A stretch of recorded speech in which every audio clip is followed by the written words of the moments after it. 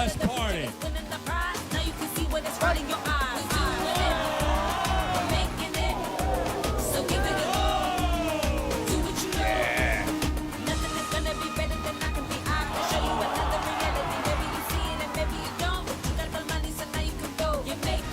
Don't miss it.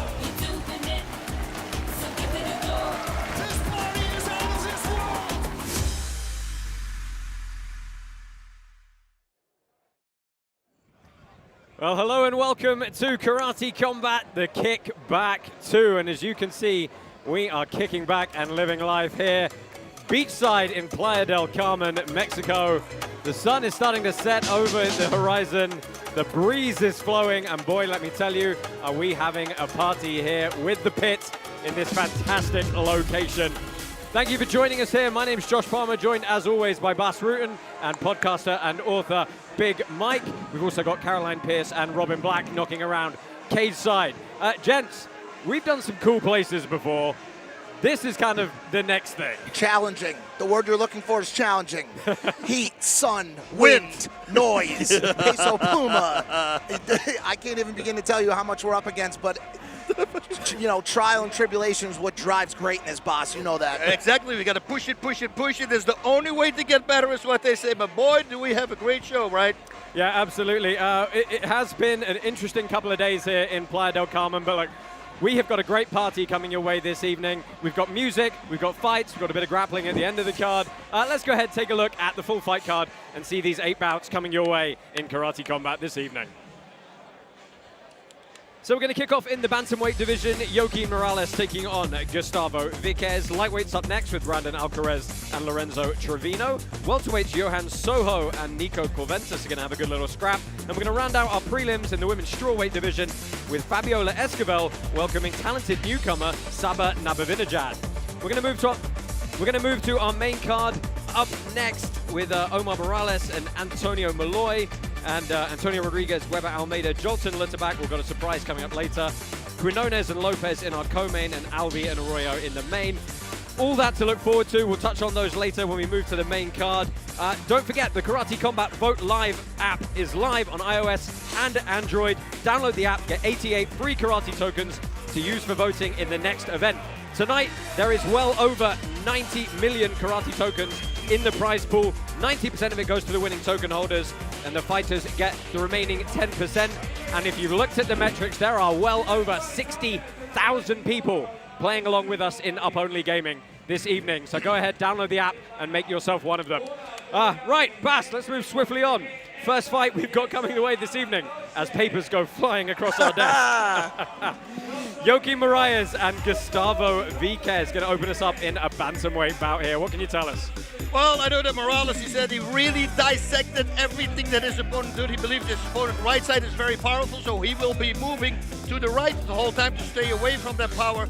He's going to attack with powerful punches and kicks, and he wants a knee to deliver victory. So let's see if he can pull off a knee to deliver. Yeah, Viquez, the vastly more experienced fighter coming into this one. Let's see how he's going to fare and get ourselves underway here in Playa del Carmen. This is Gustavo Viquez and Joaquin Morales.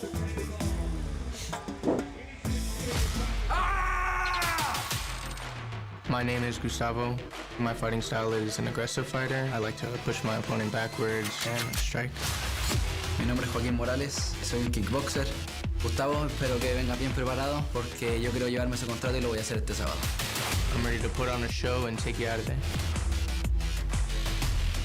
Si él está confiado está bien, yo también tengo mucha confianza en mí. Mi plan es ir a presionar y ahí vendrá el knockout. I need to make sure I'm just dominating the fight and put this kid out of there. Kid.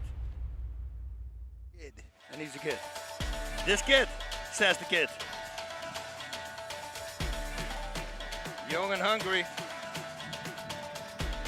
So as you can see, the view over our setup here in Parque de Fundadores in Playa del Carmen, Mexico, as we welcome the first of our fighters up to the stage this evening. The portal is setting the scene out to the sea, and the portal is setting the scene into the pit here.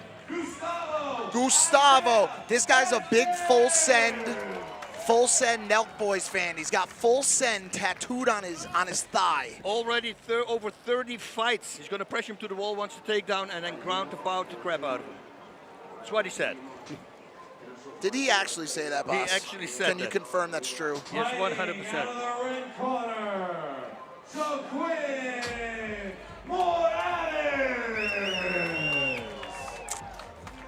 Now, Joaquin Morales said he's expecting his opponent to make this fight dirty.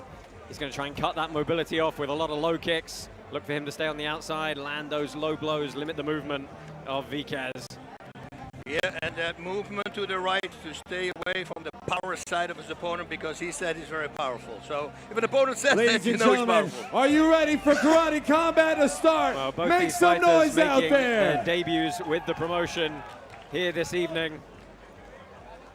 As you get your stats there, hailing from Chile is Moraes. Janao making his way over from Miami. Interestingly, in his corner is Troy Worthen, who's going to be competing in a grappling bout later on this card this evening.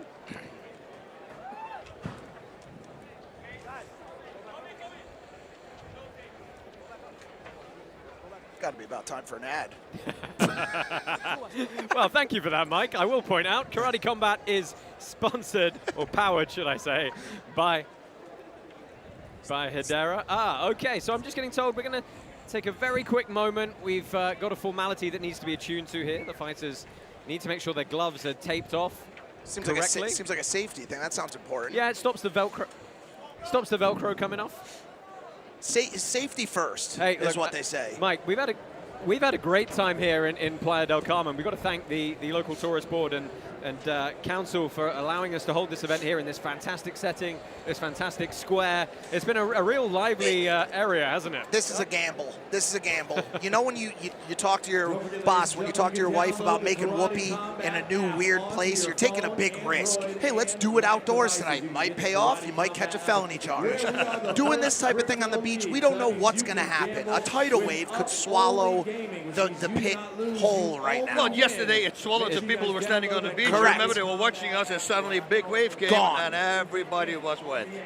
Yeah, So we did get a bit of rain yesterday as well, but of course the pit's very well weather protected and very well drained, believe it or not. Did you hear me say make whoopee? It's a Make term whoopee. do you remember that term? I remember that's the make whoopee. I mean, It's like sex, Mike, the 100,000 people watching heard you say that.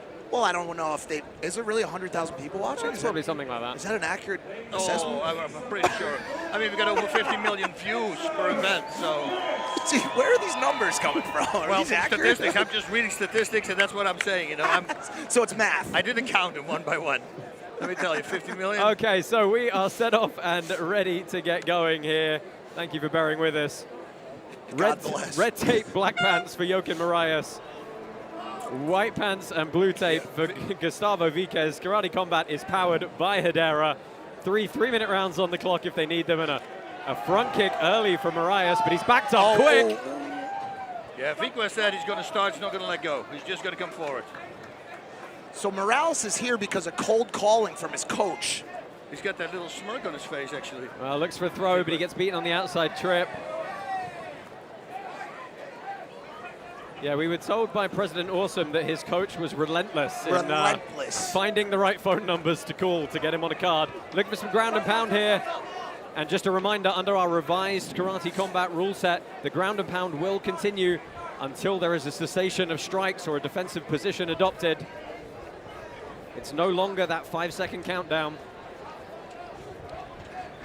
Oh, well, off balanced a little bit with the throw, not able to get back up quick enough. And that's it. When there's grappling, when there's holding, the fight gets back to their feet. I got to ride over from the airport with this kid, Gus. It's been a while since he's fought. He was training in Thailand. He just came back in from Thailand for this fight. Yeah, he spent most of his camp in Florida, then 2 weeks in Phuket to finish it off. And good posture here. He wants to go for a knee bar, almost look like. Well, realistically, he's going to off-balance him, right? And sit him down and force a restart. The other leg. And now the other leg, eh? That's Miami. Oh, good little knee strike up on the outside from Morales.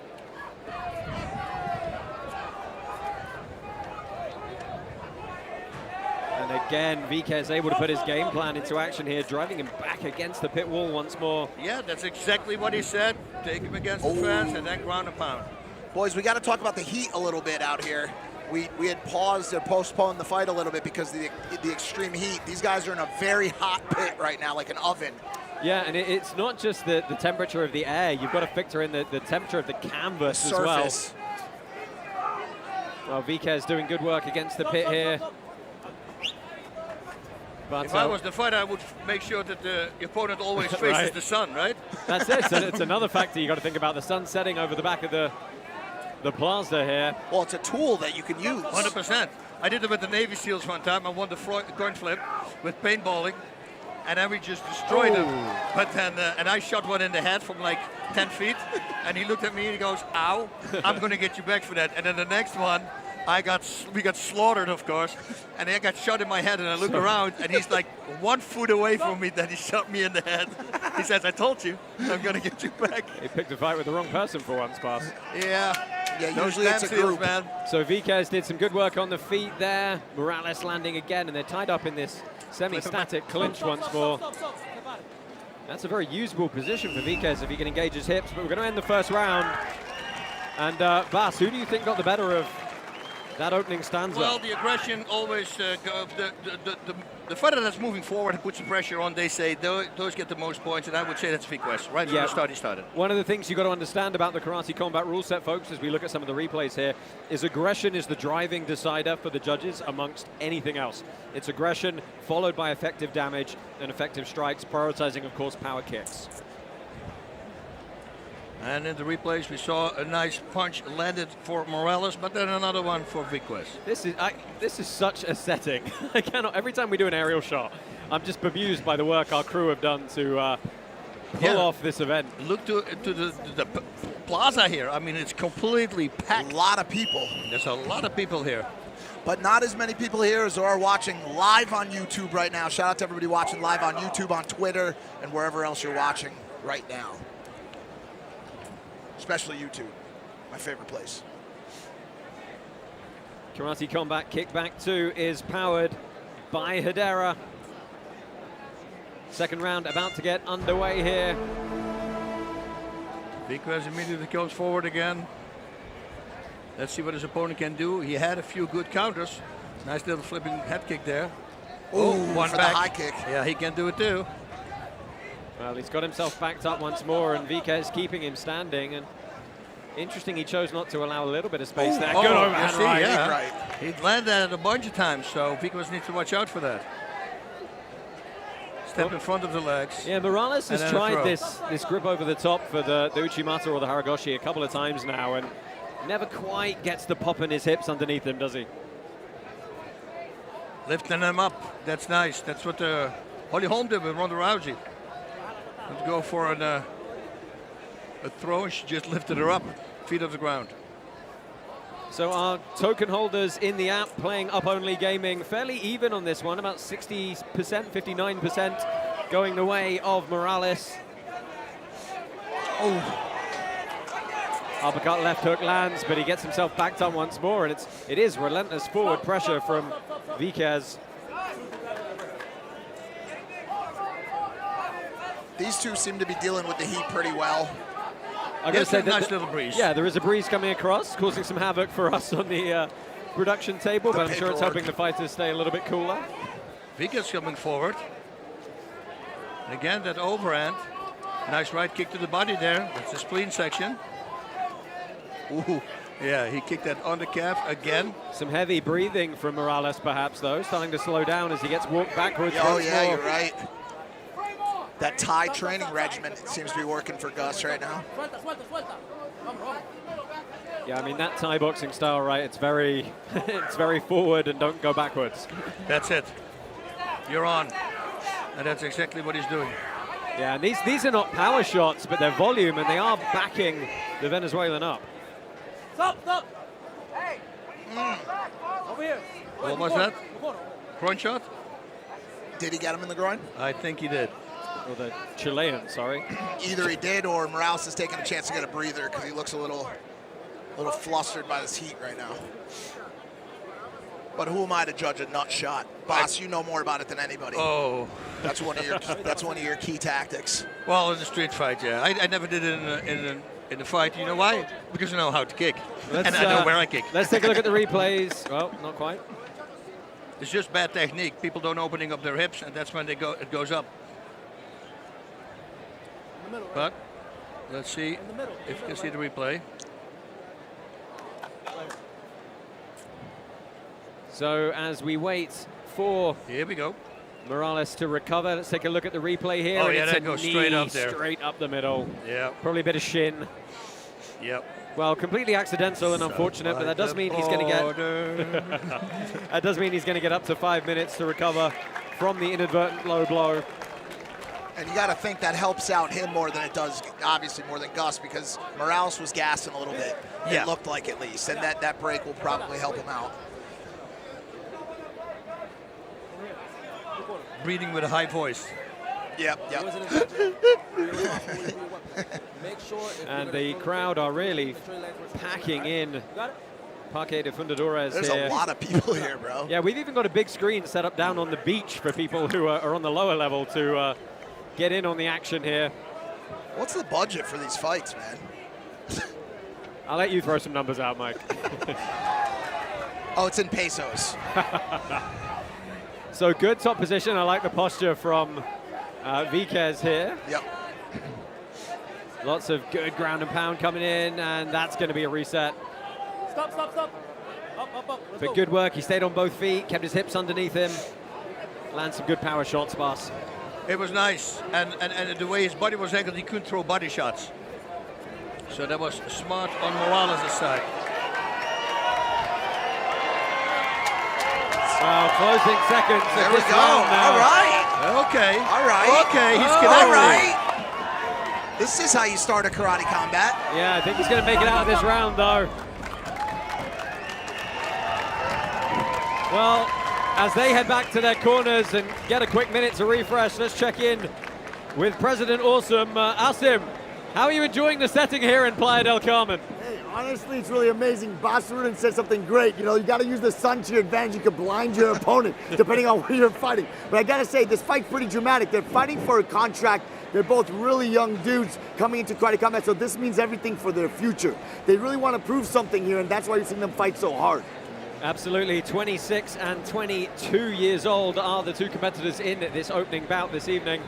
And Bas, I think we're all in the booth here generally getting the feeling that it's Gustavo Viquez who's leading the way in these first two rounds. I would say so, but I think that Morales really had to start coming back at the very end. You know, he started landing some big shots. And most of the time when you see that whatever happens in the end of the round, well, that round probably is going to go to that person. Affects the judges. Yep. And Morales is also taking some chances. Those head kick attempts and those big right overheads. If one of those lands is going to be lights out. No, I would say it could be 1-1. That's at least how I would go into it as the fighter. Best way to go into round 3, right? Yep, you got to win this round, make sure, and then you cement your victory. Well, Gustavo Viquez said the only thing he's found that gives him a real adrenaline rush is getting into an arena and fighting someone. So it's about as big as it gets for him so far in his career. It's a perfect job for him then. Right? Yeah. It is something, man, let me tell you. That I really miss, you know, in front of a whole bunch of people and then dropping somebody. It's very hard to replicate that feeling. Ooh, nice there. Stop. Up, Short right hook and a left hook. The left one landed. Both of the guys attacking the lead leg of the other fighter. Morales has got a couple good kicks on that lead leg. Gustavo.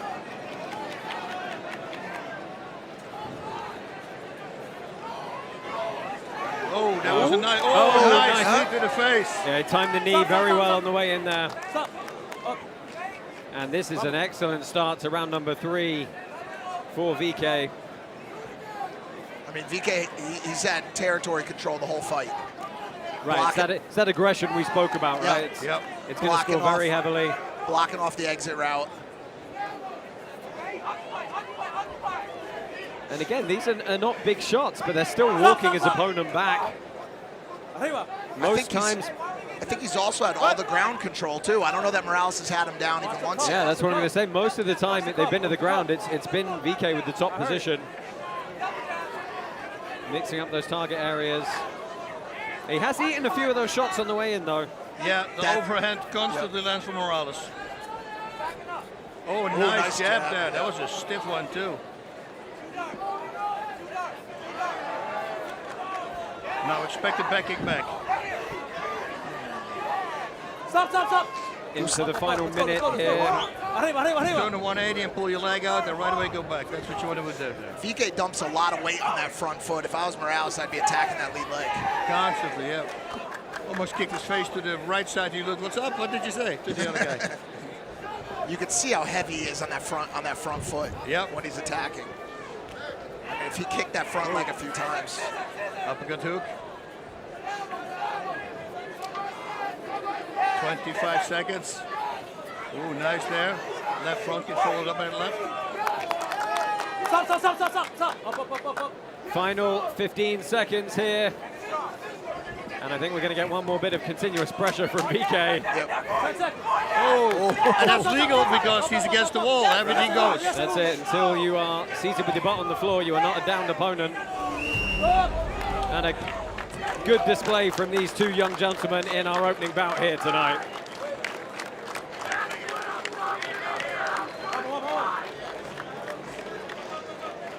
What do we got, boys?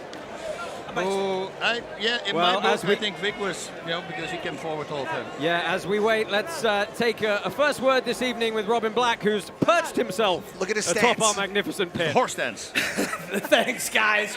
Yes, look at this beautiful venue right here on the beach in gorgeous Playa del Carmen. Before we find out which of those two young men won the first fight of the night, I would like to take a moment and thank them both for their heart and their courage and their drive to win. This fight show tonight is going to be something very, very special. Call your friends, DM them, slide into the DMs, and let people know, baby, Karate Combat Kickback 2 is here. And here, indeed, it certainly is. And there is Warren Sapp enjoying the action pit side. Oh, he's next to Mike. He's right next to me. Hello there. 2013 Hall of Fame inductee, former defensive tackle for the Tampa Bay Bucks. Come on, one of the greatest. I don't know how he ended up at this Karate Combat event, but I'm happy to have him. What's up, brother? Sitting in the Hall of Fame. Well, let's go ahead and get the official announcement in our first bout here this evening. Ladies and gentlemen, winner out of the blue corner by unanimous decision, Gustavo Isaiah Vasquez. What was the last? Was the last name Vasquez the whole time? Yeah. We were calling him Viquez. Well, It is Vic. That's right. I'm going with what my We're doing notes the best. say. We're doing the best we can. Right? Congratulations to Gustavo Viquez. Guys, look, we pretty much saw it that way, based on at least two of those three Show him rounds. the tag. Show him the tag. Can you get it? Look at this. The tight knee Oh, pads. it's too tight. He got the full send tattoo. He wants a full send sponsorship. Give us your thoughts on Kyle, the if you're bout. watching this. I think Vic was the day. I'm so confused. He came what's forward the happening whole right time. He's undressing himself right now, right in front of us. So, ladies, get ready. Wait for There it. we go. Full There send. it is. There it is. Give him the contract, Kyle. Give him the first combat contract. There it is. Well, good work from him. Look, if that doesn't give you the vibe of what you're in for tonight, I don't know what to tell you. Most of the time, that works the best with the ladies, right? Stay with us here on Karate Combat live and free on YouTube. More action from the beach coming your way after these messages.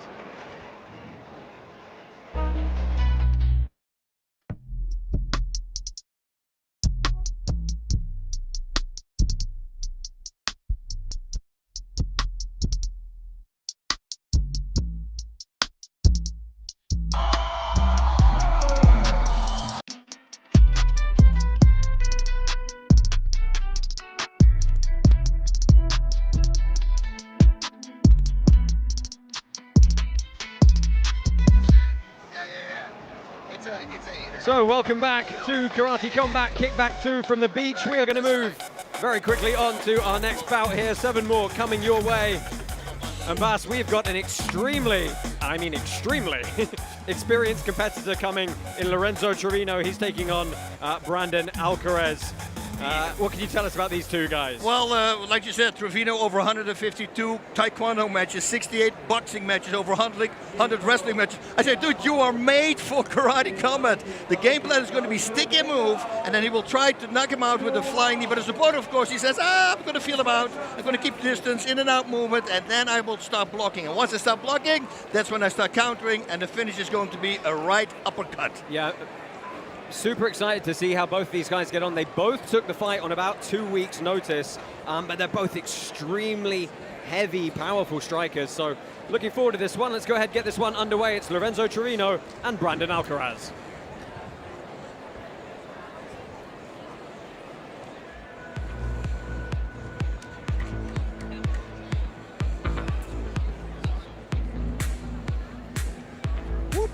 Hi, my name is Brandon Alcaraz. I'm Baby Alcaraz. I'm from Puerto Vallarta, Jalisco. Lorenzo Trevino from the United States, representing my Mexico roots. My fighting style would be kickboxing, boxing, taekwondo. I'm focusing in the present. Stay there, throw some punches, be real in that moment. I put on gritty fights. They're really aggressive, really aggressive. I like to throw punches and some spinning kicks. I know he likes to stand and box. He throws a few kicks here and there, but nothing I've never seen. Always in the name of God, how we win. We in Mexico, baby. Time to wrap his ass up like a burrito. Let's do it, man. Okay. Wrap his butt up like a burrito. Oh, I love it. Did somebody say burrito? Yes.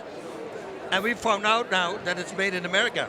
Yeah. The burrito. Oh, yeah. Not from Mexico. Yeah, I know. They told me That's when we were crazy, in right? When we Mexico. were I at the know. place, they told us. Blue corner, Lorenzo Santos Trevino. Lorenzo Trevino makes his way through the portal here, as you mentioned, Bas, extremely experienced, over 150 taekwondo bouts alone, 3-time Golden Glove champ, 1-0 in pro mixed martial arts as well. Yeah, he seems game. Both these guys, man. This could be a very good fight. Out of the red corner, from Mexico, Brandon Alcaraz. And Alcaraz, his opponent this evening, when he's not training, spends most of his time with his 4-year-old daughter, running his gym, Valhalla Brotherhood as well. Familia. This is a tough one too, boys. Mexico versus Mexico. Who does Mexico root for in this one? That's the big question. One thing though, Mexico is going to win. I guarantee you that. That's but true, then again, boss. they're also going to lose. That's true, boss. Yeah, that's all what truth, veritas. That's what it is. Yeah, Trevino has done a little bit of training with one of our longtime competitors over at Team Alpha Male, Bruno Assis. So he knows a little bit of what to expect from the karate combat pit style. Both, once again, fighting for a contract. Fighters, enter the pits. Yeah, Trevino was already in the pit the whole time. He wants to go, this guy. Now download the Karate Combat app, vote live iOS and Android apps today. Collect your 88 free karate tokens so you can help run the league and play Up Only Gaming at Karate Combat 45 in Dubai. Let's see if we're going to see some crazy kicks from Trevino. I mean, Taekwondo, over 150 of those matches. Yeah, but it's not just the Taekwondo, Bas. He's got the boxing and he's got 100 That's what I said. matches He's as made well. for karate combat. A lot of speed in this match already.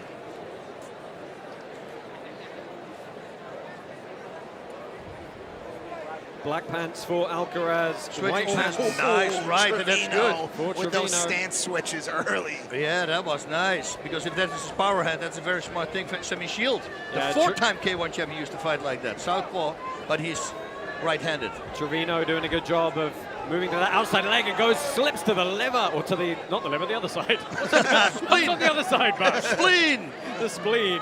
Now it will be delivered if he delivers it. No, again, look, he's switching. I got excited. The change of angle to get around the side was lovely. I have that all the time, you know, when somebody switches southpaw, I say, oh, nice right cross. They go, oh, left cross, you know. Oh, that was a hard liver kick by Trevino. And that was from the southpaw stance, so that came far away. And the longer a strike travels, the more power it has. Boss, you know I have no spleen, right? You don't have a spleen? Nope. Oh, wow. Had it removed. Can't spleen kick me. Wow. Does it hurt when somebody hits you there? There's nothing Can we there. try it out? Let's try it afterwards. Oh, and that's good. Whoa! Good jumping knee from Alcaraz. He's up on that There's wall. wrestling Yeah, you coming. gotta love it in defense.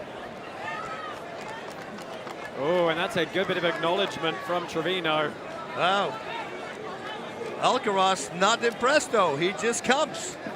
And he landed already a few knives. Beautiful. Oh, Trevino with the big right and the follow-up. Big right. Got the overhook now. Looking to find some space to strike against the pit wall. He should push himself away.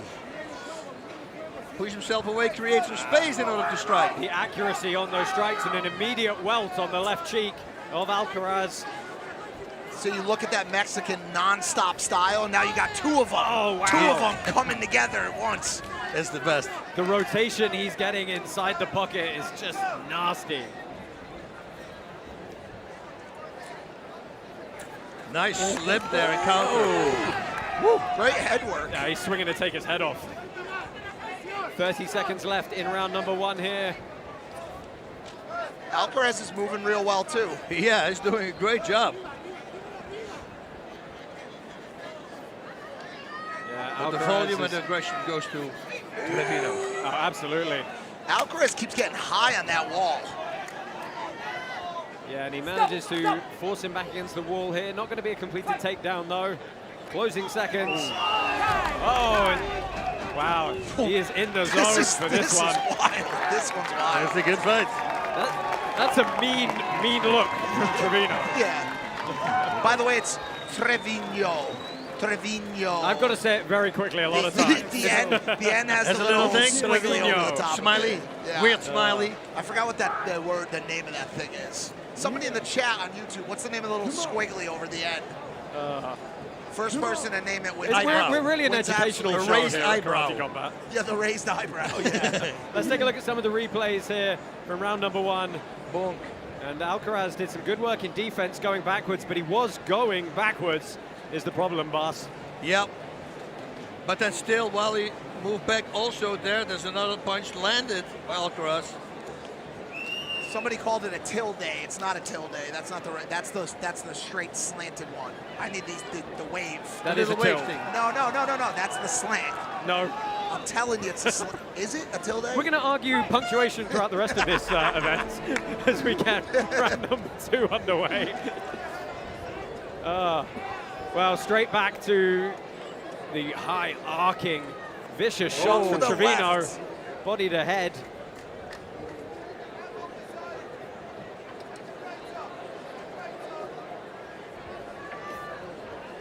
What's Alcaraz got to do to try and put a dent in the progress of Trevino here? He needs to come forward because Trevino's pushing the action, but Alcaraz needs to do that as well.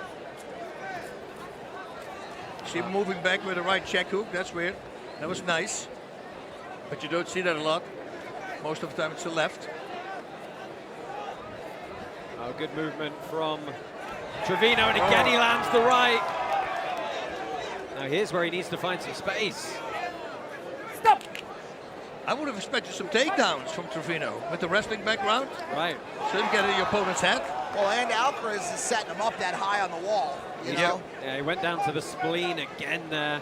He's changing his target between the body and the head so That was fast. nice. Alcaraz with the takedown. Yeah, that was nice. He swung him against the fence.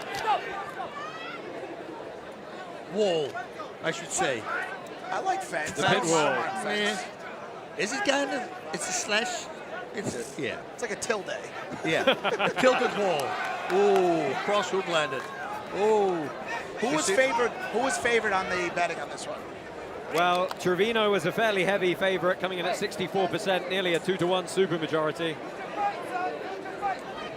Close to, 4.2 million karate tokens wagered in our Up Only Gaming app for this one.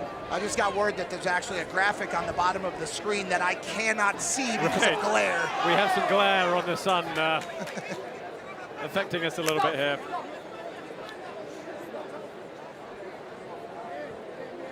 Oh, and a cut over the eye of Trevino now. The left hook probably. Into the final minute here of this round. Trevino's got a lot of power on those punches, though. Oh, he was going to go off. Showtime kick. Off the tilde. Boom, that's that liver kick again. He threw him round number 1. Stop. It's always something here in Mexico. We had altitude on the last one. We've got heat on this one. Makes victims of many people, Mike. Yep. It makes things fun. And then we go to the desert in Dubai next month. Yeah, we certainly do. Karate Combat 45 coming your way April 20th. Join us there for Token 2049. A very large crypto event taking place. We're happy to be putting on a show for the folks out there. On 420. 420 in Dubai. Not a very 420 friendly place. Yeah, it's so good out there. Big shots inside again is Trevino. Oh, switch kick to the body and that landed. Oh, nice. Spinning back. Oh, and you guys might not have seen it from Morango, but Trevino smiled a huge grin when he locked his hands up there. Yep. Second round finishes, a nice show of respect, and they're going to head back up to their corners.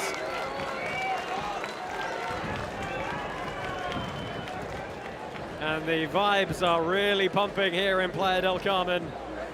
Thank you to the city for hosting us here in this fantastic plaza. Let's take a look at some of the replays. Boss, talk us through this. Boom, that was very nice. That slipped the punch, countered it with a nice cross. Boom.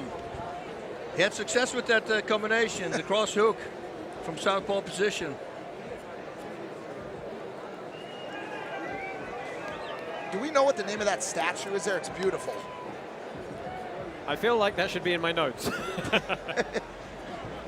Well, Playa del Carmen It's the Mayan portal here in Playa del Carmen, Okay. at Parque de Fundadores. The Playa del Carmen meets De las Serenas, the beach of Carmen. sailing over the top of the pit here. Look at that picture with all the people. It's crazy. And what the people at home don't see, there's a beach with a big screen on the beach, so everybody on the beach can watch it as well. Well, touch the gloves underway here, round number 3. Don't forget, you can pick up all your Karate Combat merchandise. Head over to our Karate Combat store, get all the gear the fighters are wearing, along with a few things they probably aren't. Nice, switching to the side, and then oh! That was a knee, and it landed, didn't even flinch him. Trevino's a man on a mission. Stop. Oh, I've actually noticed we do have 2 big screens at the top of the plaza here, so everybody all the way back can get a good view. It was almost like Alcaraz used the wall to fake for a second, like he was down, and then just popped up off the wall to Trevino. Yeah, it was really cool. I mean, I think, guys, you know, we didn't talk about it a whole lot during that break, but this is probably kind of do or die for Alcaraz in this third round here. Yes.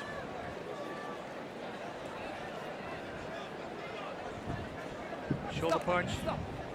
It's going to be interesting to see how the fighters continue to evolve with their wall use, as it's such a new dynamic, you know? Yeah, and it's one of those things that's very hard to plan for in the gym, right? You know, you can sort of simulate it, but ultimately these 45-degree angled pit walls are quite an imposing structure.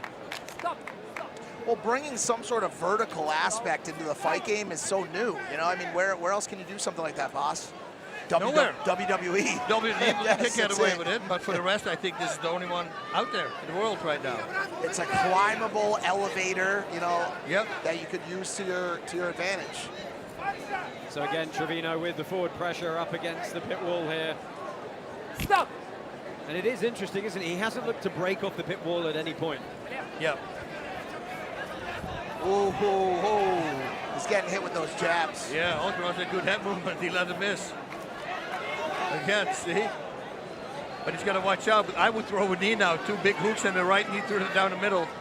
And if he ducks again, that's it. Oh! Well, into the 9th and final minute of these 3 rounds here. Stop. Alcaraz has done some good work with the knees on the inside and in defensive posture. Trevino not slowing down all that much yet. And another cross hook. Cross didn't land, but the hook did. You know, Trevino watched a bit of footage on his opponent. He said it's absolutely nothing we haven't seen before as he blitzes forward again. Stop. Stop. Fight. Nice from the clinch, that right hook landed. Oh, man. Trevino's a bad dude. Yeah, he is a but bad Alcaraz, dude. while he got hit and taken down, he was still hitting him, so. Well, that is going to do it for our second bout here this evening. We're going to go to the judges' scorecard once more.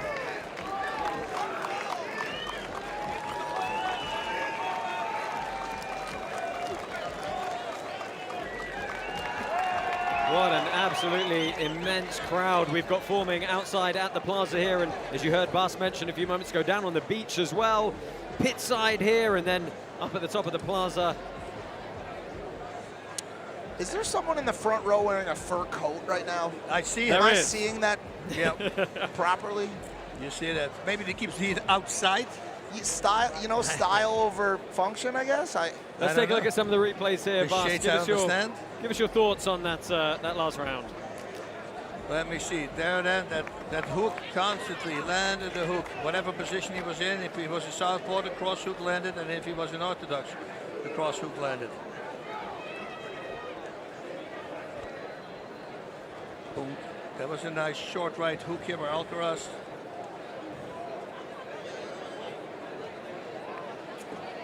Well, let's go ahead and get the official decision. By unanimous decision, fighting out of the blue corner, Lorenzo Santos Trevino.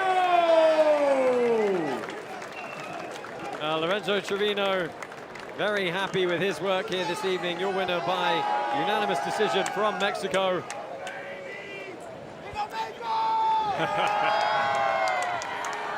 Well, that's somebody to watch. Yeah, I think, you know, Bas, give us your closing thoughts on that bout. Really a very, I was going to say violent performance, but everything he threw was with intention. Yeah, but still, you know, I think Alcaraz did a really great job as well. He was moving backwards, was also connecting with some shots. I think both got landed, but I think Trevino just got the volume, as you can see clearly right here, almost double. Yeah, you take a look at the stats there, 173 attempts, 85 landed, double the number of his opponent. As we take a look at some of the final fight replays there, and it was a lot of forward pressure from Trevino, getting stuck in the pocket, as well as the blitz strikes to make his way in there in the first place. And I think we're all agreed that, you know, if he gets that Karate Combat contract as a result of this bout, we're going to look forward to some of the matchups we can find for him in the lightweight division. Awesome. We need that guy. Awesome. Yep. Sign the contract. Awesome. Well, we have got lots more action coming your way. In a moment, join us back. And first, we're going to learn a bit more about Saucer Swap, your gateway to Hedera, Delphi. Swap 4 karate tokens in seconds. Every Karate Combat event is the biggest event we've ever done, and I gotta tell you this, April 20th in Dubai is the biggest Karate Combat card we've ever had. For the first time ever in the Middle East, the world's top karate fighters will clash in a night of unforgettable, full-contact fury. Experience the electrifying atmosphere under the desert sky, surrounded by the architectural wonders of That's what you say if she's done. No. Oh, is that again? So, as you've just seen there in our promo, we've got quite a fight night coming up in Dubai next month. Bas, Mike, give us your thoughts on what we can expect in that fantastic city in the month of April. In the month of April, oh, we're going to see some craziness. That's what I do know. And we're going to see some crazy fights as well. We're talking about things. Yeah, I can't really talk about some entries to the pit. What's going to happen? It's going to be insane, guys. You really want to? I mean, just watch that. Mike, you've spent a lot of time in that part of the world. Nothing is off limits. Nothing is undoable.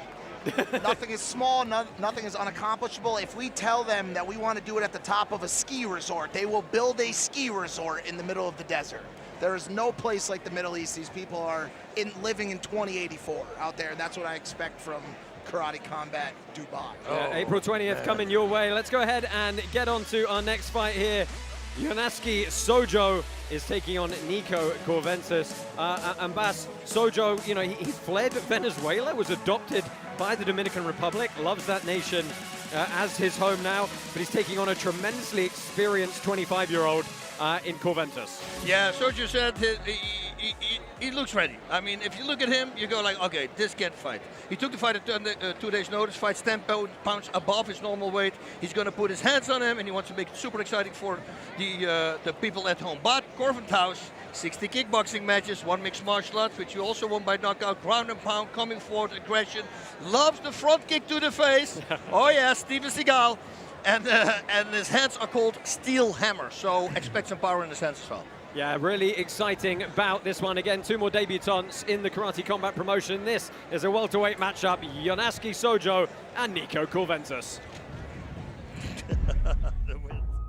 Mi nombre es Jhonasky Sojo, soy peleador venezolano representando República Dominicana.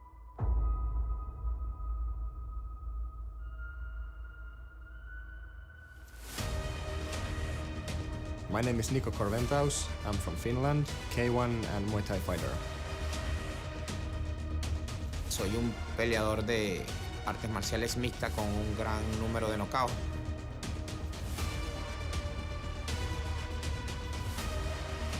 I think I'm more aggressive fighter, so I'm bringing the war. My belt is all I want in here, but also I want a lot of knockouts. Simplemente esperar la oportunidad y esperar que cometa el error, que lo va a cometer. I know when I punch with my left or right, he will feel it. Declaro en mi mente, y lo digo también en voz alta, que soy un vencedor, que estoy preparado y que voy a ganar en el nombre de Dios.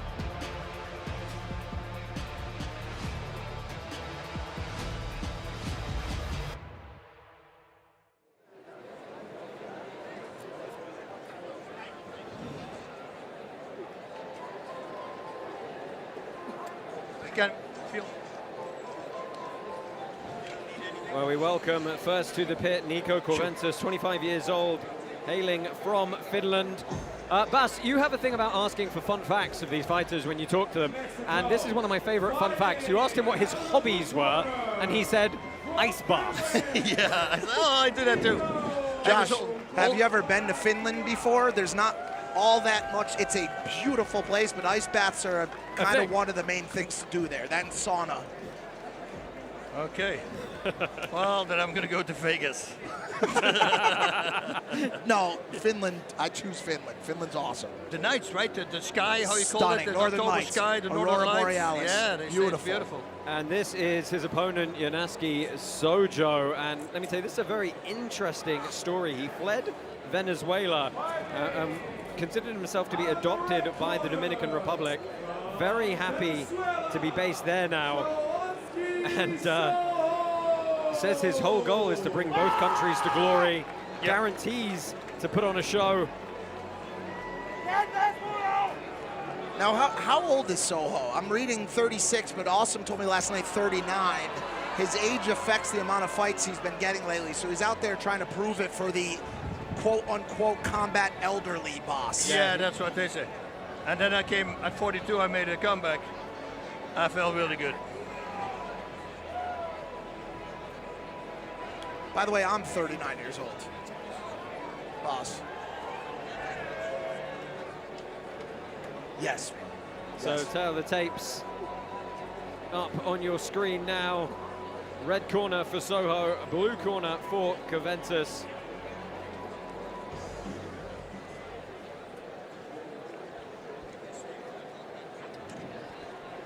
Fighters, enter the pit.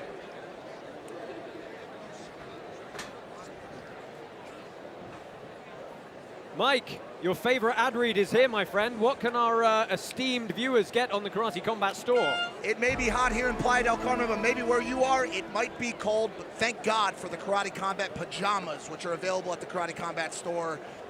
Get yourself some, get your girl some, get some for your dog. Store.karate.com. Go ahead, get yourself some merch. It's a quick start. Big left hook out there. of the gate. Sojo barreling forward. Something happened here to our screens. We have no image. Are we able to ascertain an age on Sojo? I need an age.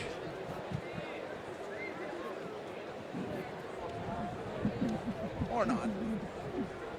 Don't give me any info, just throw me out here. I'll do the best I can. I'm good with it, Mike. Well, Korventaus appears to have readied the ship a little bit here, and we're getting settled into this opening round here. Oh, and it's a good check left hook on the way forward. Boss, what do you know about the Finnish fighting style? The Finnish fighting style, I didn't know a lot about him, but he's, you know, I mean, over 60 kickboxing matches. Yes. And then we'll do it. And having steel hammer hands, Thor. that's what they call Thor. them. So it's Thor, right? Yes, yeah, yes. Exactly. Is Korventaus at risk of extreme sunburn? That's another question. We have got to touch on the height advantage that Korventaus is bringing into this one. He's got a good few inches over his opponent. So he's got height advantage, he's got age advantage. But that doesn't, maybe Sojo's got the heart advantage. Yeah, I'm curious to see if Sojo is going to kick a lot. He's got ankle wraps on both feet. Those ankles, they start to go. I just can't believe how many people are at this fight right now. Wild. Well, you know, one of the nice things about Karate Combat is all of our fights are entirely live and free on YouTube. And of course, the entire Karate Combat archive of fights is available on our YouTube channel. Right.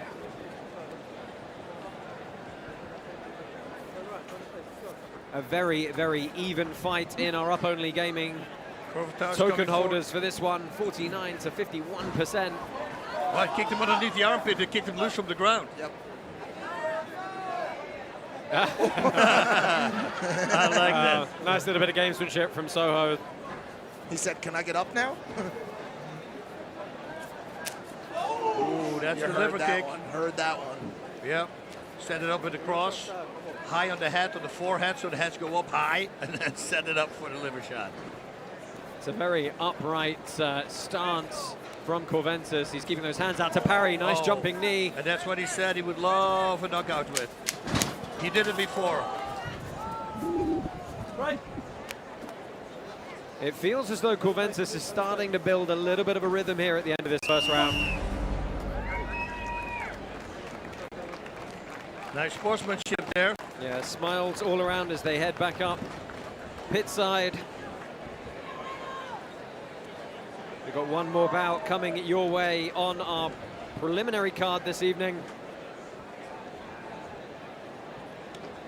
Boom, big left hook, big right landed. But I think it was more of a balance issue there, while Korventaus went down. Well, maybe balanced because he got hit, right? Oh. Yeah, Korventaus is coming forward. I think Sojo is going to hear from his corner, you got to stop pushing. Especially because it's a smaller opponent, you want to be inside the reach of your opponent because that's where you are going to be more powerful. Sojo's last fight was bare knuckle MMA in 2023 in September. Casper, Wyoming. Where is that? It's in Miami. It was on Game Bread on Jorge Masvidal's fight card. Yeah, he did very well there. Picked up a good fast TKO back in Jacksonville last September. Oh, nice. As soon as you want By to contrast, Korventaus hasn't fought for pretty much an entire year at this point. Picked up about in Lithuania March of last year. Nice straight punches there by him. You know, in Finland, they have reindeer, boss. Have you ever seen a reindeer before? No, I've never seen a rainbow. You've Only probably seen a Christmas rainbow. with Rudolph and all that stuff, but that glowing nose. They're real. I know, it's crazy, right? But they can't fly, though, You right? sound surprised, Mike. Well, you know, you hear all the stories about them as a kid, but you don't want to see them get eaten. They eat a lot of reindeer. They do eat But then again, you saw a lot, right? You saw the end of the world, you know, where the world is flat, you can fall down. I mean, you see a lot. Boss is referring to the Edge of the Earth and the Flat Earth documentary that I did. Shout out to any flat earthers out there. Oh, and a nice little trip takedown attempt. Backs there's him all that the knee way again. up against the wall. And he was talking about that constantly, that he would love to win by a knee knockout. Nice.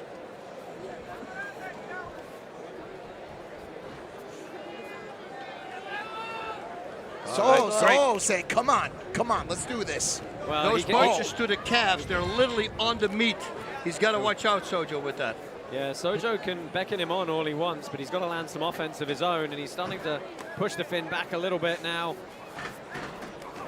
Ooh, right in our faces over here. Yeah, I mean, look, one of the things we've got to remind you guys is it's incredible how close the crowd is able to get to this sunken pit structure here. You can get within 2 feet of the people throwing punches, throwing kicks. Hey. You're going to get sweat on you. You're going to bang on the canvas. You're going to have a great time. Where else are they doing it, Josh? They're not. They're not doing it anywhere else. We got some of the biggest Brazilian streamers in the world here right now. Yeah, shout out to John and Mauricio over pit side, enjoying all the action. Big dogs. I don't speak any Portuguese either. I only did the bad words, so I'm not going to do that on air. It's funny how that works, right? You always learn first the bad words. First thing you learn. Well, nice little pull of the leg into the body shot. Right. Some good upper body strength. I would like to see from the Venezuelan position, because both of them were ready for the back knee. And again, there's a lot of forward movement from Sojo, but he's not able to land that many strikes on the way in. Josh, is that what age does to you, do you think? Do you think he's a little slower than maybe he once was? I don't want to like harp on it, but you're both older than me. Well, that's why I'm bringing it up. I'm trying to see what's in my future. You know, Boss will still win any fight. Boss, how old are you now? Oh, 59. I just turned 59 last month. That's about the same age as Mike Tyson. And look at same age as Mike Tyson. About. Yeah, Mike's got a lot of speed. I do have to say I got some speed as well still. Thankfully. Look at the crowd we have here in Playa del Carmen. Let's go ahead and get a quick word with our president, Asim. How you doing, my friend? What's up, guys? So this is a big fight. Look, Sojo's taking this fight on 2 days' notice, and he's looking for opportunities, but he needs to impress here. He needs to impress the crowd and everyone over here in order to have another opportunity. And right now, it's a tough fight that our friend over here, Niko, is taking over. Yeah, I think that's, we're all in agreement here in the booth with you, Mr. President. The Finn is definitely getting the better of these opening 2 rounds so far, and it is a beach party for spring break here in Mexico. Well, let's take a look at the replay. It caused a cut to the eye, and it was a blitzing straight shot.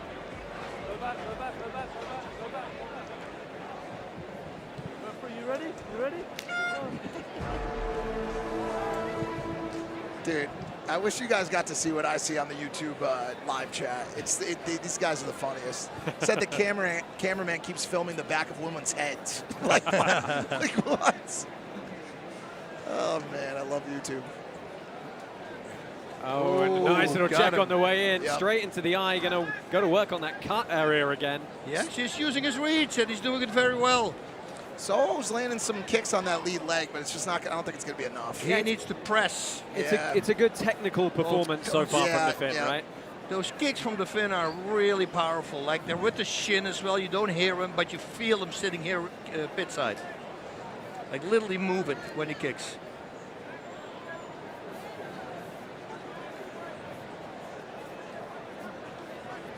Oh, that was a good jumping knee. It was eaten on the forearms, but that force is still going to get through that guard. 2 minutes left in this bout. Man, he knows exactly where he is, Korventaus. And look, Sojo's doing the right thing in coming forward. That's the first time he's managed to really wrap the Finn up against the wall. That's very smart from the Finn to put the guard around him right away, because now it's a break. Slow it down. What I was going to say is that the defensive movement and defensive striking is great from Niko. Yeah, very well done. And great straight punches. Everybody goes, it's normal to straight punch. No, a lot of people hit at an angle. A lot of people do that, more than not. But he doesn't, which is nice. Sojo staying busy though. Yeah, he's coming. Yep. And that's what he needs to do. But he needs to stay on him, like white on rice, because you give him space, well, you see what happens. Ooh. Doesn't have work yet. Yeah, again, Sojo with the top position here, getting a little bit of ground and pound underway. What do you want me to say? On the run. Turn around, turn, let's go. Is that not a thing? He fell with his head here. That's what I said.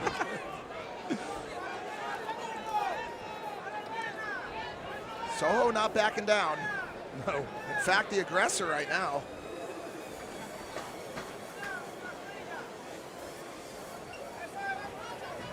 That's what I wanted to say. Just throw out a big freaking knee. Yeah, the problem we've got for Sojo, though, is it's about 30 seconds left in this one, and what a fantastic overhead drone shot that was. It's about 30 seconds left, and he's almost certainly 2 rounds behind. Yes, for sure. Let's go. He's coming, but he's not connecting. And the Finn is bringing some big knees in. Those are scaring me a little bit. Nice left high kick there. Switched into a front kick. That was the front kick to the face. Oh, there could be a fourth. There could be a fourth. There could be a fourth. And our third fight goes to the judges' decision. As we mentioned earlier, we do have big screens set up all around this plaza, including down on the beach just behind us. I got to warn those people, though, the tide is going to come in and slowly back up to where our pit is located on this upper level here. Did we hire a large group of Karate Combat models for this? Is that what happened over here? There's that flying beautiful knee. Boom, that was the left kick at the very end, 10 seconds before the bell.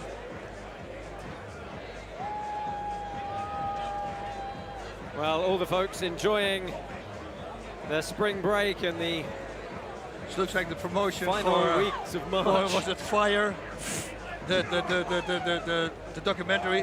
What was it? Fire what? Fire Island. Fire Island. You know, that, you see that the documentary started with all these models, and then went to complete bomb. Nothing to eat. Nothing. No restrooms.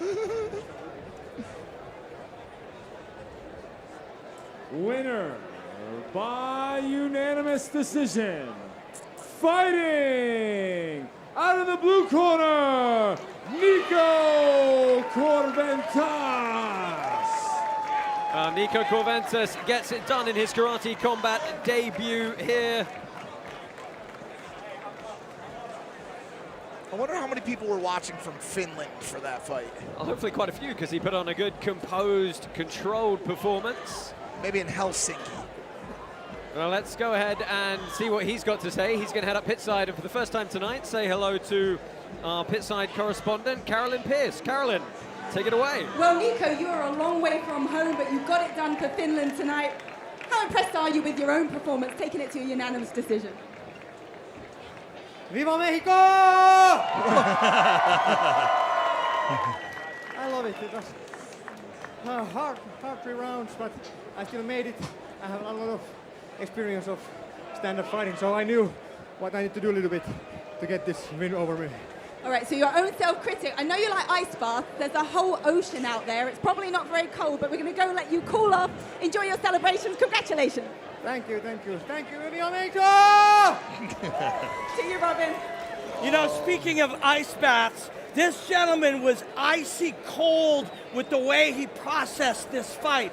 You know, when you've got somebody coming at you that aggressively and you're being the tactician, it becomes seriously a mental game to keep yourself mellow, stay with the plan, and pick him apart throughout the aggression. That is what Niko did. Ice cold from Finland. Wonderful performance. Congratulations, gentlemen. Well, thank you, Robin. Thank you, Caroline. That's kind of the good way to describe it, right, Bass? I mean, it was a technically good, strategic performance, a very controlled, ice-cold performance. Perfect. He knew exactly where it was. His distance was great. His straight punches landed all the time. You know, the knees he was fighting targets for. I mean, the head kick even landed at the very end. He's yes, that was a very nice performance. We welcome him to Karate Combat because we're going to hear more from him. Yeah, as we look at some of the replays here, and hopefully we've got some fight statistics for you, we can see what kind of damage he landed. And Sojo was not without his own moments, was he, Bas? No. And he did try and come forward. He couldn't get around that reach disadvantage. That was the thing, the distance. Everybody, if you're taller, you can control the distance. It's your game. That's it. And that's exactly what Korventaus did. And interestingly, not actually that many more strikes landed in total. It seemed a lot more one-sided than that. Yeah, that is weird. I'm looking at it too. And no takedowns, no nothing. Well, a good bout there in our third fight this evening. We've got one more preliminary bout coming up your way shortly. But now a word from our partners at DeFi Kingdoms. Visit defykingdoms.com, command your legion, and claim your legacy. DeFi Kingdoms, where you can summon heroes, trade with other players, quest, and fight challenging enemies in a fantasy world brought to life in pixel art animation.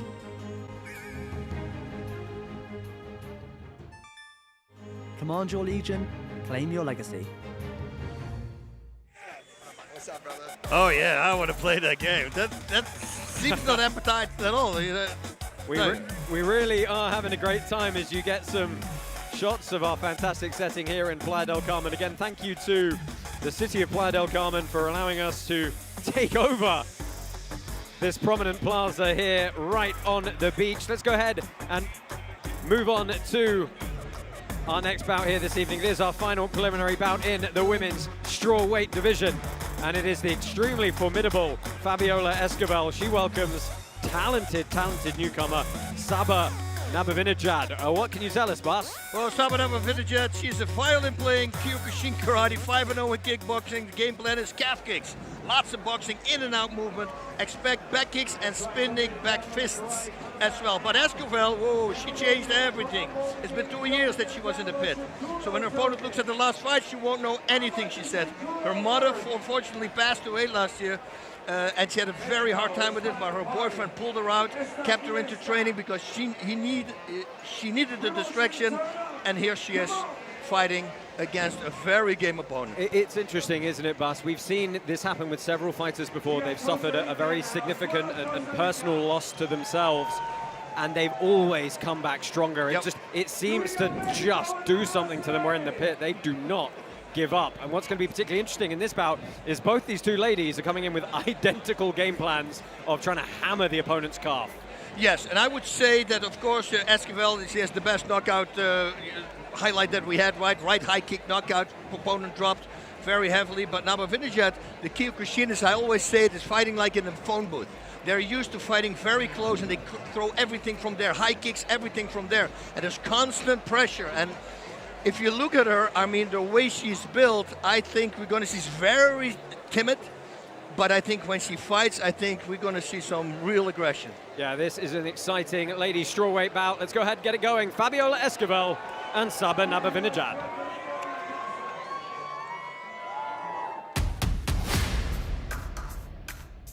A very important fight for Mexico. Our first ever Mexican athlete, Fabiola Esquivel, taking on Saba Nabavinejad.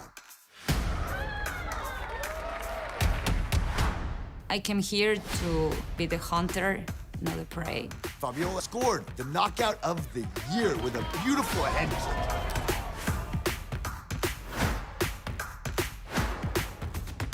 I'm Saba Nabavinejad. I'm from Iran, and my style is Kyokushin. She used to full contact karate, bare knuckle that is.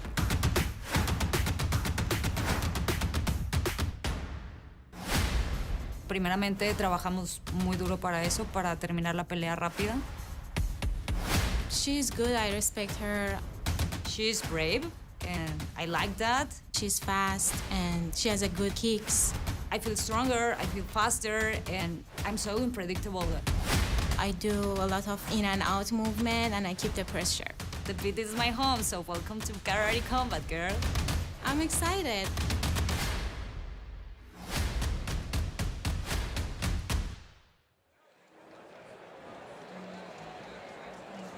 Oh, don't stop till I get enough. That's Saba Nabavinejad. She told me, I think, it's because I'm bad. I thought that was going to happen. Is that her song? Well, thank you very much to the police and security forces here for helping take care of us at the event. We are going to welcome Saba Nabavinejad to the pit here. She's going to be at a significant height disadvantage coming into this one, but she's got an extremely impressive physique, very athletic, extremely accomplished violin player as well. Wow, really? But I am interested to see if she can get inside the reach of Esquivel. and go to work on the inside there. Well, that's what Kyokushin is, fighting on the inside. So you better believe she's going to push. And she knows she needs to push because the leg work from Esquivel. Well, you saw the knockout.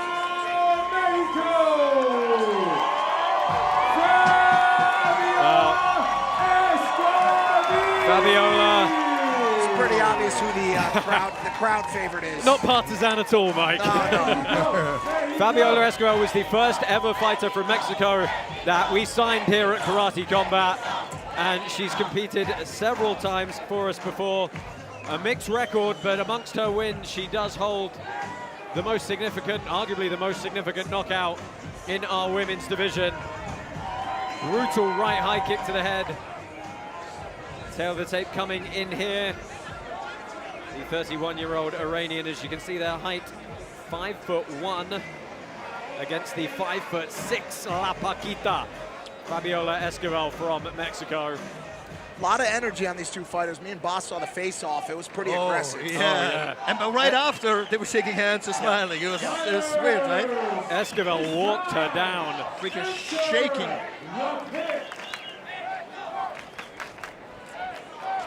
All right, here we go. Well, Kulo is the leading meme coin on Polygon. How much is your Kulo worth? That came out weird. You might get the I same read what thing. I'm told, buddy. What? Yeah. We are underway here. White attire for Nabavinejad and black attire for Esquivel. What's the height difference, Josh? It's 5 inches.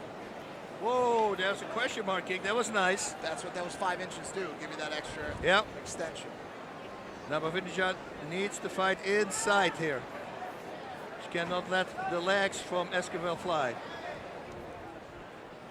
I mean, how much extra energy do those kicks from Nabavinejad take to get inside and to kick? You got a lot of distance to cover, Boss. Yep. It's not even just the distance you've got to cover, right? It's the fact that all your strikes have got to go upwards the whole time as well.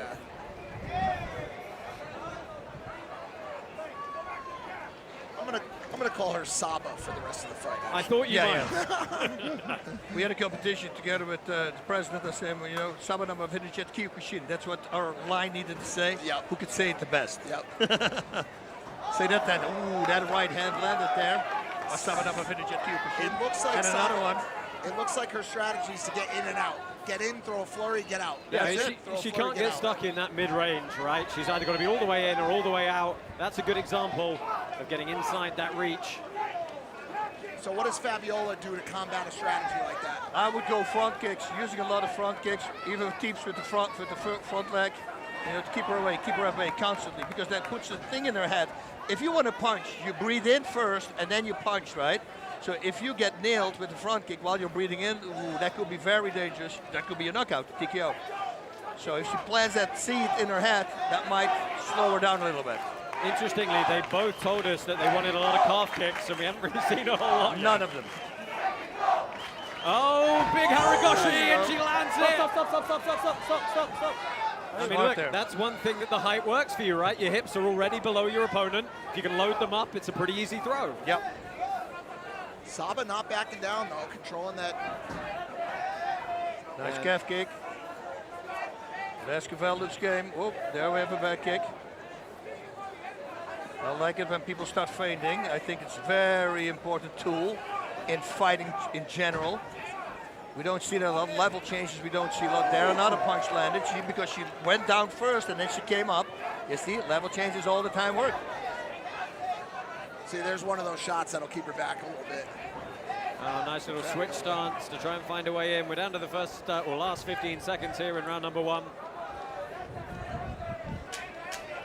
Nabavinejad, amazingly coming in as the debutant, heavy favorite with our token holders over Esquivel. 71% of you playing up only gaming. Really? Feel that the Iranian is going to take the victory here tonight. Even after that knockout in 2023. Yeah, but like Esquivel already said, she said, you know, whatever she saw footage of me, I'm a completely different fighter right now, and she's actually showing that. She's doing really well. That's a nice throw by Saba Nabavinejad. But unfortunately for her, Esquivel kept holding her, which is a very smart thing to do because that will automatically stop it when it hits the ground. We have some sort of fiesta going on in the crowd right now. Well, it's going to be like that all evening here, folks. The sun is just about starting to peek down over the city and the treetops. We're getting the breeze coming in off the ocean. The tide is coming in.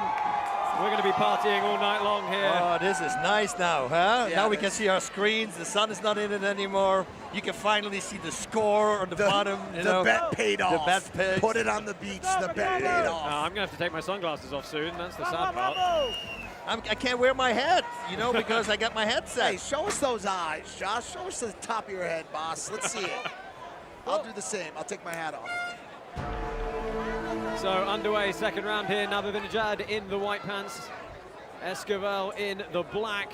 And Bas, who do you actually feel got the better of that first round? Oh, it's a very hard one. They both did really well. This is one of those fights that might go to a fourth round. Yeah, reminder, the rule set here at Karate Combat prohibits us from ending fights with draws or split decisions. In the event that that occurs, we'll go to a sudden death fourth round in which the entirety of the rest of the fight becomes completely meaningless. And it's all about that last 3 minutes. You gotta love it. Oh, big one. Nabavinejad lands heavy. She's trying to clear the legs here. Great work by Esquivel. Could you imagine Esquivel gets knocked out with the knockout of 2024? Oh. And Nabavinejad relentless with these strikes. She looks again for the Harai. Somebody throw a knee. I was just going to say. Yeah, they can't. Esquivel cannot do it too. The ref's got to watch this though, because you can't throw the knees while you're holding that clinch position. Yeah, Saba is ferocious, boss. I think we kind of knew this was she was gonna come out like this. Yeah, but she'll tone down a little bit. It was that knockdown that let her, see if she could wrap it up. Yep. She realizes she's still in the game, so let's pull back now. What I liked is she didn't give her a beat to recover. As soon as it was go time, she Boom. was straight back in with the blitz. Oh yeah. You don't want to come home late for dinner to her.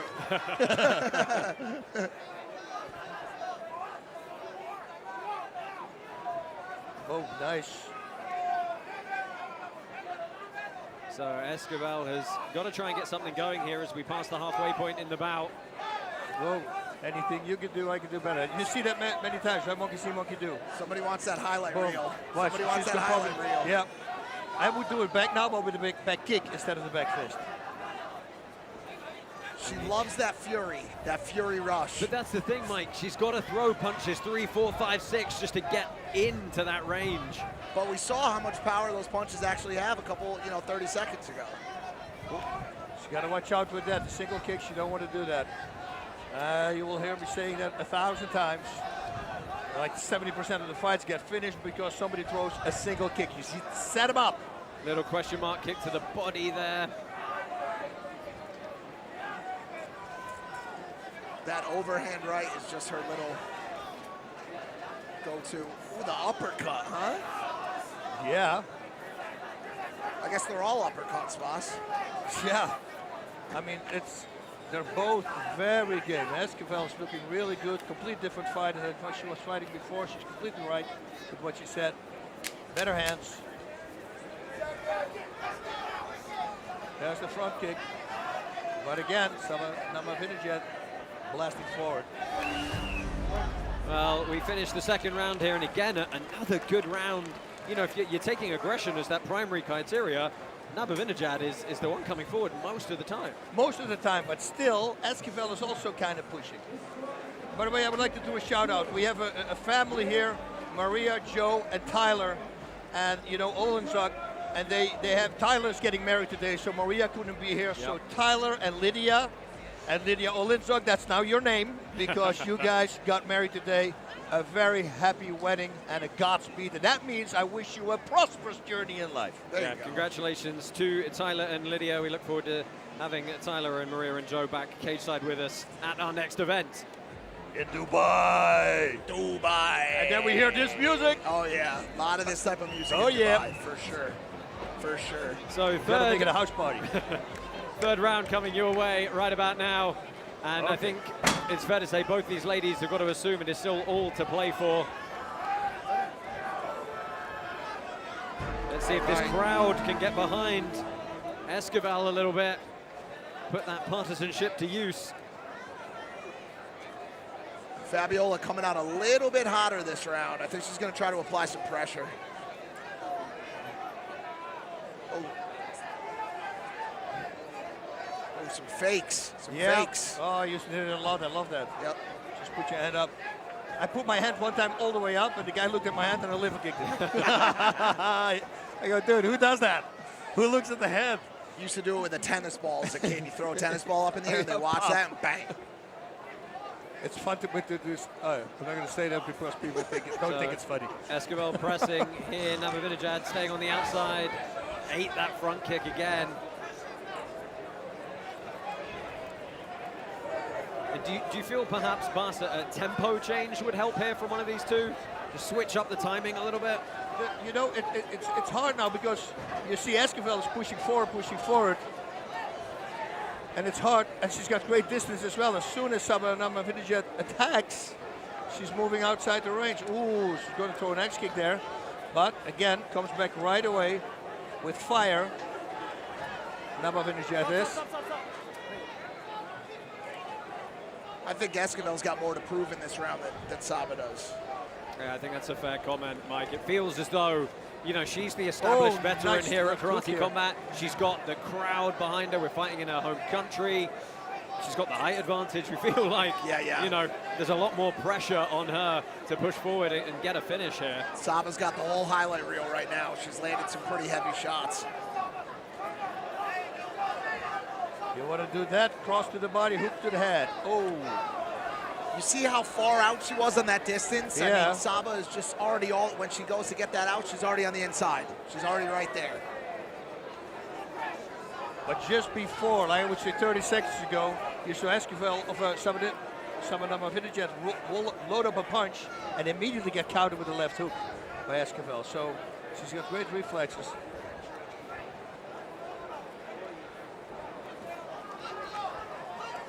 Yeah, just not much of that leg kicking going on that they No, promised. everything. Maybe he wants to throw the opponent off. I was getting ready for an old-fashioned leg kicking fest. Oh, and a lot of damage on the right eye of Nabavinejad now. 20 seconds. Really starting to welt up. And I think Esquivel's starting to let him go a little bit too. So. Well, she needs to at this point.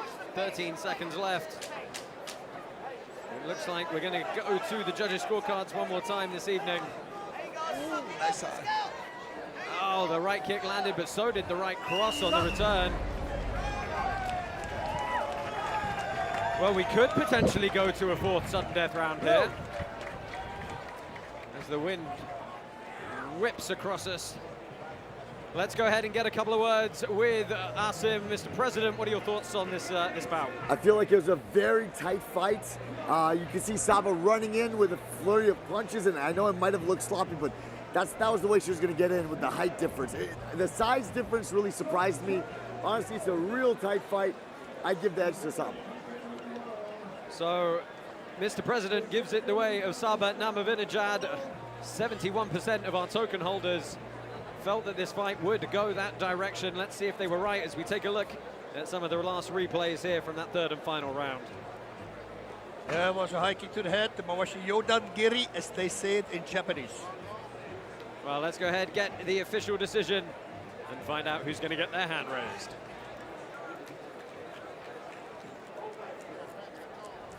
Fighter winning out of the blue corner, Saba Nabavinejad. Well, congratulations by unanimous to decision. Debutante Saba Nabavinejad. She earns the unanimous decision win here over Fabiola Esquivel. A hard-fought 3 rounds indeed, blitzing away with numerous punches through. Well, now I don't know if we've been pronouncing it right, because No, it's Jat. Yeah. It's not hot. I asked her. Okay, Yes. so we were good. Let's go ahead and check in with our Canadian friend, Robin Black, who is knocking around. Robin, my friend, you're supposed to be working. Thanks, what guys. are you doing? Listen, I like to say that fighting is a metaphor for life itself. You could either be standing here eating pineapple or standing on the front of the pit. You cannot do both. In that fight, Saba used fire, aggression back, suppressive fire to get her opponent to defend. She could either defend or attack, but Saba put her in a situation where she could not do both. And that is how she won that fight. And now I'm going to eat this pineapple. Back to you guys. Nice to see you get to relax while at work, Mr. Black. Bas, give us your closing thoughts on that bout. I thought it was great. I think I want to see Fabiola back as well. I mean, she did really well. Her hands look much better than before she did, and she's got these crazy leg kicks. But Nabavinejad, she's just she's a powerhouse, coming forward, closing the distance. Just did a really good job. Volume. Yeah, Mike, any final thoughts from Have you? there been any upsets so far tonight based on the odds that we've been seeing? I think it's been pretty... It's been the token holders. I've got to say, you guys voting in our live iOS and Android app are doing a stellar job of picking these bouts so far. Look, lots more action coming up your way. Our main card coming up next. Let's go ahead and take a closer look at the two men in our main event this evening. It is the heavyweight championship between our champion Sam Alvey and challenger Antonio Arroyo. We are back with Kickback 2 and a banger of a lineup. We're starting off the main card with two explosive fights. Omar Morales faces Antonio Molloy. Then Andre Rodriguez takes on Weber Almeida. But wait, we have more. Joilton Lutterbach is back to put his knockout power to test against Charlie, the American bad boy, on Tiveros. In our co-main event, we have a KC vet against a UFC vet. Jesus Lopez takes on Jose Alberto Quinonez. The reigning champion, Smiling Sam Alvey, takes on Antonio Arroyo, who's had one goal since he's arrived. I'm here to be the champion of the card only. It is not going to go to decision. I am going to floor him.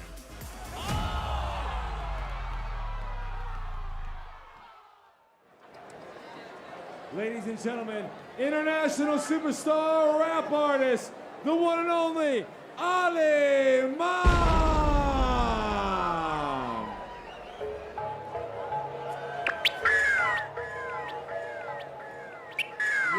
¿Cómo está mi gente de Karate Combat? Ey, México en la casa, papá. Ey, Playa del Carmen. ¡Ey, qué tranza! ¿Cómo no? Hey, traigo a la giga bien prendida en la Toyota. Todos andamos pelones y siempre fumando mota. Ahora pues, pasa lo que me pasa en mi zona. Ahora pues, a tu zona yo. Que te tumban de calzón. Yo no sé quién hace el rojo con un tipo como tú. Que se tiran de felón. Esto es 100% México, no más guachetuco. Con cadenas de amasada ya se juego con su esclava. Siempre carga la lavada al millón. El ruco, su gente ahí está. Todo le hacen la tejana. Fumando la marihuana pura en su choy. No, ni vaya. Yo lo repleta la cancha con la madera muchachas. Al ruco siempre lo guacha y saca las campanas y jala a la banda con fuego. No se haga, ya saben aquí me manda porque estamos a la guía. Bien prendida en la Toyota. Y siempre fumando mota. Ahora pues ándale, no te me pases ni idiota. Ahora pues ándale, llámale a tu flota. Yo, que no carnales, que te tumban de cantón. Yo no fui, no sé quién ande que rojo por un chico como tú que se tira de felón. Esto es 100% México, no más pachetuco. La fiesta no se acaba, se escuchan armas cortadas y algunas son detonadas a la voz del ruto. La banda no paramos, quítate la máscara, viene tu vida a la cara. Nunca llega el malillo, el Rubén de familia y mafia como en Sicilia. Verdad que siempre se envidia, los genes los de envidia. No creen eso de la Biblia, como tráfico de harina.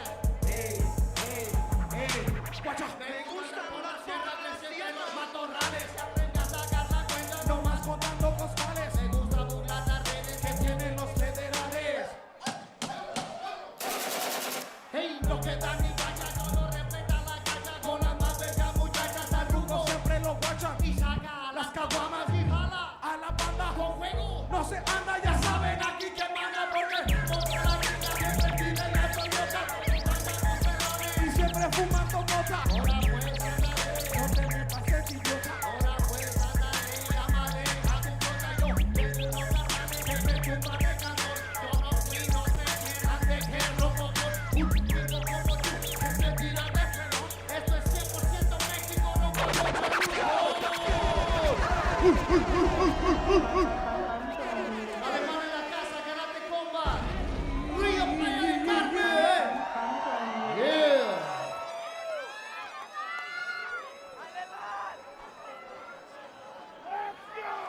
Well, thank you, Alaman. Welcome back to the main card of Karate Combat, the Kickback 2. We are here in Playa del Carmen, Mexico. Thank you to the city for having us, letting us take over the entire plaza at Parque de Fundadores here at the portal. And Bus, hey Big Mike, Carolyn Pierce and Robin Black joining me pitside as well. We've had some fantastic bouts already. And when things go flying here beachside. Right, we've got 5 more bouts coming away this evening. We've had a fantastic evening so far, haven't we? It's been freaking awesome. Wrapped up with the ladies fight. We got a nice little rep thing in between. Normally it's not my super thing, but I like this. I like the rep. It was cool. And I can't wait for the main event. Yeah, It's the main card. It's been a great start. It was hot, it was sunny, but now the sun is setting. It's time for buenos noches. It's time for a good night, and it's time for the big dogs to get into the pit. Let's go ahead and take a look at those big dogs going to be eating in the pit tonight. 5 bouts coming your way. This is the first bout here this evening. It is Antonio Molloy and Omar Morales. Morales coming off a fantastic decision win in Las Vegas back in December. Molloy, though, seen him before as well. Very, very accomplished fighter in his own right. Yeah, Molloy's going to bring the heat. That's what he says. He will come forward, start throwing hand combination, wrapping up with kicks, and he wants to go for a liver shot. He wants good grace with me. Morales, first round, he's only going to work hard as single strikes. When that doesn't work, he will start throwing combination in the next round, and he would love to have a spinning heel kick, to the head. Well, let's go ahead and get this one underway. It's the first bout of our main card this evening. It's in the welterweight division, and it's Omar Morales and Antonio Molloy. Omar Morales takes the victory here. He's a good fighter. He's a good challenge for me. I love challenges, you know. Well, my name is Antonio Molloy. I want to leave the mark that the Inca warriors, we come to fight. I'm going out to show dominance, to show a war. The only way my opponent could beat me is just killing me. Omar Morales. Vengo muy enfocado para este combate y no voy a perder. One of the first fighters ever from Venezuela to compete in the UFC. Si él comete un error, lo va a pagar en el primer round. You gotta not take as easy when you fight an Inca warrior. I think it's gonna be a war. Espero que haya venido preparado porque lo que voy a lanzar es fuego en ese tatami. Woo! I love it. Look at these shots, man. I love it.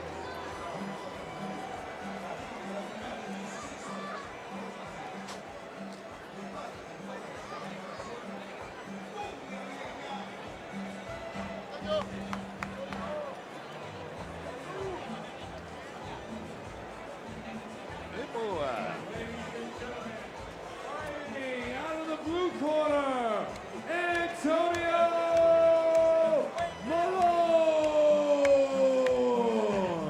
Now we welcome Peruvian Antonio Molloy. 1 week notice this fight, yeah? Yeah, but he's been in training camp since December, a couple of fight pullouts. He said he's gained a lot of muscle and mass since we saw him last time. Actually went and trained for a couple of weeks in Argentina as well. He said he's going to look to absolutely bring the heat, go forward, start throwing, look for those big combos. And who said he has huge balls? Was that awesome, or he said it himself? Sorry? Somebody said he has huge balls, this guy. Like he's willing to take some risk, yeah? Oh, yeah. No, he doesn't care. He's a true karate guy. He trained also with Jesus Perez, who's going to be the co-main event. And he's also a warrior, man, these guys. Molloy Peru. Oh, no, Molloy Peru. That's his Instagram handle. People, techniques, he shows everything there. Molloy Peru. President Awesome, what are your thoughts on this bout, sir? What's up, guys? Man, this is a hard one because our man Molloy, took it on short notice. He was training, but to train against this guy, a UFC vet, one of the biggest fighters ever from Venezuela, 1 week notice is rough. I think this is going to be a hard time for Molloy.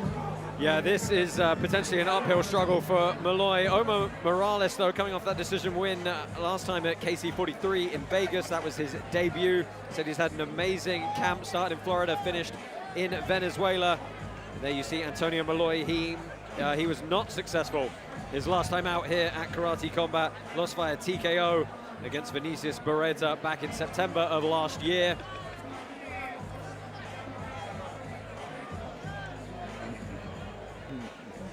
And there is Omar Morales. Won the UFC Contender Series, got a contract with them in 2019. Happy to have him here with us now. Started off very positively in December.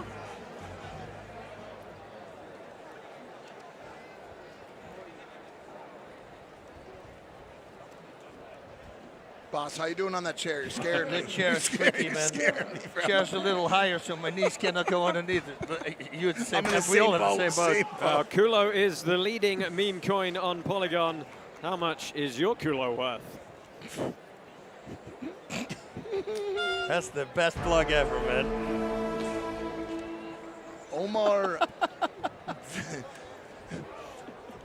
Omar's nickname is Venezuelan Fighter. Is that accurate? I don't think so, no. There's no chance that's real. Black pants for Morales, white pants for Molloy. As you can tell by our token holders, a whopping 84% of them believe the Venezuelan is going to come out victorious tonight. They've placed a total of 6.3 million karate tokens. 90% of those are going to get redistributed among the token holders who guessed correctly. God. He's here again? He's somewhere. I hear him. He's somewhere near He's here us. again. The spirit is in the room with us. Don't look. So tentative start here, but that was some power shot from Morales, and he smiled at Molloy after that shot went just slightly wayward. Could you imagine if Molloy pulls this off? Little Lomo Saltado shot. I mean, it wouldn't be the first big upset we've seen here on Karate Combat, right? We kind of have a history of things not quite going to plan for some of the fight favorites. He's just connected. But Morales looks powerful right now. Ooh, and he hits. With everything he's got. He's trying to take his head off, right? Yeah, if something connects. Yeah, it's a wrap. Ooh, that was a really good kick. That's what you do, right? You take that lead leg out. That's it. And when you don't hear them, that's good.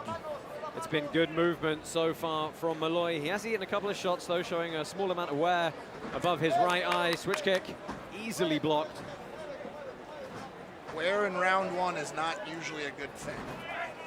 Oh. He is fast. I mean, they're just shots you don't want to take on the guard, even, right? You got to be dip, duck, dodging, and diving and dodging. Yeah, it's a lot of D's. Dip, jumping. That's what is it? Dip, duck, dive. Dodgeball. If you can dodge a wrench, yeah, you can dodge a ball. You can dodge Omar Morales. Oh, the left there. All right. And he's probably on his feet. It connected. Right, let go. He's taking a break. Yes, it connected. I'm telling you. Just saw him a little. Yeah, this has been a good, solid first round from Molloy. He hasn't let it get away from him. He's very much in this bout. But he did just tap Morales, and does that make Morales mad? Is Morales mad right now, boss? Oh, the jumping knees. Look at that. Good work from Molloy, but the big windmill punches from Morales. Yeah, they can't strike from that position. He's warning about a shot to the back of the head. A lot of damage on the face of Molloy now. He's going to make it out of round number one.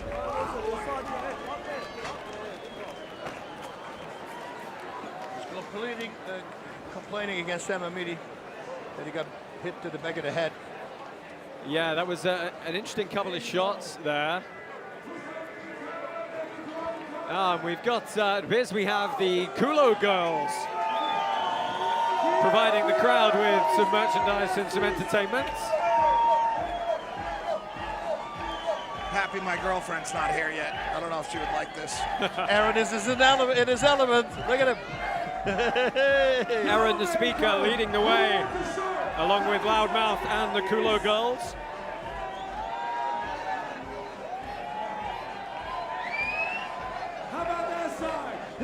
shirt, camiseta gratis. We did say it was going to be a party here for spring break, indeed.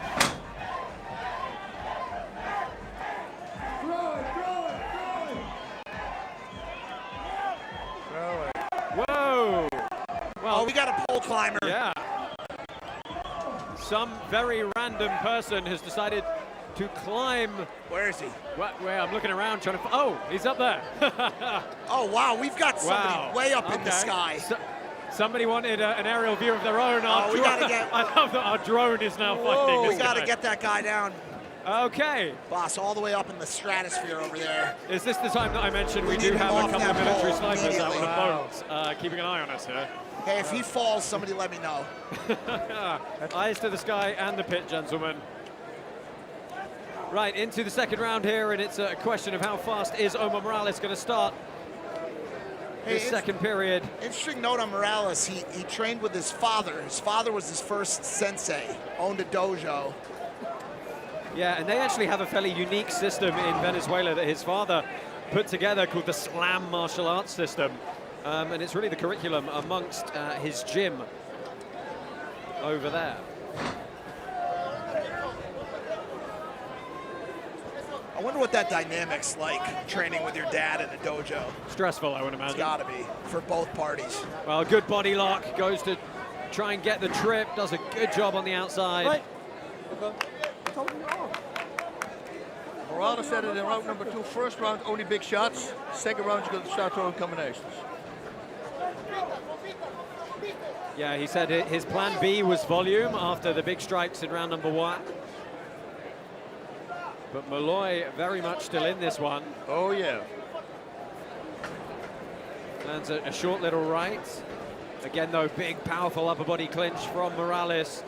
Landing some ground and pound here.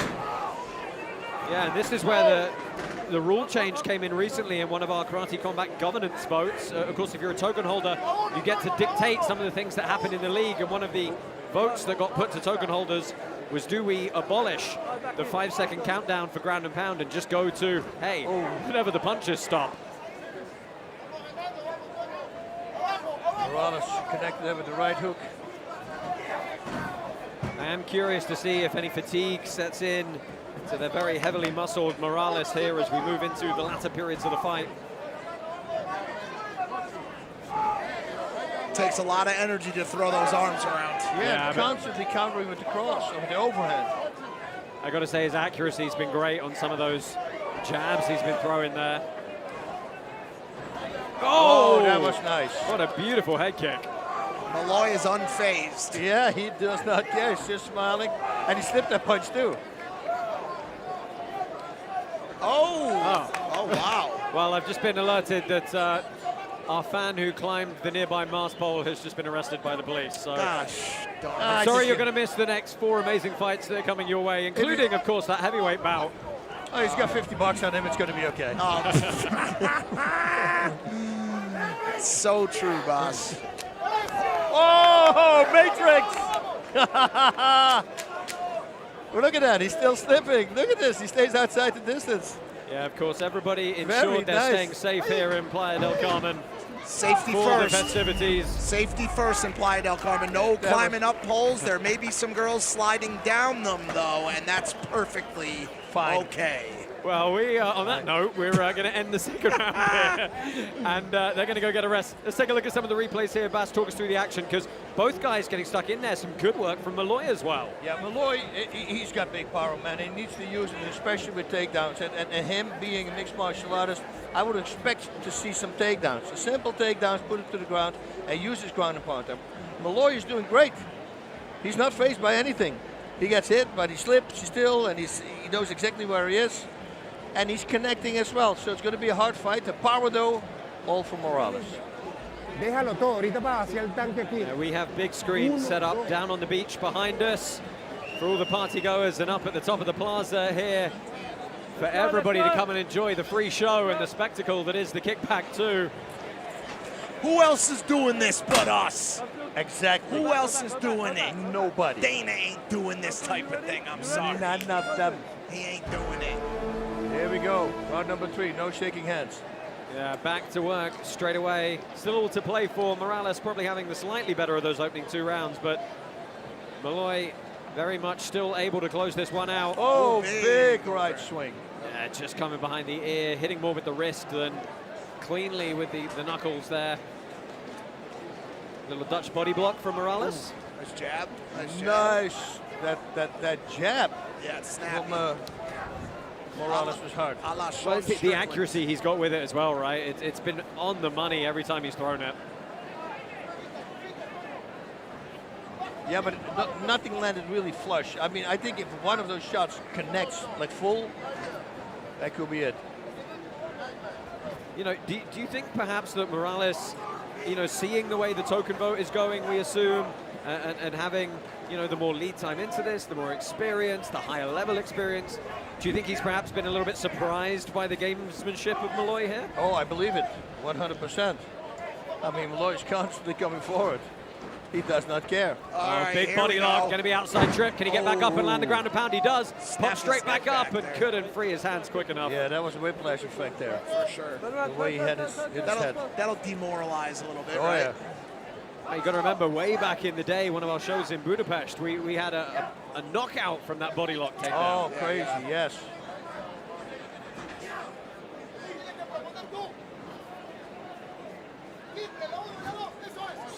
What an absolutely beautiful aerial shot of this combat arena here in Playa del Carmen. Molloy's still doing the power shots. I would really start throwing combinations like that. Molloy just keeps coming forward, though. He's got some balls. Yeah, the jumping knee into the shots. He's out-muscled once more against the pit wall here, though. They said he's got huge balls, and he keeps coming forward even in the face of adversity.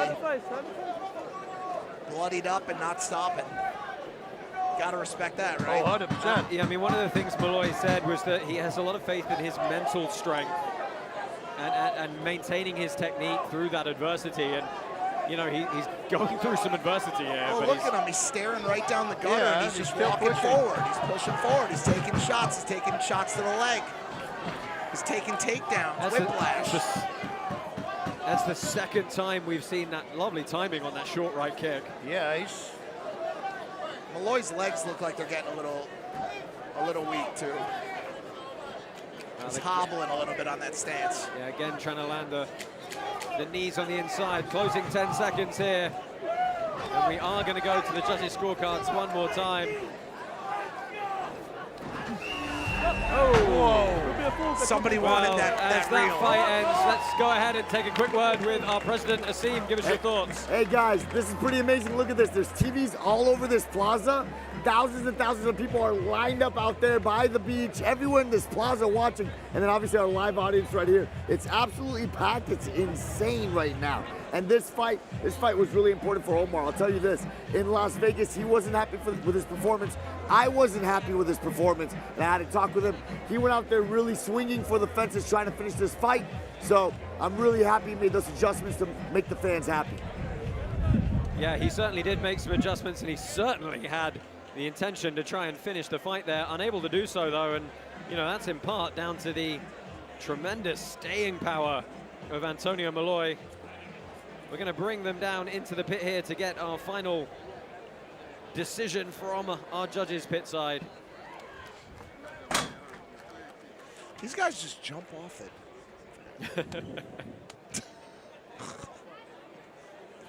Winner by unanimous decision, out of the red corner, Omar Morales!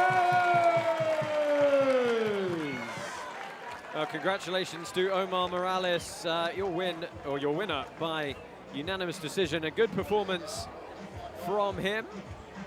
He moves to 2-0 in his karate combat career, and he's going to head up pit side to grab a couple of words with Caroline Pierce. Thank you so much. I'm here with the victorious Omar. Given your experience, were you surprised how tough Molloy was? Tuve un oponente bastante duro. De verdad que me sorprendió.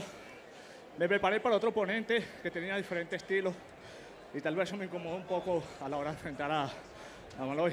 Le doy un gran elogio a él porque he tenido muchas peleas y nadie me ha podido lastimar con los calkis. Él lo hizo, pero no fue problema para mí. Resolví, también me lastimé la mano izquierda. Pero yo soy un guerrero y termino mi pelea hasta el final. I prepared, my training camp was focused in other two guys, and this guy was really changed completely my game plan. I'll give all my respect to Antonio Molloy because no one hurts me with the calf kick. This is the first time that it hurts me with a calf kick. Even my left hand, I think that I broke in any moment doing a jab, or I broke in doing, but my left hand is really injured. But I'm a real warrior, and that's the reason I always finish my fight. Well, Robin actually did identify that it looked like you'd hurt your hand in there. It showed what a warrior you are. How soon before you want to get back in there? How much do you enjoy being in the pit and with crowds like this around you? ¿Qué tanto tú disfrutaste volver acá a pelear frente a toda la gente? Mire, soy de Venezuela y cuando salí de mi país ningún peleador era conocido. Y es primera vez, he peleado en 4 continentes, en Bellator, en UFC, en Dana White. Y ahora aquí en Karate Combat estoy muy feliz de estar aquí en esta empresa y peleando en México. Cuando me dijeron que iba a pelear acá, yo sé que esto es tierra de campeones, tierra de grandes nombres, y dije, me voy a preparar como un gran guerrero y aquí estoy y espero que hayan disfrutado este espectáculo. I'm from Venezuela, and when I leave Venezuela, no one knows any Venezuelan fighter. I have the opportunity to fight in the 4 different continents. I fight in Bellator, I fight in UFC, Dana White contender, and now I'm fighting here in Karate Combat in Mexico. Mexico is a city in a country of warriors, and I'm really proud to be here representing the culture. Well, you put on a show, you've made your country proud. Congratulations once again. What a crazy fight. Super demanding fight for Morales. Like Caroline said, it did appear like he had injured that left hand early.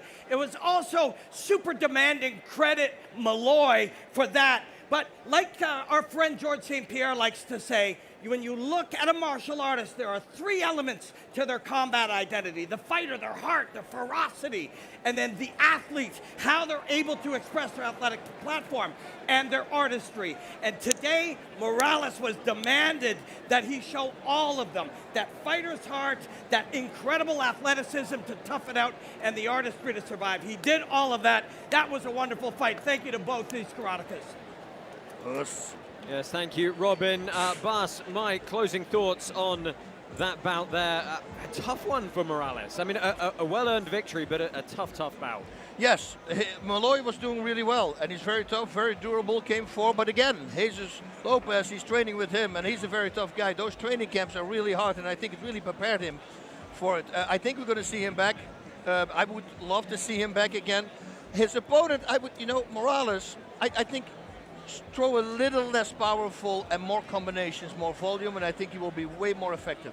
Because right now, everything is a power shot. Yeah, let's go ahead and take a look at some of the stats through this. Mike, what impressed you about that bout? Molloy's balls. I got to go back to Molloy's balls. I know that, the chat's talking about poles, I'm talking about balls here, and he showed up and he kept moving forward, regardless of blood, regardless of leg kicks, regardless of takedowns. Molloy moved forward, and I think it shows a lot of aggressiveness and the kind of thing that you want to see here in Karate Combat. Yeah, I mean, you look at the stats there on the screens, it's not a hugely lopsided bout. There were definitely moments for both guys going through it. Credit to Omar Morales. We're going to move on now, and we've got several more great bouts coming your way. But first, a word from Kampai Pandas. Don't just join the club, own it.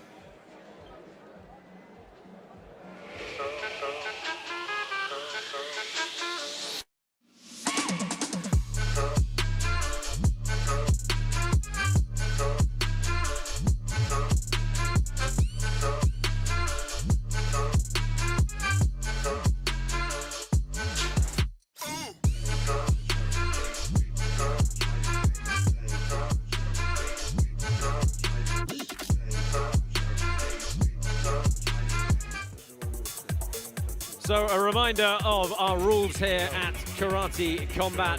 We value effective striking, effective takedowns, aggressiveness, and defense. Of course, aggressiveness is our prime component for scoring with our judges pit side. Our special 45-degree angled pit walls contain all of the action and, of course, can be put to good use as well. No striking's allowed with the elbow, forearm, or head.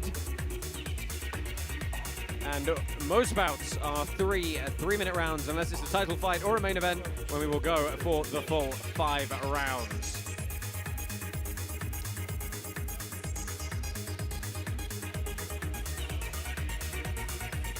Of course, there is a bit more nuance to the rules than that, but we're hoping we're explaining them as we go along. Our next bout here this evening, Andre Rodriguez and Weber Almeida. And I've got to say, two slightly different fighters. Andre Rodriguez, he is still a med student. He's currently in college, splitting his time between his sports performance and his doctoral training. And of course, Weber Almeida, he's got that Machida lineage, boss. Oh, yeah. He said he trained like he was fighting for his life. In the game plan, he goes, what do you mean? It's to knock him out. He's just going to wait. He's going to lure his opponent in, and kaboom. My favorite technique to land will be, of course, the spinning heel kick to the head. But Rodriguez, his game plan is going, I got to keep him at range. They're going to cut corners after attacking, looking for mistakes, capitalize on those mistakes, and the knockout will come from a counter. Yeah, I mean, I love how cerebral both these fighters are, Bas. I mean, Andre Rodriguez, you know, he's a med student, he's studying to be a doctor. Weber Almeida as well. He's a published children's author. Yeah. And a musician who plays both the flute, guitar, and piano. A published children's author and a coach at Shinzo. Yeah. Benny's adventures around the world is to help kids because he struggled a lot in his life, and he talks in the book about that and how you can overcome things. So I believe it's a really good book for kids. Yeah, philosophical fighters on deck here. Weber Almeida and Andre Rodriguez. Philosophical fighters. Yo soy Axel Andrés Zapata. Sí, yo sé que mi rival es un poco más bajo que yo, pero pues eso no nos demuestra nada, ¿sabes? This guy's got great Muay Thai. That means knees to the face. Oh yes, we are going to see knees to the face. Gracias por aceptar la pelea. Yo sé que es un peleador con mucha experiencia, con muchas habilidades, y así que espero que sea una muy buena pelea para ambos y que ambos salgamos sin lesiones y que estemos con nuestras familias muy pronto. My name is Weber, the Silverback Almeida. When we get there, we're gonna try to kill each other, man. And I hope he is ready, because it's gonna be so much fun. This is a big test for Andre Rodriguez, but he's looking to step it up and show that Mexican spirit. Andre, get ready tonight, because you're going to die. Pretty aggressive. Yeah, killing somebody. That's like pushing the limits, right? Yeah. But you know, if you want to do it in a sporting event. Yeah, for sure. Or in Texas. Yeah. Out of the blue corner, and that's why I moved to Texas. From Brazil, Weber Almeida. Now brings a pro mixed martial arts record of 7-2 into his karate combat debut here. He's been training with the Machidas for 6 years at Shinzo's gym in Los Angeles. He says the game plan is pretty simple. It's the basics. Go for him, KO him, and his power is going to make his opponent back down just a little bit. And we have Lyoto Machida, light heavyweight champion from the UFC, in his corner. Oh, so we do. He just fist bumped me. I hadn't noticed it. Fighting out of the red corner from Mexico, Andre Rodriguez. 23-year-old Andre Rodriguez fighting out of Mexico. He said he's extremely relaxed and confident in his style here. A very hungry young prospect who thinks he has a real good shot to take down the more experienced veteran in Almeida. And that is the silverback Weber Almeida.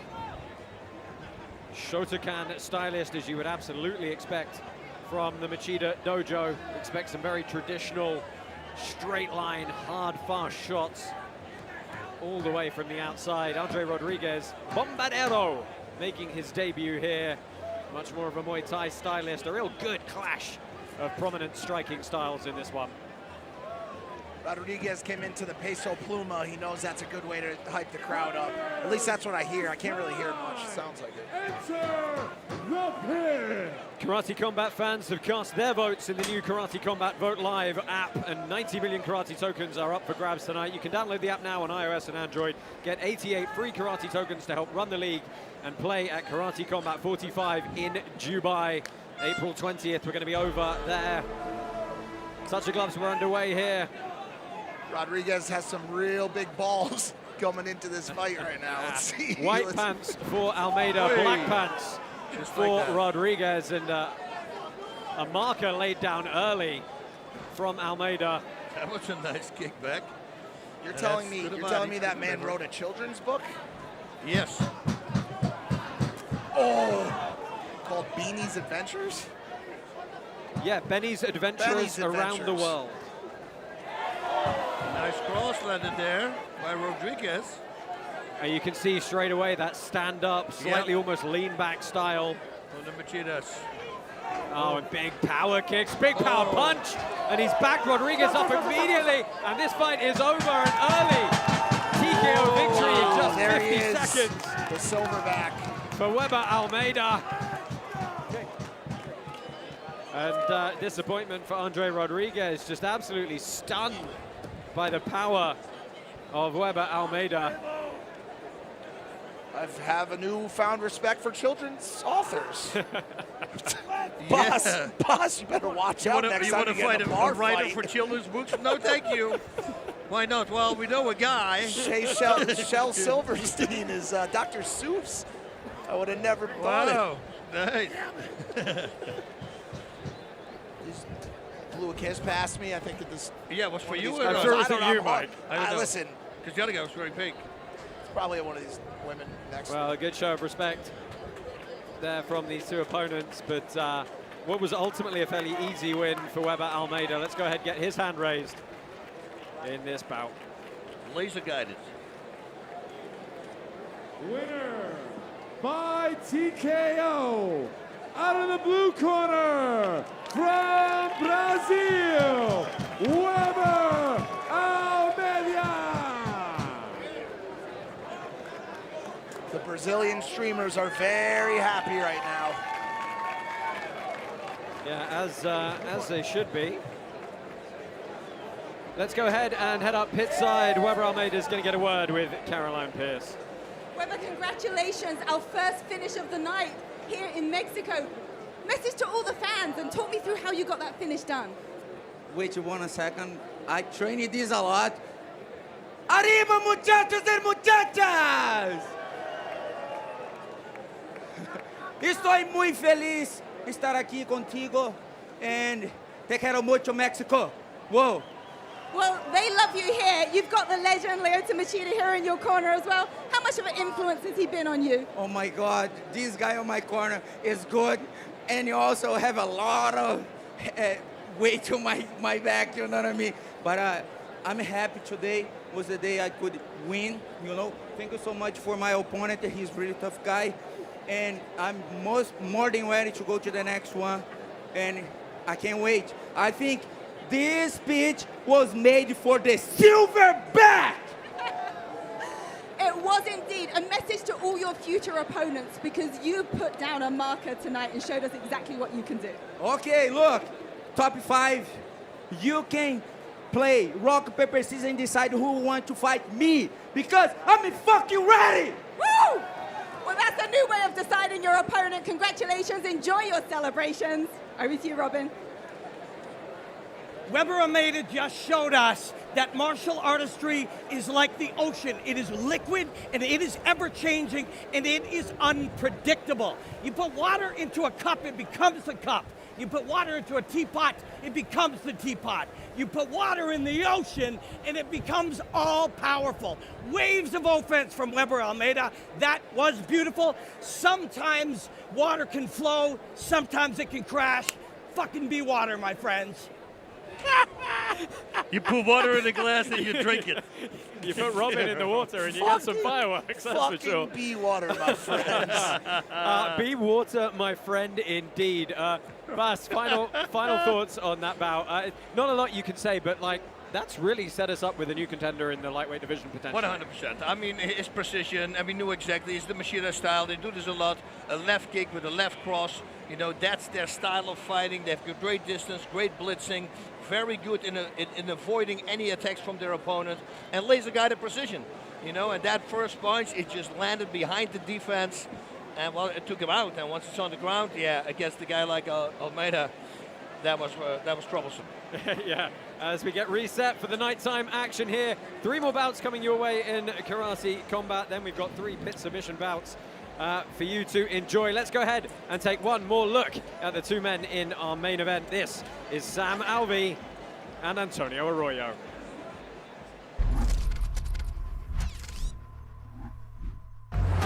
Brazilian heavyweight fighter Antonio Arroyo has a lot of experience. I mean, he did it all. The pit is different. I can be more explosive. I can take a little bit more risk. But other than that, it's the same. Yeah, TKO due to injury. I hope the division will start looking. Yeah, I can think of a few heavyweights who should definitely be taking a look at this one. Arroyo! And if you're throwing a shot, I just want people to know they haven't seen my best yet. Leading up to this fight, I was thinking to myself, God's testing me. That's our first full clean knee knockout. But I was always telling me, oh, we'll do it. It's gonna be a fucking chaos. What a knockout. Oy, oy, oy. What a fucking brothers, baby. Antonio Arroyo! And you know what? I won a belt, too. Welcome, Antonio Arroyo! Both guys with their hands a little bit lower. Oh, that was fast and powerful. Yeah, clean combination as well. Oh. And I think the boxing, you see, the boxing of Arroyo is much better. Much better, yes. Yes, he's kind of shying away sometimes. Oh, there we go. Oh, that's wobbled in. Oh, he's stunned. He's stunned now. Oh, nice. Uchimata off the whizzer. Oh.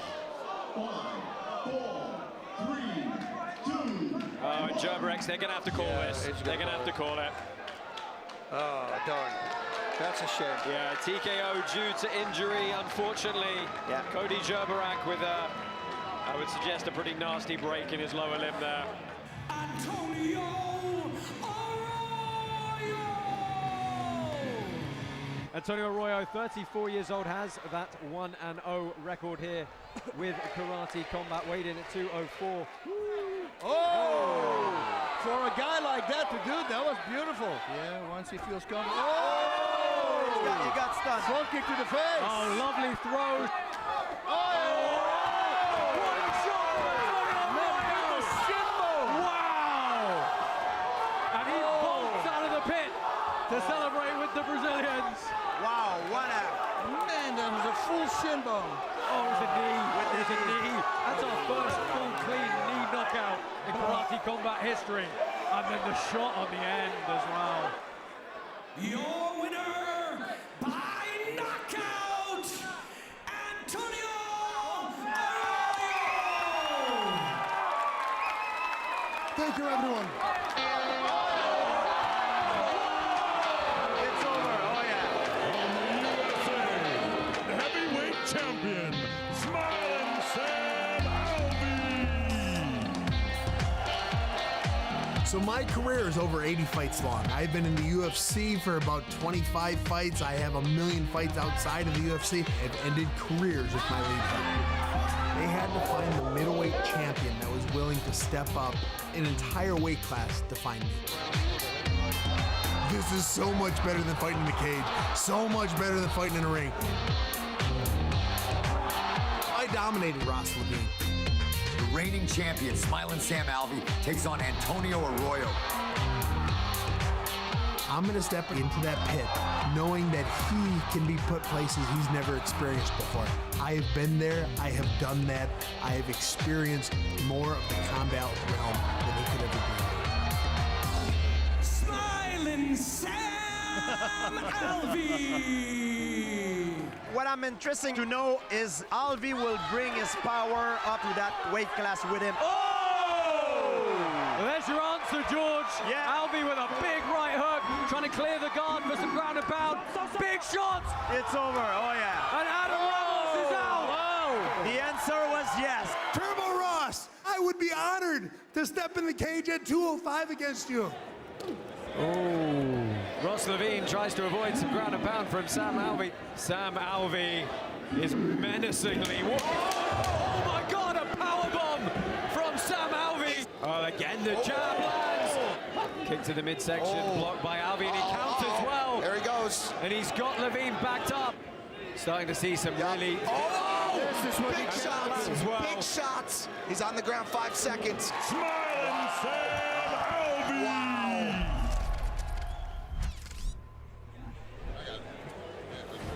Every Karate Combat event is the biggest event we've ever done. And I gotta tell you this, April 20th in Dubai is the biggest Karate Combat card we've ever had.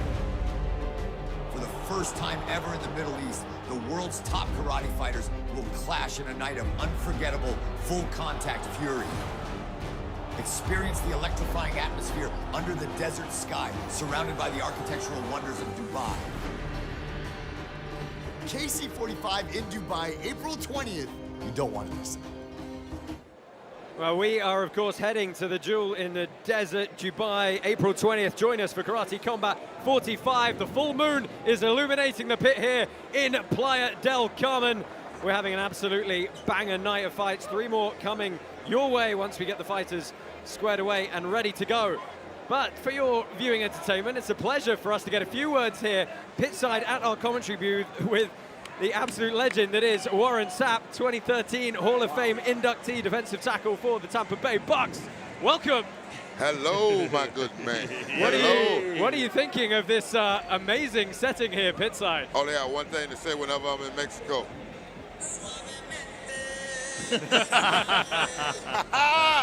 Suave, baby. Yeah, that's how we do it, baby. Great fights all night long. I mean, just the competition, and when you got a great environment like this, what a better night. That's cool, right? I mean, every freaking time we go like, man, this is our job. They actually That's pay what I us say. for it. I said that for 13 years. They didn't freak this kind of havoc. I love it. Warren, would you ever see yourself in a combat sports setting at any point in your life? Did you ever think about it? No, not even a little bit. It was enough to have 330-pound men trying to prevent me from doing what I was doing. And we had pads on. This leaves marks on you for quite a while. You're going to do 65-second fights every game. No, only 6 seconds is the average play in the NFL. There you That's go. it, 6 seconds. Whoa. And I got no chance of losing my teeth. What's been the best part of the evening here for you so far? Is it just the general atmosphere of everybody having a party? Meeting boss. Hey. I'm telling you, when you're around a legend that kick butt like he kick butt and I kick butt, it's a respect thing. So.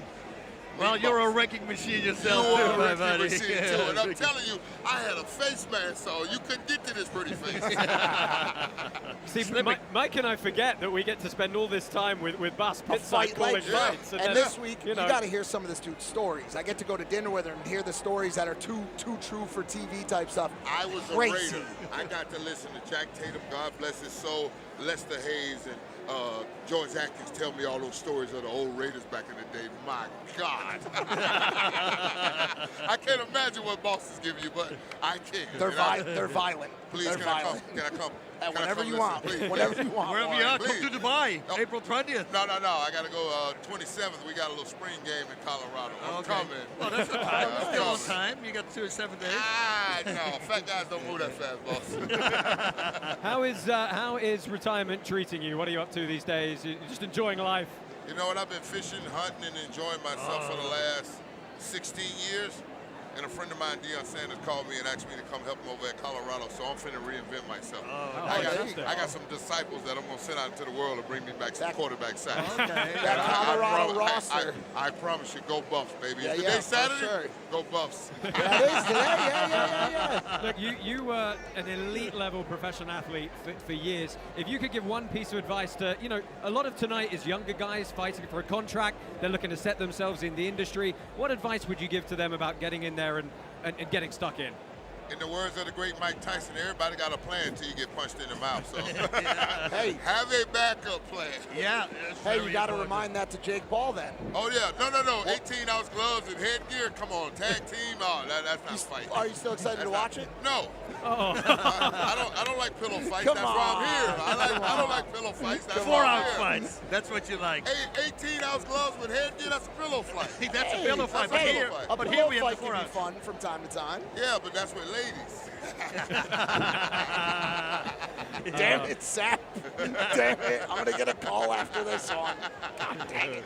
Hey, wifey, he's not doing it. We just talking about it. We all have to do that. That's the fun part, That's right? the only way we live. Just because you're married don't mean you're dead. That's it.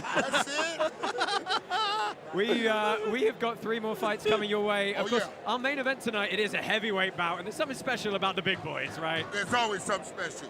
You can lose your teeth. Yeah. As a heavyweight. Warren, it's been a pleasure having a few words with you. We're so happy you could join us here pitside, enjoy some of this atmosphere with us.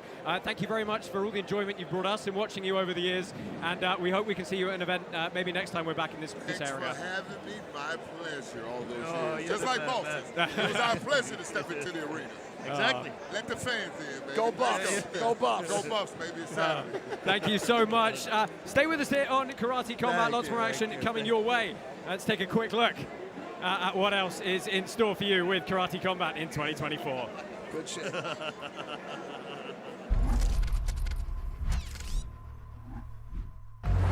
Brazilian heavyweight fighter Antonio Arroyo has a lot of experience. I mean, he did it all. The pit is different. I can be more explosive. I can take a little bit more risk. But other than that, it's the same. Yeah, TKO due to injury. I hope the division will start looking. Yeah, I can think of a few heavyweights who should definitely be taking a look at this one. Arroyo! And if you're throwing your shot, I just want people to know they haven't seen my best yet.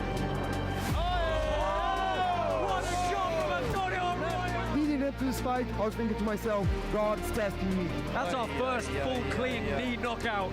But I was always standing knee. I will do it. It's gonna be a fucking chaos. What a knockout. Oy, oy, oy.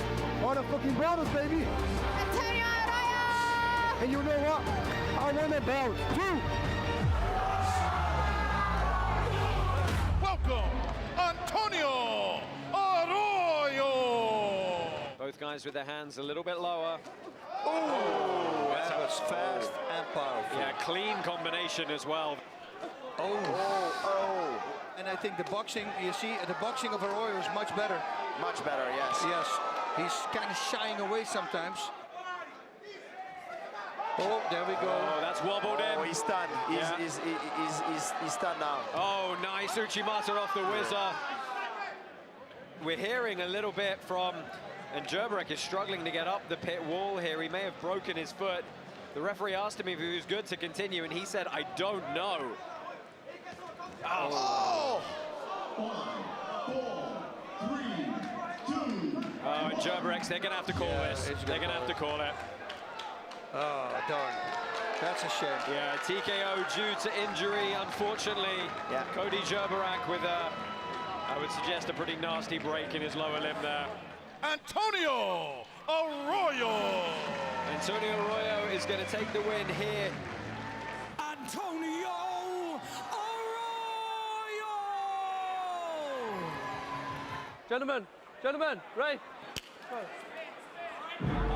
Toss the gloves underway. Taller and rangier figure is Arroyo, who immediately opens up. That is very nice there by Arroyo. Oh! For a guy like that to do, that was beautiful. Yeah, he does look very calm and composed here, showing a lot of movement.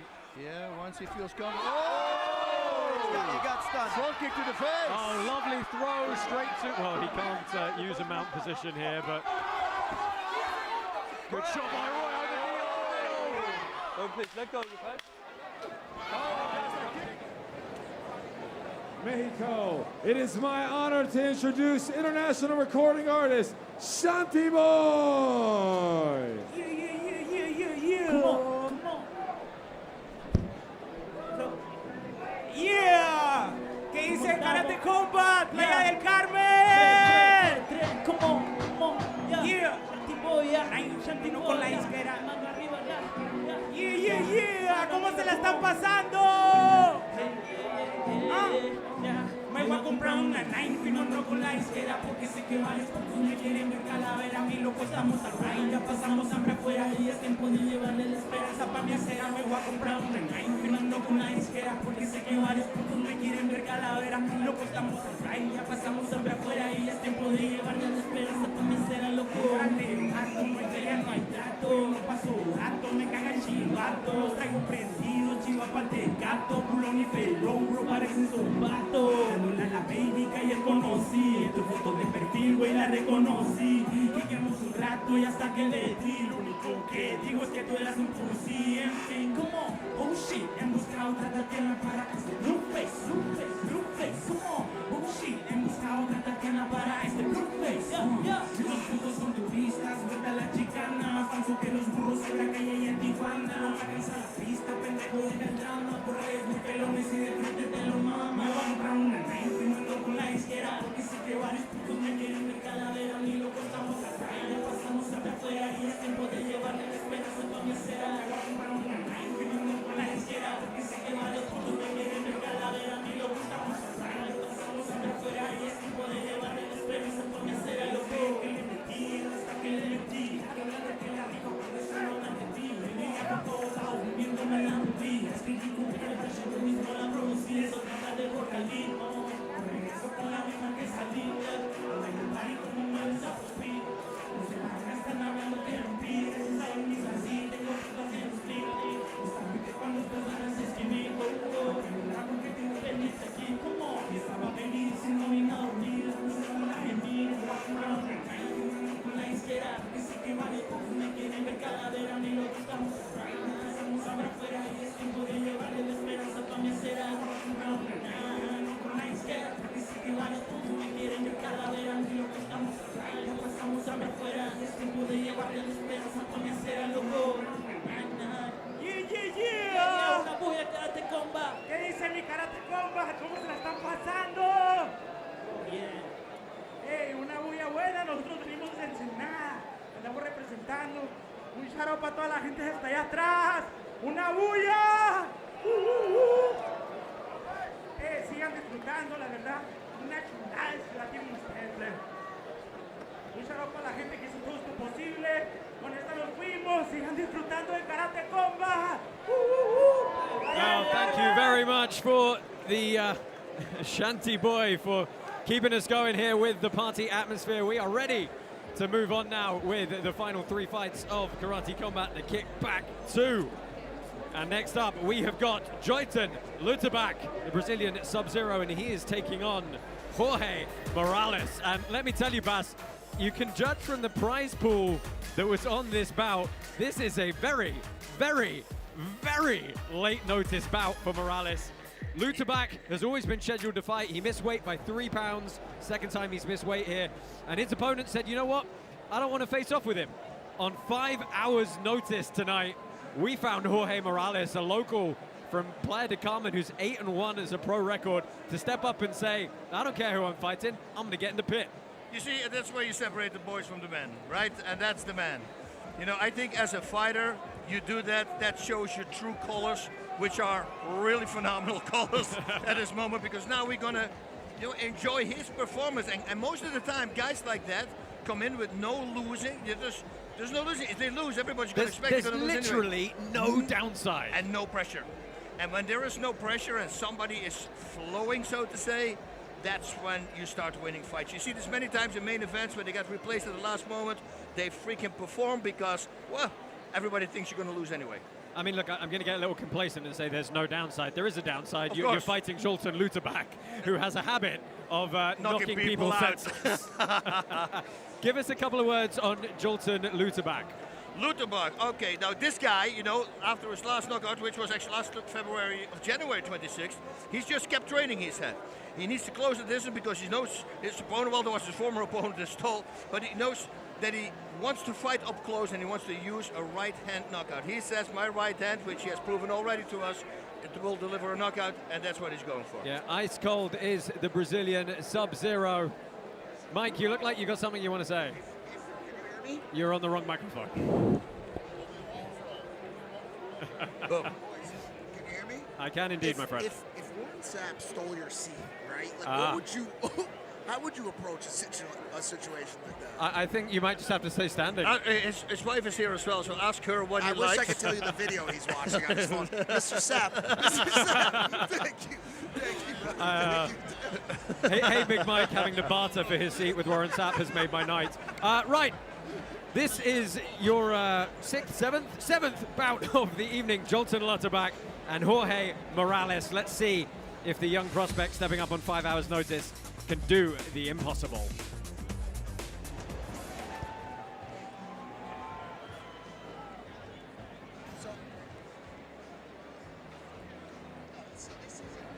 It should be this one.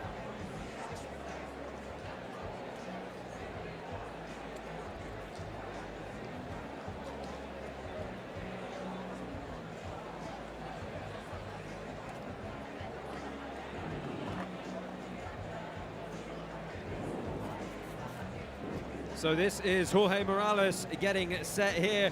What do we know about this young man? Well, not an awful lot, but he's a local fighter from Playa del Carmen. He's 5-0 in kickboxing, and he's 3-1 in pro MMA. No, Josh, have you walked them through this insane storyline yet? We have, yeah. It's absolutely nuts. Wild. I mean, fighting on what, 5 hours notice? Yep. By the way, what you had with Warren Sapp here, I had that with Henry Winkler. He was taking my chair and he was sleeping. I go, I want the chair, but I was not going to say anything. Take it, my friend.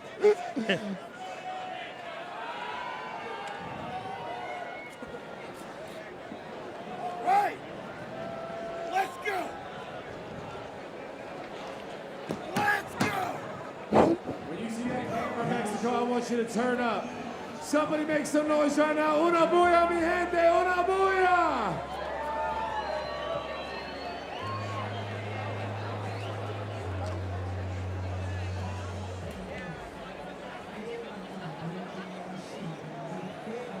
So here comes Sub-Zero, huh? Yeah, Joilton Lutterbach, the Brazilian Sub-Zero, monstrous pro record, 38-10. 38-10. Yeah, made his karate combat debut last time we held the Kickback show in Miami at Asim's mom's house. The house party to end all house parties. And he scored a very good TKO victory there over Darren Smith Jr. You could say this guy's a knockout specialist. Knockout specialist. Yeah. He's from Brazil and Lutterbach. I go, like, kannst du Deutsch sprechen? And then he starts speaking German to me. I go, whoa! Nice. Sub-Zero is bilingual. Do I need to explain why there's possibly a large German descendant contingent in South America? Do I need to explain that? Please do. Yes, please do. Yeah, because I don't know. Oh, World War II. Oh, of course! Now I got it. Oh, Okay, cool. uh-oh. I was going to try to keep that under wraps, guys. Be subtle about it. Okay, ding, ding, ding. The light was on and now I got it. Got on the right. Normally it's the light is on, but nobody's home. Well, I still don't know that I get it. Why are they in South America? Head over to store.karate.com. Get all your karate combat gear and merchandise so you can look like the fighters. No extradition. Got it. And here we go. Yeah. Morales in the white pants, the significantly larger Joilton Lutterbach in the black pants.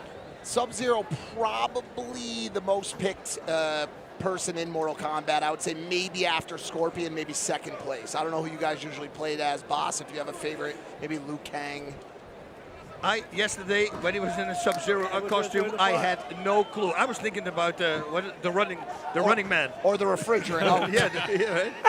The running man. Oh, big right. And that was that left hook cross. But I mean, look, it's a kind of a tough situation for Lutterbach because he can't say no, right? I mean, he's got to, and he can't take anything for granted. Right. What is the weight difference here? What is the size difference right now? I mean, this is it looked I like wish a I different knew. weight class. It looks massive. Well, massive. look, I believe that typically he fights around. He cuts weight to about 165. I think does Morales. I mean, you got to think Morales has got some huge balls on him coming into this. Yeah, and he goes with Uchimata, not able to off-balance Morales. Boss, do you ever worry about these open weight fights? No, because I used to fight at open weight. Well, you're a boss. Yeah, but it was the entire career, so pretty much. Only for my last two fights now. It's, it really is an uphill battle for Morales, but can you imagine if there was a David versus Goliath moment here? Morales in his hometown takes down Sub-Zero. I mean, it would be quite absurd. But I don't see a slingshot though. He does really not. Maybe he's got it in that hair, that TikTok-style hair. Yeah, I mean, look, Joilton Lutterbach holds titles in kind of domestic organizations all over the world. I mean, multiple countries he's competed over his career. But look, you've always got to punch his chance when you can throw that big right hand. Guys, I'm finding out now Morales may actually be a children's author. I'm just hearing, which could be dangerous. The knee does it. That's it. A clean knee knockout lands, and Jorge Morales capitulates against the pit wall. And he is actually instantly okay and kind of upset with himself, but it really was always going to be an uphill battle for him.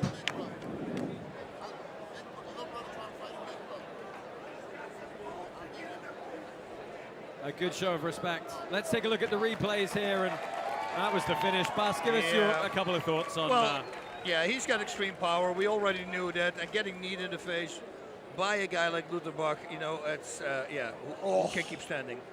That was clean as well. And then this follow-up, oh, man, thankfully he missed that punch. Oy, oy, oy.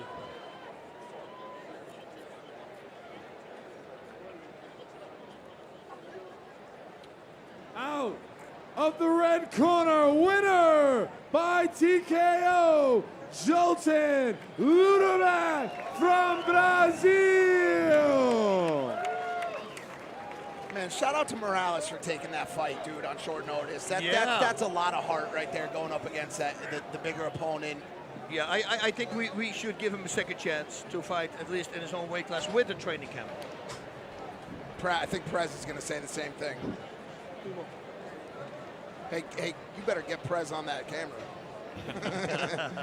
Let's go ahead and get a quick word with Caroline Pierce. She is with Joilton Lutterbach.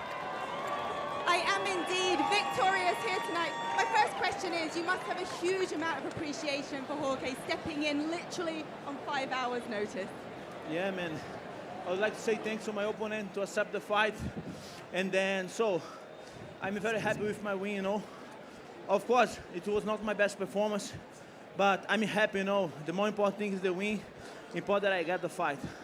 My opponent yesterday, he didn't accept the fight. He gave up, and then I don't know what's happened with him. Maybe he just was afraid to fight, but I really would like to fight him, April 20, Ontiveros, if you are ready to fight, I want to fight you April in Dubai. Let's do this. All right, you want Dubai. How do you prepare for an opponent, though, when everyone gives props to him, obviously, but you don't know who you're fighting either? It's just as hard for you. Yeah, today was great for me because I didn't know nothing about my opponent. I didn't find nothing for him.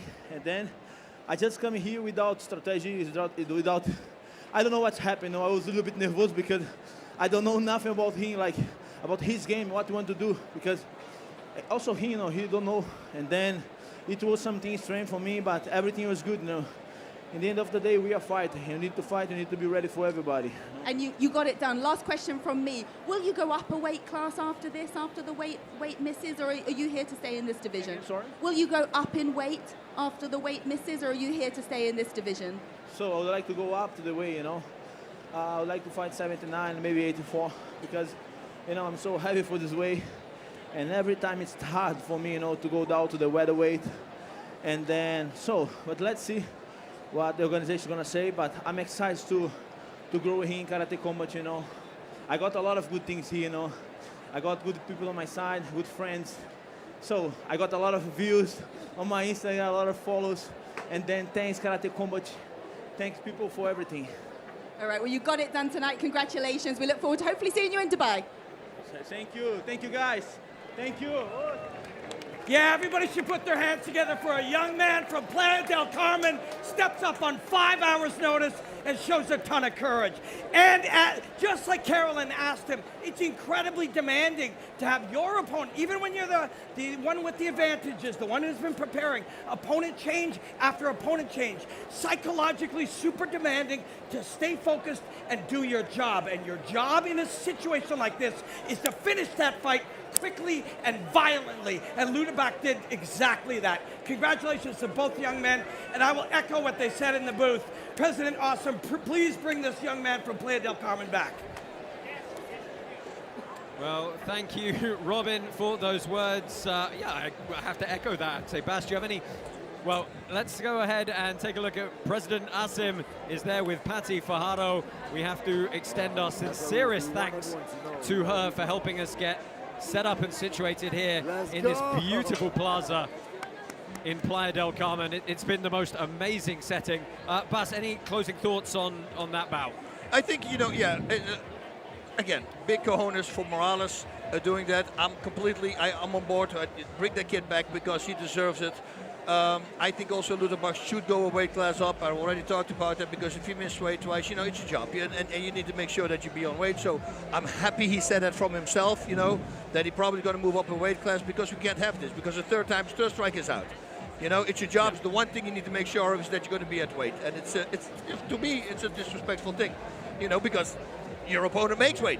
Yeah, so it's been very disappointing that he wasn't able to make weight for either the last fight or this one. Pretty certain we're going to see him up a weight class next time out. Let's go ahead and check in with Caroline, who is pitside with a member of our Influencer Fight Club bouts last time out in Mexico City. This is Dreamer. It is indeed. I'm joined by Dreamer, who knows what it's like to step in there and take on a fight. Having had that experience, do you have a whole newfound respect for what these pros do? Definitely. I have been a combat sports fan for a long time. Having the opportunity to get in the pit, represent DeFi Kingdom's community, participate with the other crypto influencers, man, it was like nothing I've ever experienced. Even though it was too short than I would have otherwise liked. Would you like to do it again? Oh yeah, that one punch I got off, people say is the dream punch. I need some dream kicks out there. I need to get in the pit and show what I feel like I got. Well, they always say when you get knocked down, get back up and get straight back in there. And we know that fans can sometimes be very critical, especially in the influencer world. But when you know what it takes to step in there and put everything on the line, what do you say to those people watching that are sometimes a little bit judgmental as to how things go down? Look, if you have the heart to fight for your project, for your community, they're going to have your back. And that's what I felt. Yeah, it didn't go my way, but I got nothing but love and support and respect. And anybody out there that wants to get in the pit, you should go in there with bravery, and I'm sure your people will have your back too. Well, it's great to have you here. We hope we see you in that pit once again. Back to you. Nice.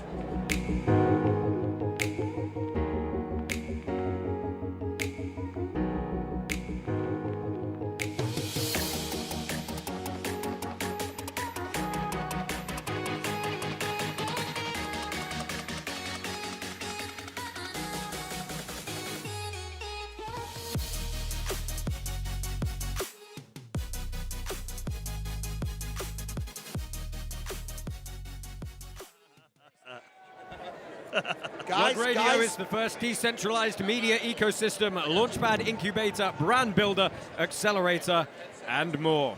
Guys, the Warren Sapp drama continues. Yeah, and there's nothing you can do. He spilled a soda on my leg, and I can do nothing. There's nothing I can do because he's so large. He's a legend in the game. You got to respect him. He could spill soda on me whenever he wants. You're just picking fights with everybody tonight, Mike. I've done nothing wrong. Right, Okay. co-main event time is up next. It is Jesus Lopez and Jose El Teco Quinonez. And Bas, Jesus Lopez, somebody we have seen a whopping 8 times here on Karate Combat, came within, well, literally as close as you can get to being our new champion in that weight division, taking on a very, very experienced former UFC fighter in Jose Quinonez. Yeah, now, okay, so Lopez, his game plan, as always, is to knock the opponent out. He said he trained for a lot of movement. He also wants to fight one fight. He's also fighting one weight class higher than normal, so he feels very, very strong. Now, Quinonez, he knows his opponent is good, but he said, I'm going to bring the pressure, I'm going to be the head movement, I'm going to feel the pit out, and once he feels that he's ready, he will unlock his power, and he will go for a knockout. Yeah, it's certainly going to be an interesting bout here. Lots to talk about as they make their pit walks. Let's go ahead, get to it. Co-main event, Jesus Lopez and Jose Quinonez. There was a time where karate was the powerhouse martial art, and we lost that. It's time to gain that back. Two men who are going to leave it all out there. Don't you go anywhere. For your co-main event, we got Quinonez and Jesus Lopez. Now, Jesus Lopez is an absolute veteran in Karate Combat. He's been here since the start, and he has a 75% finishing ratio. He's getting stronger every single time we see him fight. Lo acabaremos antes de tiempo, no voy a dejar la decisión a los jueces. Trabajamos duro y esta es nuestra oportunidad. The #2 ranked fighter in the bantamweight division of Karate Combat. And every time I would tell him something, the next time I saw him fight, boom, he knew it. Nos gustan los retos. Okay.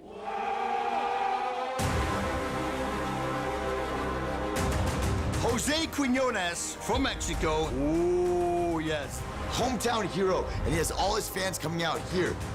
Soy Teco Quinonez y eso es lo que busco, dejar un buen show, dejar un buen sabor de boca en todo el público.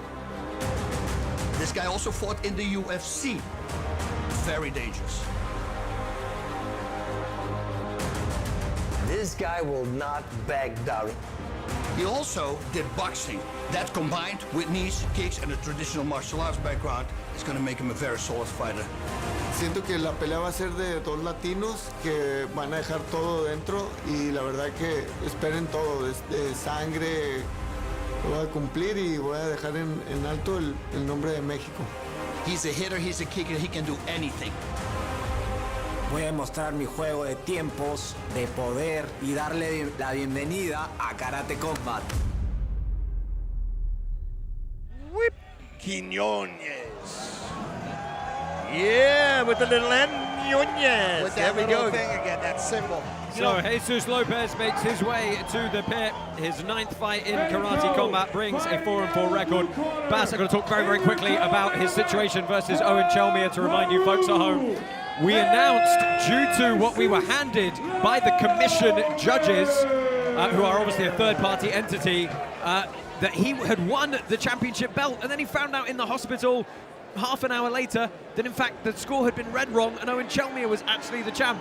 That is heartbreaking, and it is about as close as you can get to being a champion here. Yeah, it's really hard because then you're peaking and then you have to pick it back up. But this is the kind of guy who can actually do that. And by the way, we thought that he won the fight.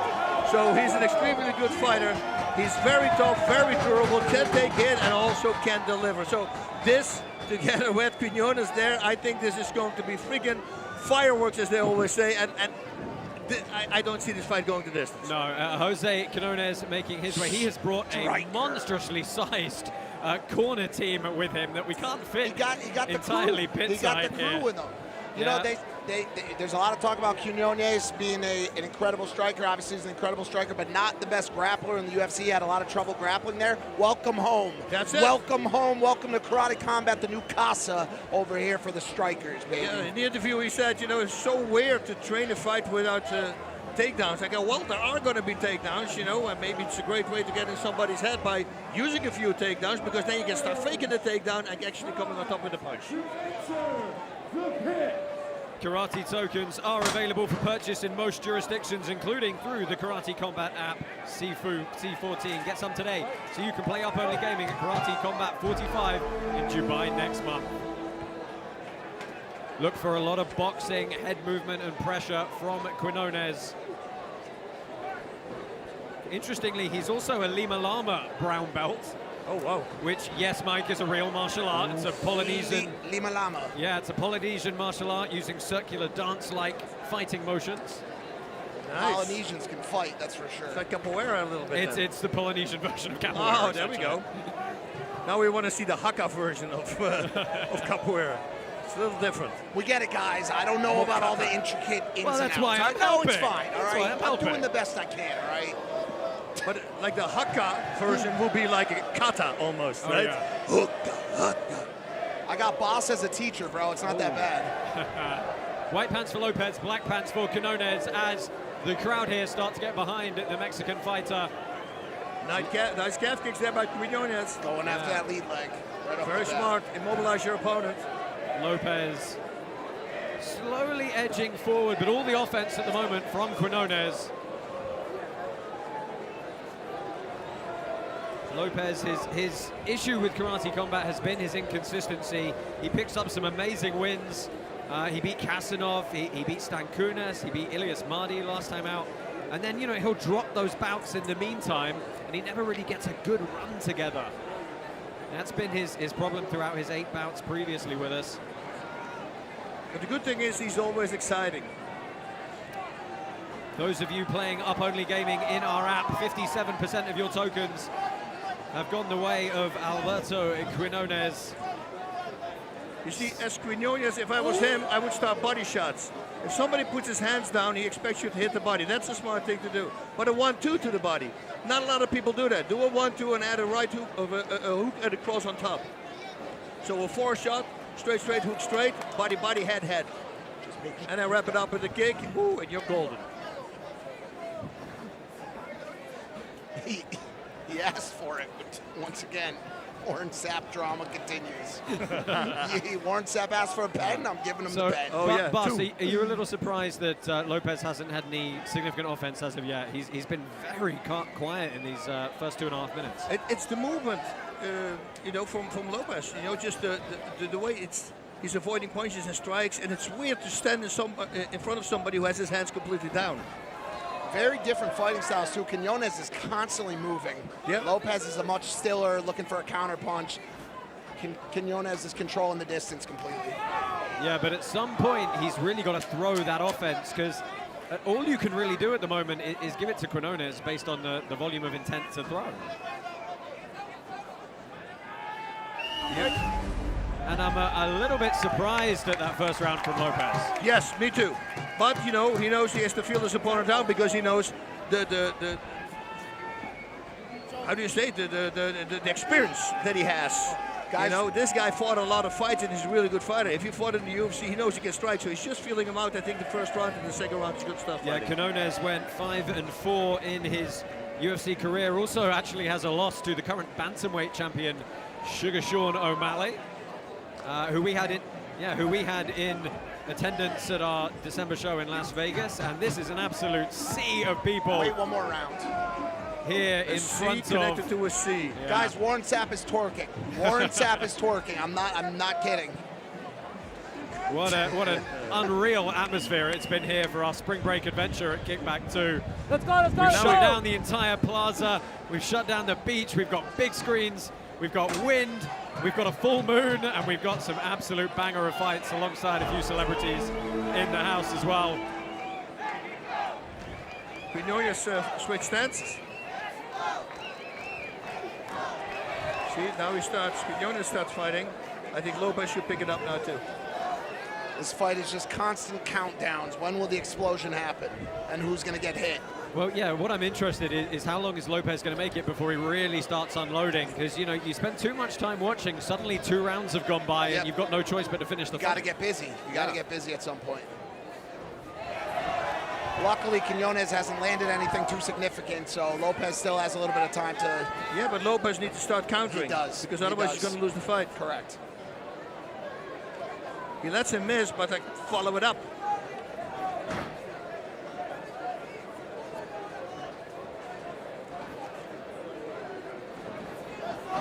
Oh, both connected there. I think he needs just one morale booster, like Lopez. Just one good shot to get him to wake him up a little bit, He's very aware of where he is the whole time. He doesn't even look at leg kicks, he just lets him miss. Oh, you see, in and out, slipping that punch, that hook. That was so nice. But he needs to do this more often. That's it. I feel like Lopez has got to make a lot more use of the stylistic differences between his Shotokan background and the more traditional boxing of Quinonez.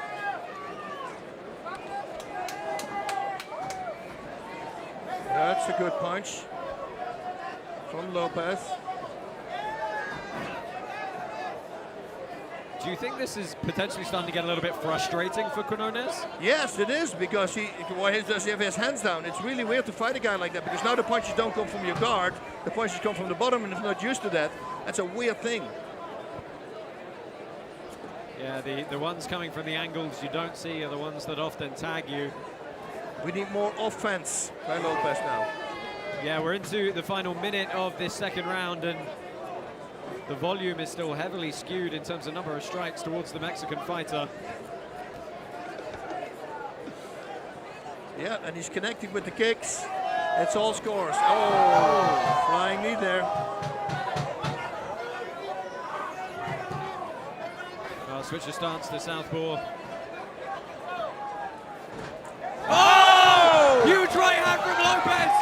He absolutely uncorks it, and he's not going to get the finish here, but he is going to reset to the feet. Quinonez is not going down yet. Yeah, he's now not let's done see yet. how fast Lopez wants to get on him here.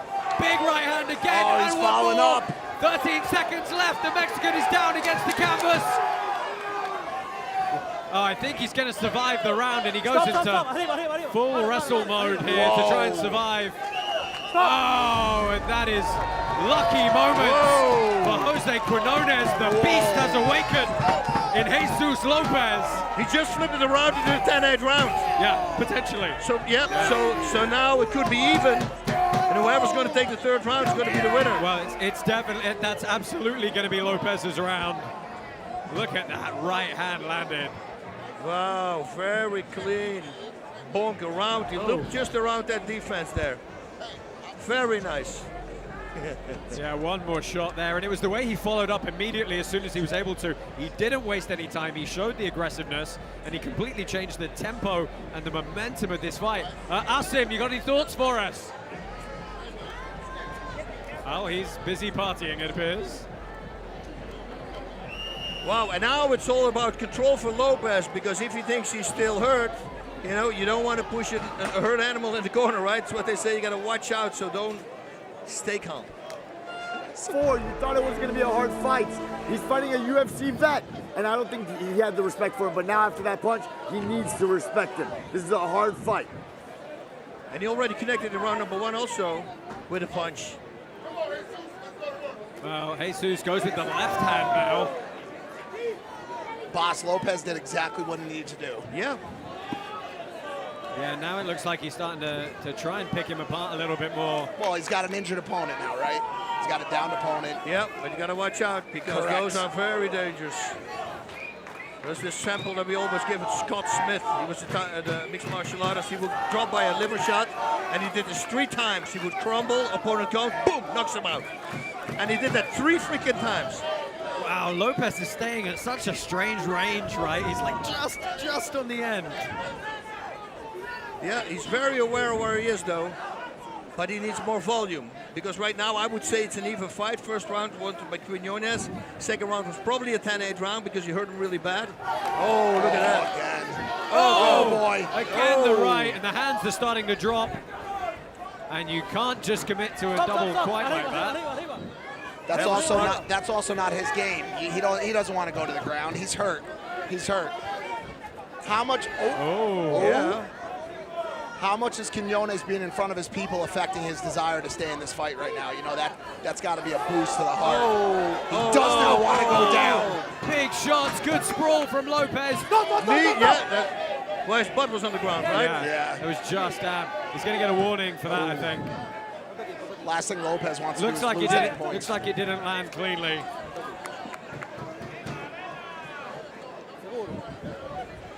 Well, Quinonez doesn't want to take Let's time. take a quick look at this potential illegal blow, and that is a downed opponent. So is that a warning, or? Well, he's going to get a warning. Yeah, but Didn't no get a point point taken away. deduction, which I think he's a little bit lucky about. Yes. About a minute 15 left here. Is it going to be Peru or Mexico in this co-main event?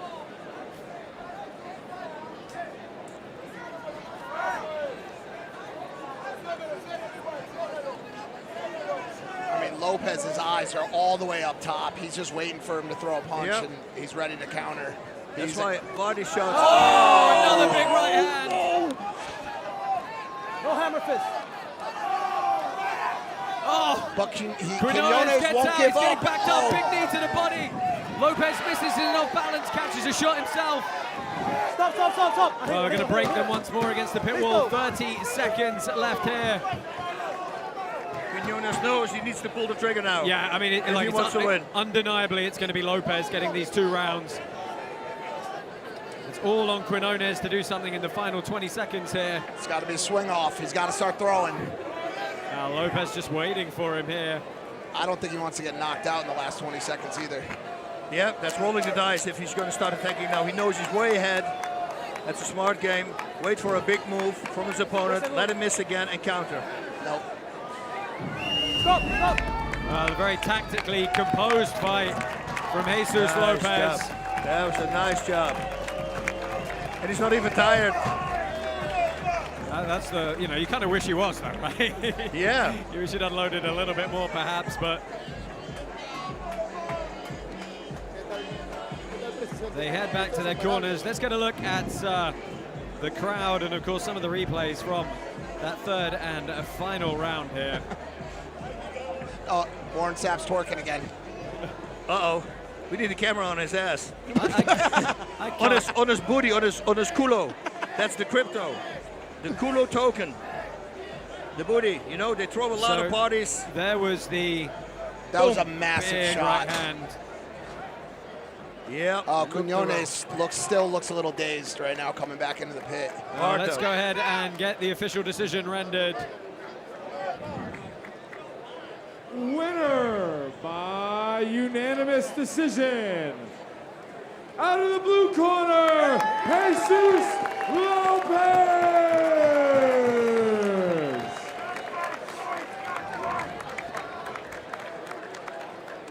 Good show of respect in the pit from two veterans. Jesus Lopez is going to earn his 5th victory inside the pit, and he starts working his way back to what is potentially a clash with the current featherweight champ.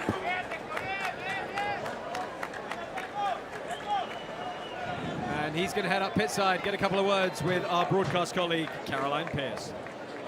Indeed, Jesus, congratulations on a fantastic performance there. You had him hurt with that right hand, but were you surprised just how tough Jose was? Thank you so much. This is Karate Combat! Talk to me about the game plan, because it was a slower, more tentative start, and then you unleashed. Yo estaba en casa entrenando duro, constantemente. No daban los eventos para mí. Una noche le pedí a Dios que me dé la oportunidad, que estoy listo. Al día siguiente recibí la llamada y aquí estoy, haciendo historia, Perú. ¡Vos! I don't think we have a translation for that, so my apologies. In English, if you can, how satisfied are you with that performance, and how close do you think you are to getting a shot at the title? David is here. I am looking for the MMA fighters. David's coming for you. Vos. A message has been sent. Congratulations. Thank you so much.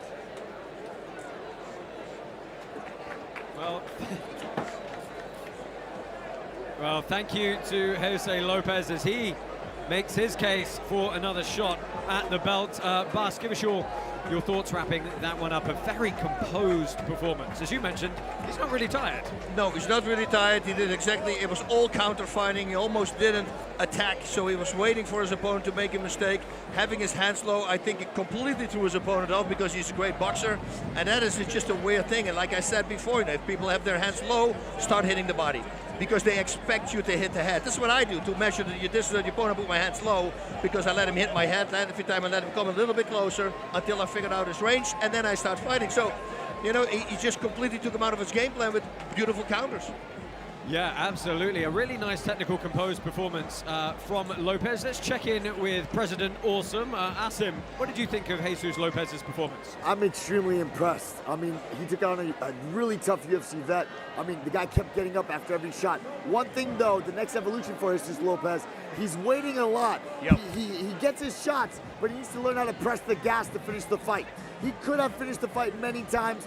The waiting game, I understand he's a counter fighter, but as well as his evolution, he needs to learn how to press the gas to finish these fights. Exactly, because otherwise if an opponent doesn't attack, it's going to be a very boring match.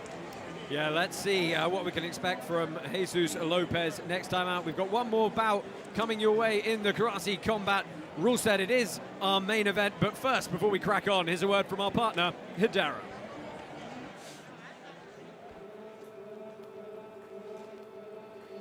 Hedera is the most used, sustainable, public distributed ledger in the world, offsetting our carbon footprint while enjoying the new token economy.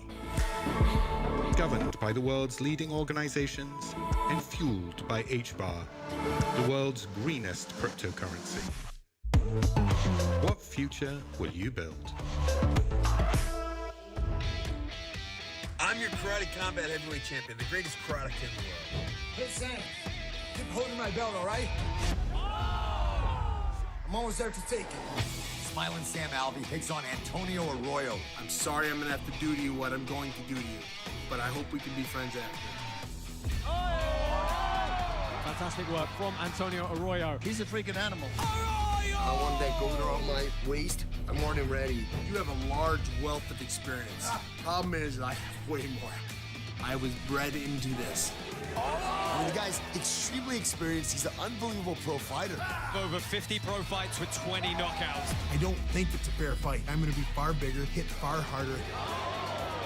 I do hope I can do my best and knock someone out.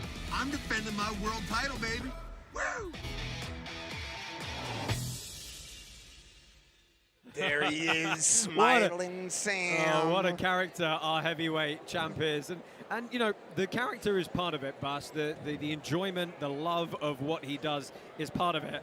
But so is that freaking power in his hands. And it's contagious because we were in the Dominican Republic. He fights somebody from there, you know, but everybody was for him after the fight because they just loved him the way he presents himself. He's truly happy when he fights. I don't know what he's going to do when he quits fighting because, you know, he's not in a happy space anymore. And he's so deceiving, you know, like Tom Selleck. Well, I mean, Arroyo, of course, but he looks exactly like Tom Selleck, what I said. He knows that, but he says, I know I'm much faster than him, but I understand that my opponent is very deceiving because sometimes it almost is like he acts like he's slower and then boom, suddenly out of nowhere. And he's got big power as we saw with against our champion Ross Levine. Yeah, and you look at that Ross Levine fight, one of the things I think that was surprising to a lot of people is, hey, he wore a lot of damage. Like Levine tagged him, and Alvey is just so headstrong and big and durable. He just kept coming forward and he was able to impose that big size advantage. And that's something Arroyo's got to worry about because he's a heavyweight, but he's also fought at middleweight. He's not the biggest heavyweight there is. Not the biggest heavyweight, super fast, though, very powerful kicks. I would forget about head kicks. I would really start attacking the legs because, you know, we know Sam Alvey doesn't like to check.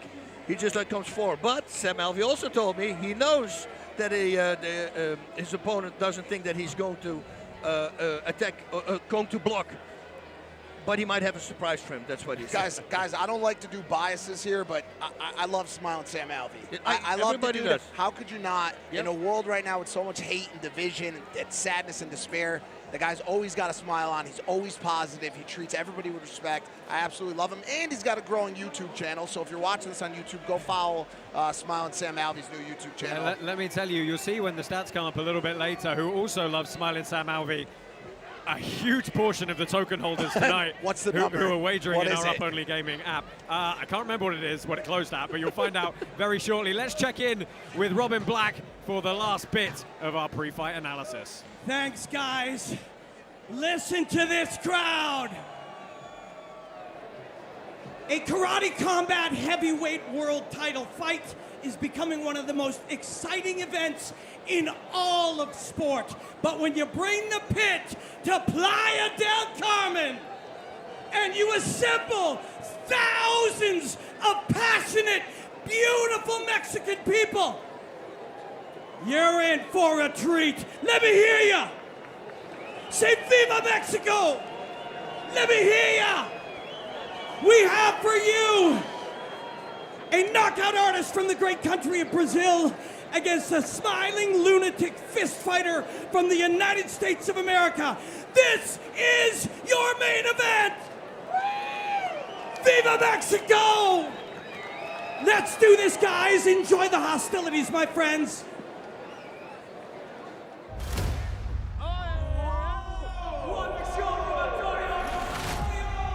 That's our first full clean knee knockout. Did Alvey won?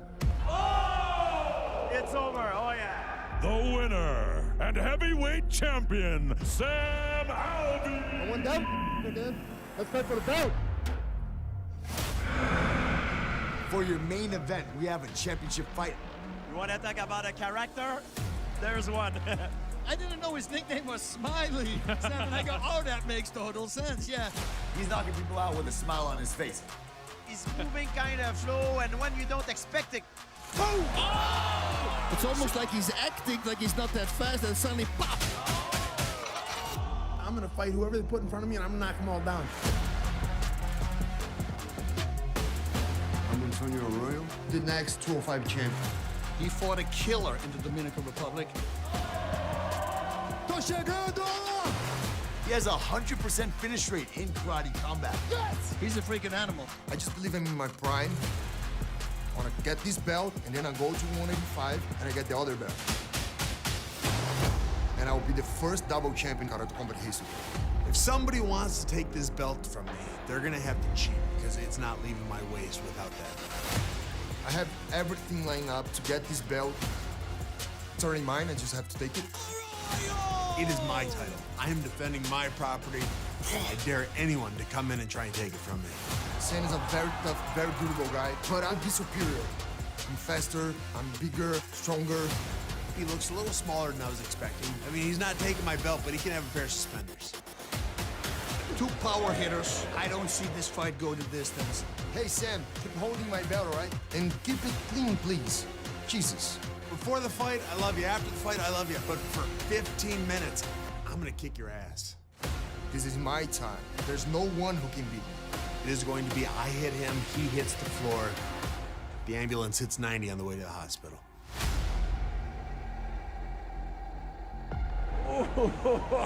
I love it. Exciting stuff. Well, we are primed. We are locked and loaded here in Playa del Carmen, Mexico. Capitan. The party is rocking, and first to the pit is your challenger, Antonio Arroyo. Out of the blue corner, from Brazil, Antonio Arroyo. Well, he is going to look to use his speed. He thinks he's got a question mark kick in him that might do some damage. He's going to use the intensity and try and really use the ring to fight Sam Alvey. He's 2-0 here in Karate Combat with 2 outstanding TKO knockouts. Last time out was in September in the Dominican Republic, and he's been waiting for this shot at the belt. Yeehaw! There he comes. There he is. The happiest man on the planet. Watch for that smile. I mean, look, he really is a character, and he's a lovable character. Your current champion and belt holder, Samuel Alvey. That's the Kulo token he's holding up.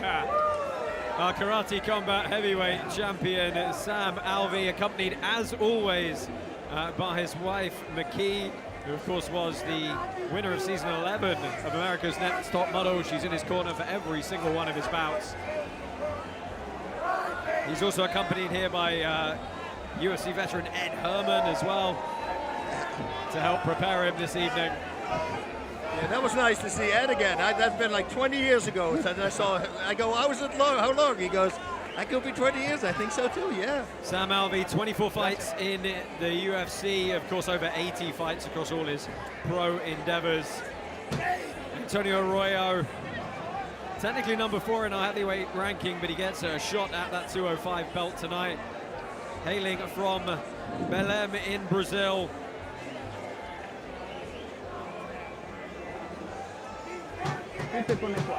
Sam Alvey making his way from Murfreesboro, Tennessee. He said, what have you been doing with your spare time? He said, you know, farm boy life, buying more goats, buying more chickens. What do you guys think about the What do you think about the dynamic of having the wife in the corner? You think it's just a big morale booster? It's worked for him non-stop. Yep. I mean, you know, they are a single unit in getting this done. Okay, here we go. Well, we are underway. Karate Combat is powered by Hedera. Your main event on the line, your referee Sam Amidi, Josh Palmer, Bas Rutten, Mike Malak in the booth for you this evening. Black pants for the champ Sam Alvey, white pants for Antonio Arroyo. Josh, talk about Arroyo's demeanor coming out of that face-to-face. We saw he looked a little bit, Boss, we were talking about it last night, he looked a little bit shaky. I mean, he's fired up, right? He's been waiting for this shot. And I've got to say, he doesn't actually look small's a weird word to use for heavyweight, but I thought he was going to look at least a little bit smaller than Alvey. Not the case, really, looking at it here. No, yeah, like weight-wise, probably. I don't know. It is a set weight, right? 205. Yeah, it's 205. Yeah, so, wow, that's crazy. Completely different body types. So Alvey, we know his danger is in that short shot off the break. You get stuck in the pocket, you're trying to find your way out. And that Is Alvey's leg okay? He usually has that little offset stance, yeah? I see like a slight hobble in his... I worried when I saw him slide down the pit wall. He seems a little bit off. I wasn't sure if I was seeing things. Arroyo, we know how explosive he is. We saw in that last bout in Dominican Republic some unbelievable shots, and Arroyo snapping early at that lead leg. Yeah, he's got 5 rounds to do it, so he's taking his time. But he cannot make a mistake with Alvey, man. That right hook or the cross, it's freaking heavy. Yeah, Alvey is stalking him, and again, that lead leg. Alvey's definitely hobbling a little bit on that right leg. Yeah, there's something going on there. He probably tried to keep it hush before, but it's pretty apparent. You know, I mean, he actually broke his right hand in the bout in December where he beat Ross Levine. He healed that very quickly and really quite well. No concerns over that. Big head kick from Arroyo. And then he got out of there quick. That's one thing he knows, right? He's got to use that dynamism. He cannot stand in front of Sam Alvey. Big trip on the body lock from Arroyo. What's your head from it? You good? Massive takedown.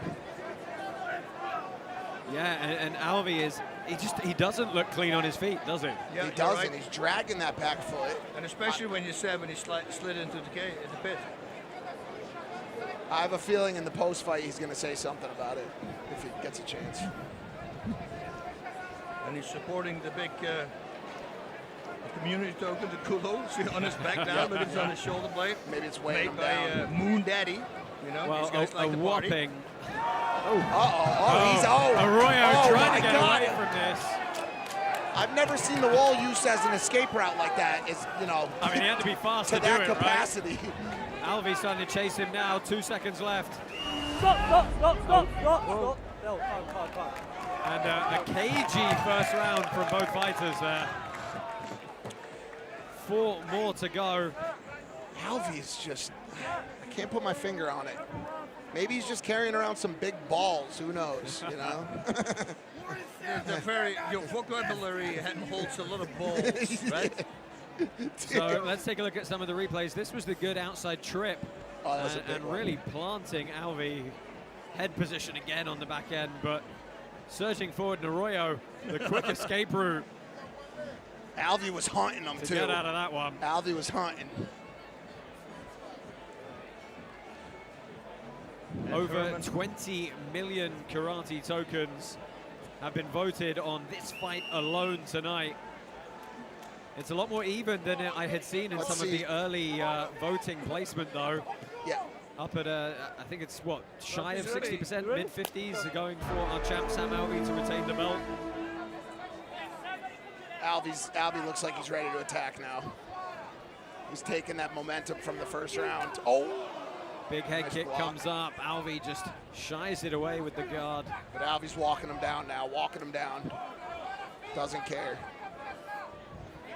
Yeah, backing him into the corner. Nice question mark kick. That's something Arroyo said we'd see him do. Come up and over that rear hand. And on the break, watch out if you're Arroyo. Alvey able to use the wrestling there. And he's saying to the ref he wasn't a downed opponent, but they were still tied up in the clinch.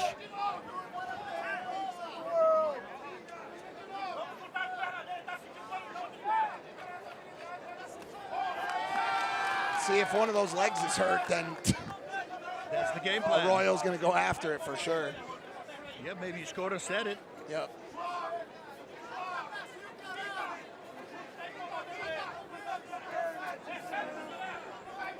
Well, Arroyo expects the power, that's for sure. Oh! That's a big right hand. It hits Sam Alvey clean. He stumbles a little bit, but we know about his durability.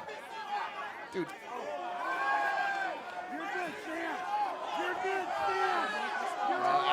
Alvey's looking a little. Oh! And this could be over. Arroyo swarms, and Antonio Arroyo is the new Karate Combat Heavyweight World Champion. Oh my God. He caught him with a left on the flurry.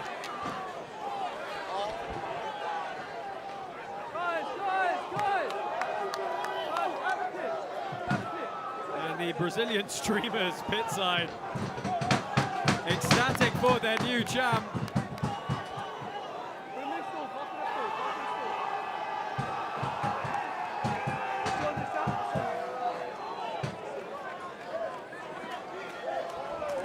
Yeah, something is up with his leg, right? Sam Alvey getting 100%. some attention. Pit side here. Let's go ahead and see if we've got a replay of the finish we can take a look at. And maybe, Bas, you can talk us through the shot and the flurry that crowned our new champ. Oh, was it? Oh, it's a Oh, head. he got headbutted. No way. No. No way. Oh, if the It was referee his sees head. that, it would be an inadvertent no contest. No way. Yeah, it was Oh, a headbutt. wow. Wow, this is crazy. I It's a didn't see that. headbutt. Oh. Yeah. No, we're gonna do the announcement. Wow. Wow. You okay to stay? Yeah. Oh my God. So that's what had him in That's shock what had because he him. didn't Wow, know. this is it was completely accidental, but we're inside 2 rounds. It has to be a no contest. Yep. But is the referee going to see this? Well, the referee judges. is seeing this, and they're Okay. discussing it with the commission and the Oh, judges yeah, pit they side. are right now. But it is a clean accidental headbutt on the way in. And because we haven't had enough of the fight elapsed, we cannot go to the judges' scorecards. So it is going to have to be a no contest. Yep. I thought it was a left. I but- thought this too. I had no clue. Oh, Well, I mean, somebody's look, not gonna be happy. I hope I haven't overstepped in what I feel is the way that gets rendered. The commission are reviewing it pit side here. But my understanding of how the rules play out, that is what would be in store if they deem it was entirely down to the headbutt. Yep. And this is going to be...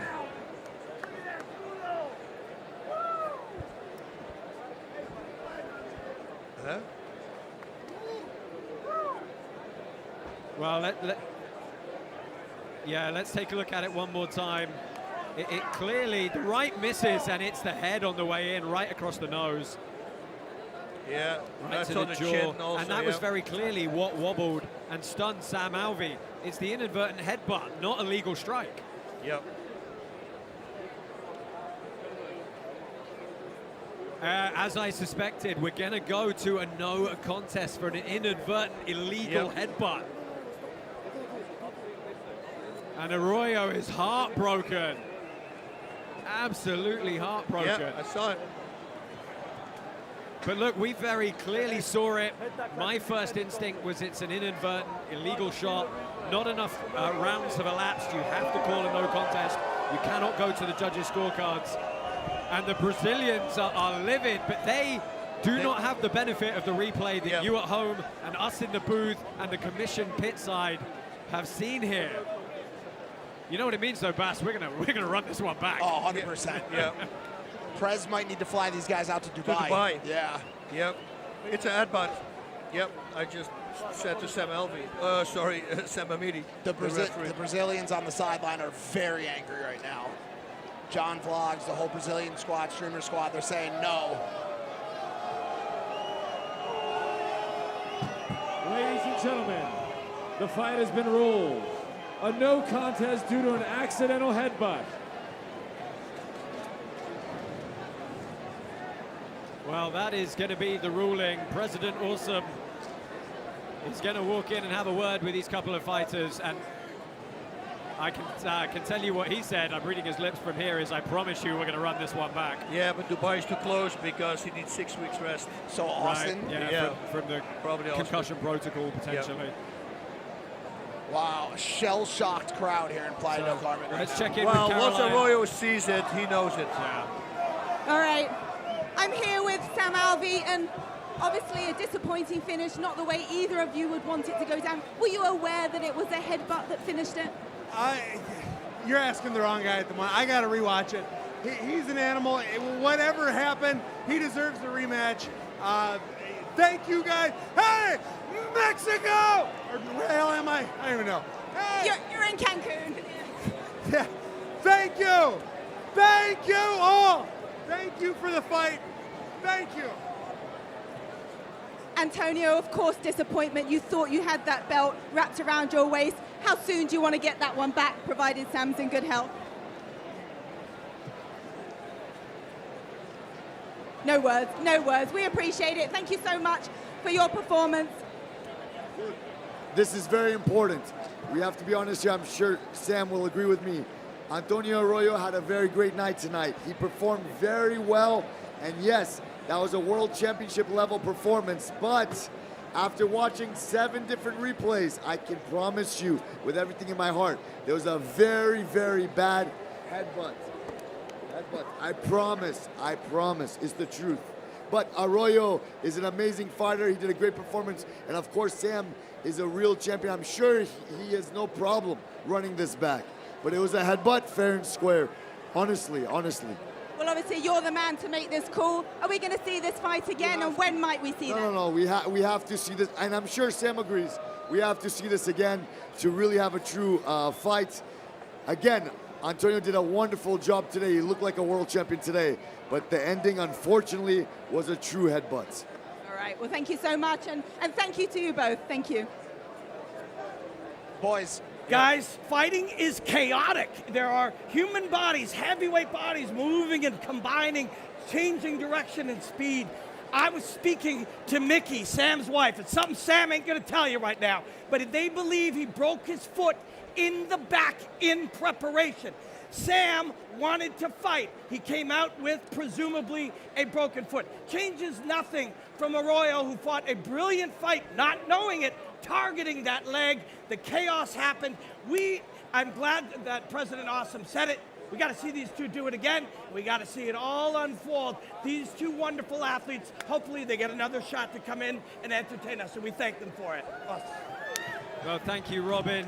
Guys, look, an unfortunate ending to our heavyweight main event here at Karate Combat Kickback 2. We're going to look at the replay one more time and talk through it, but we all saw it as soon as we saw the first replay, right?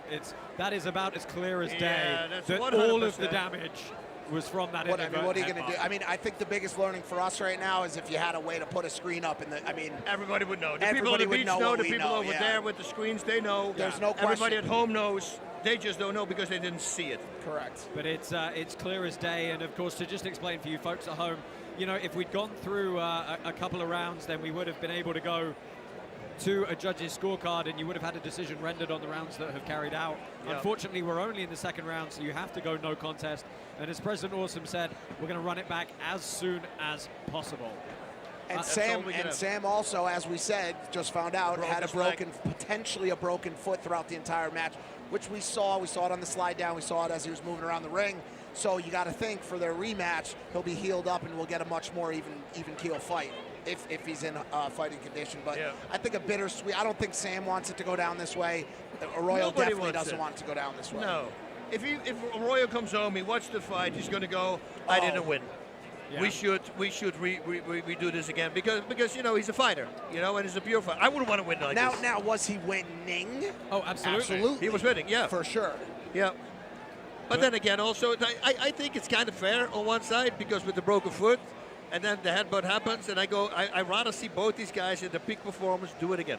I wonder if he's seen it. I wonder if he's seen it yet. Well, let's see if we can get a reaction of him seeing it at some point. But we are going to have a very busy 2024 here at Karate Combat. Next up for us, April 20th, KC 45.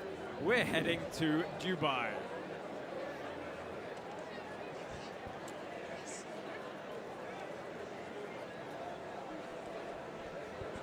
20th in Dubai is the biggest karate combat card we've ever had.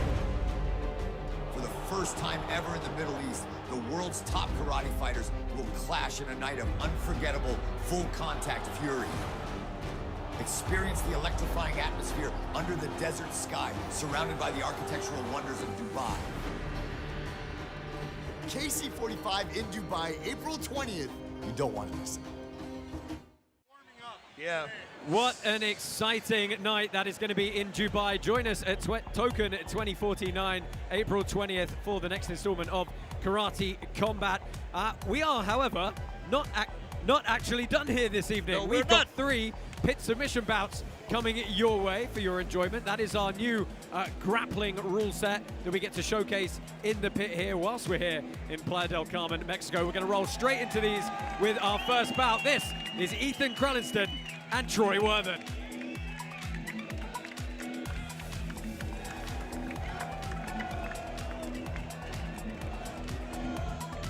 So in case you're not familiar, we've created this extra rule set. Well, I'm going to say Antonio Arroyo just threw water all over the pit, which is going to be great for the grapplers. We've created a grappling rule set to help showcase the dynamism of Brazilian Jiu-Jitsu submission grappling. And this sunken pit environment is the perfect arena to potentially do that, because there is no out of bounds, there is no stoppage, and there is nowhere to run and hide. We've got 3 bouts coming your way this evening to keep on developing this product for your enjoyment. First up, Ethan Crelinsten and Troy Worthen. And this is a really fun match. It was originally supposed to be Lance Palmer taking on Ethan Crelinsten, but he unfortunately suffered a break-in in his car, which is actually all on security camera, where his passport and travel bag was stolen in broad daylight. That'll do it. Ouch. Yeah, that'll do it. Unfortunately, he wasn't able to make the trip here to Playa del Carmen, Mexico, but stepping in on 3 days' notice is the very accomplished MMA fighter, Troy Worthen. He's worthy. Worthen. Yeah, he has a 7-3 pro MMA record. It is a very heavy wrestling background as well, but potentially a bit of an uphill struggle against a member of the B team in Ethan Crelinsten. We're just going to get the pit wiped down after a couple of our pit side guests inadvertently threw some water around us. And Bus, this is our 3rd time having the pit submissions as a part of the overall Karate Combat experience. Last time out, we had a phenomenal video from Craig Jones hitting a flying triangle against the pit wall against Phil Rowe. That was unbelievable, man. That guy, he's a freaking specimen. I mean, for the size that he is, and then the mobility, the agility, everything together, it's really amazing to see him go and throw. But Crelinsten I saw him roll, and he's a freak of nature too. Yeah, I've actually rolled with Ethan Crelinsten before. Got soundly taken apart. And he is, of course, a teammate of Craig Jones. Is based out of B Team in Austin, Texas. Coincidentally, we with Karate Combat are going to be there for Karate Combat 46, May 30th, as part of a very large crypto conference that is taking place in Austin, Texas. So look for us there. We're also going to be able to see that on UFC Fight Pass. So hopefully we'll be able to throw a few more pit submission matches alongside what is going to be an absolutely stellar Karate Combat card, I'm sure. A lot of liquids in the ring right now. A lot of liquids. A lot of liquid. At least it's water. Be water, my friend. I didn't, right? I didn't know if Warren Sapp might have thrown up in the into the ring, maybe. Dude, Warren Sapp can party, bro. That guy's having a blast. Oh yeah, he's having a great time pit side. Funny guy.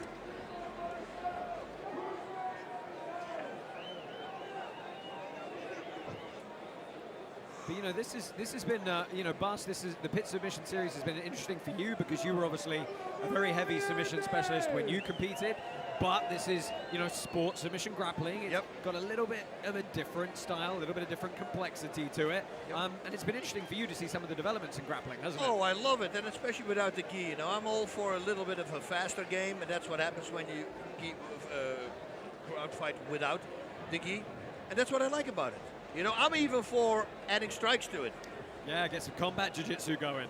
Yeah, that will be something. Okay, our fighters are ready to get some pit submission series underway. Let's go ahead, introduce the first of our grapplers.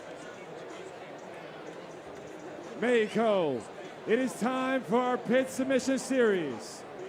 Fighting out of the blue corner, we have Troy Worthen. Troy Worthen making his way from Fort Lauderdale, Florida, representing the MMA Science Academy. He is a black belt in Jiu-Jitsu, has a 7-3 pro MMA record, and recently competed a couple of years ago in one championship over in Singapore.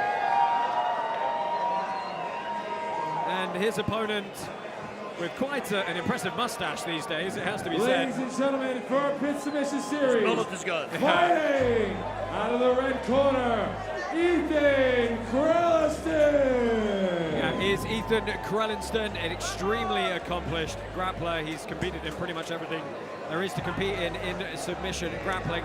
You can see with our token holders, he's a fairly heavy favorite coming into this one. And after we had our governance vote, our Kick 6 governance vote, the token holders as a whole decided that Up Only Gaming should include our pit submission matches. So tonight is the first time that any of our token holders have been able to vote their tokens on our submission matches tonight. Why not? Why not?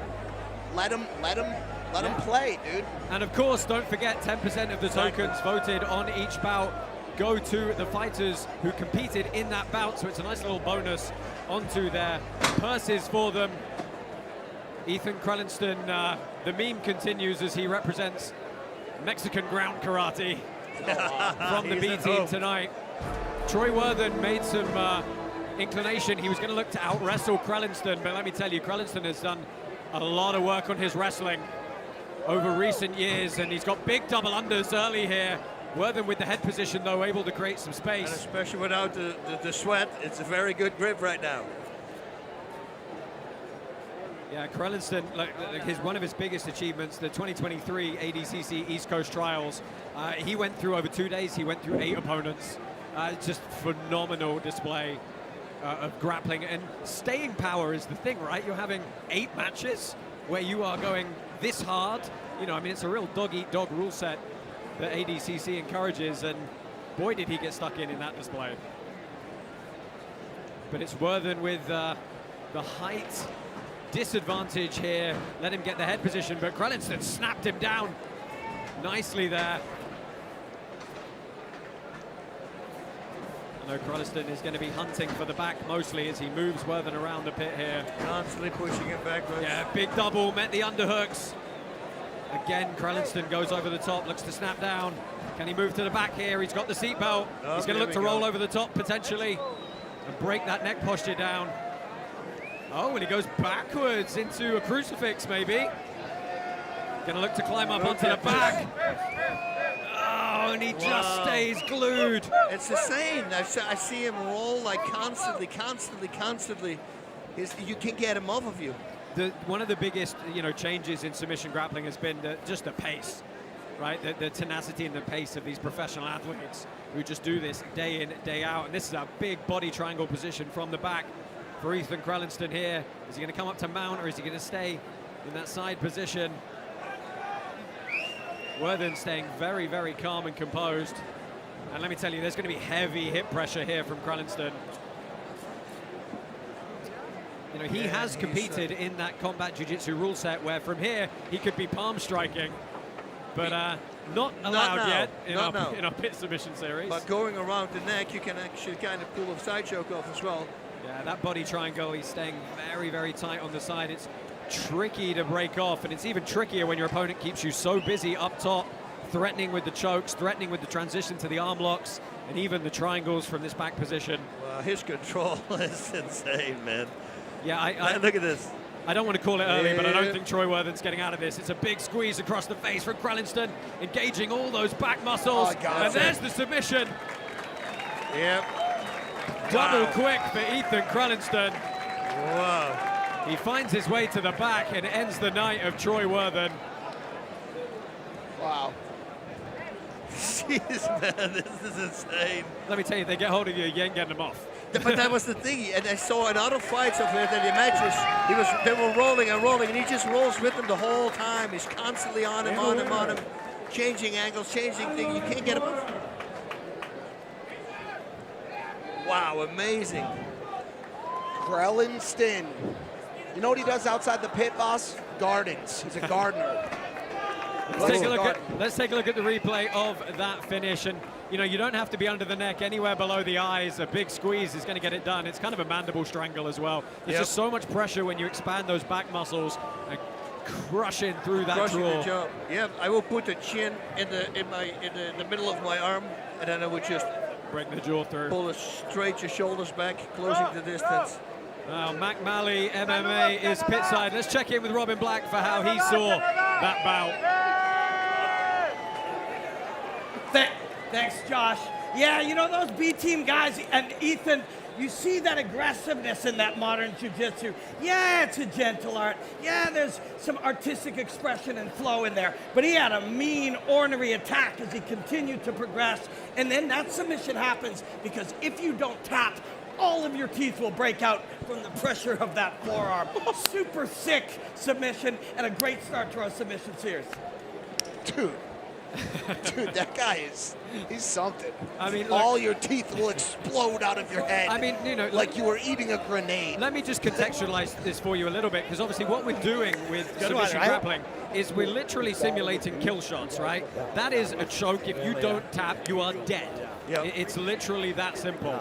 And it's a way to train and compete at maximum intensity while still preserving a little bit of safety, but ultimately there's significant consequences if you weren't to submit and give up. That's it, you know, and people don't understand that. You remember when it came out, when Hoish came into the cage in his pajamas, they were saying, it was really funny because Ken Shamrock was talking about it. He says, I had to fight this guy in his PJs. And then he takes a pause and he says, then again, I was wearing Speedos.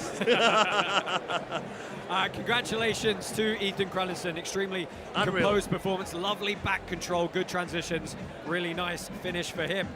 Look, Brave Browser is the official internet browser of Karate Combat, 3 times faster than Chrome and the best privacy online. This is brave.com.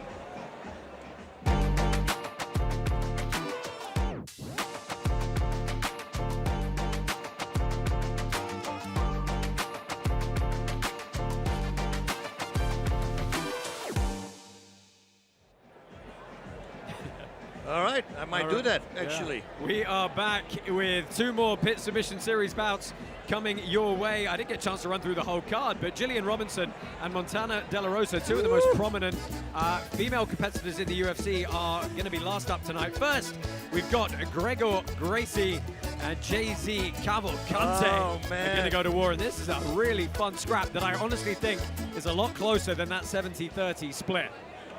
I mean, Jay-Z, man, he's an animal. I'm so happy. I haven't seen him before here, because I think that's like 2005. I think I saw him the last time, so I'll be very happy to see him again today. He has been around the block, let me tell you. He's got, 34 Pro MMA fights. Jay-Z Cavalcante has some fantastic submissions across several decades.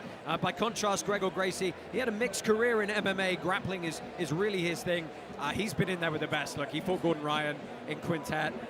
He knows very much what he's doing. It's going to be a really interesting clash of styles, I think, between these two. Let's go ahead and walk these 2 grapplers. This is Gregor Gracie and Jay-Z Cavalcante.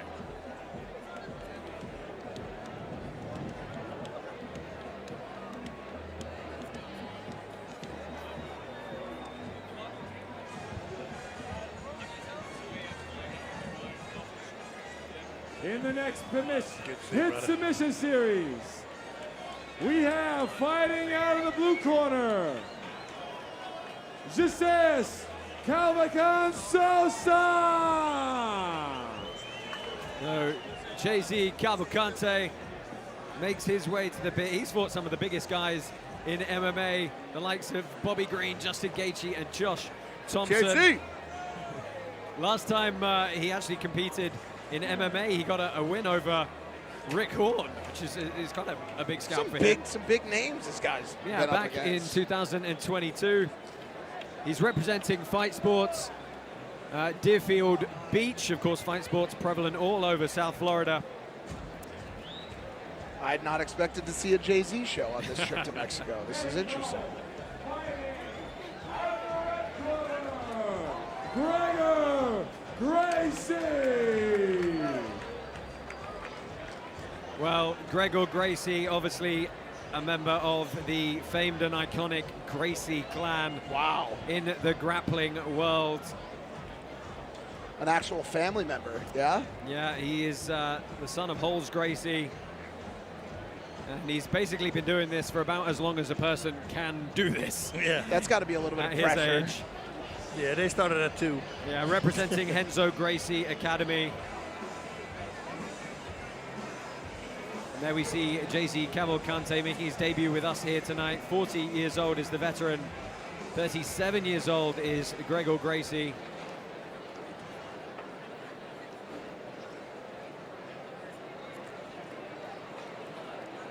Trying to settle right now.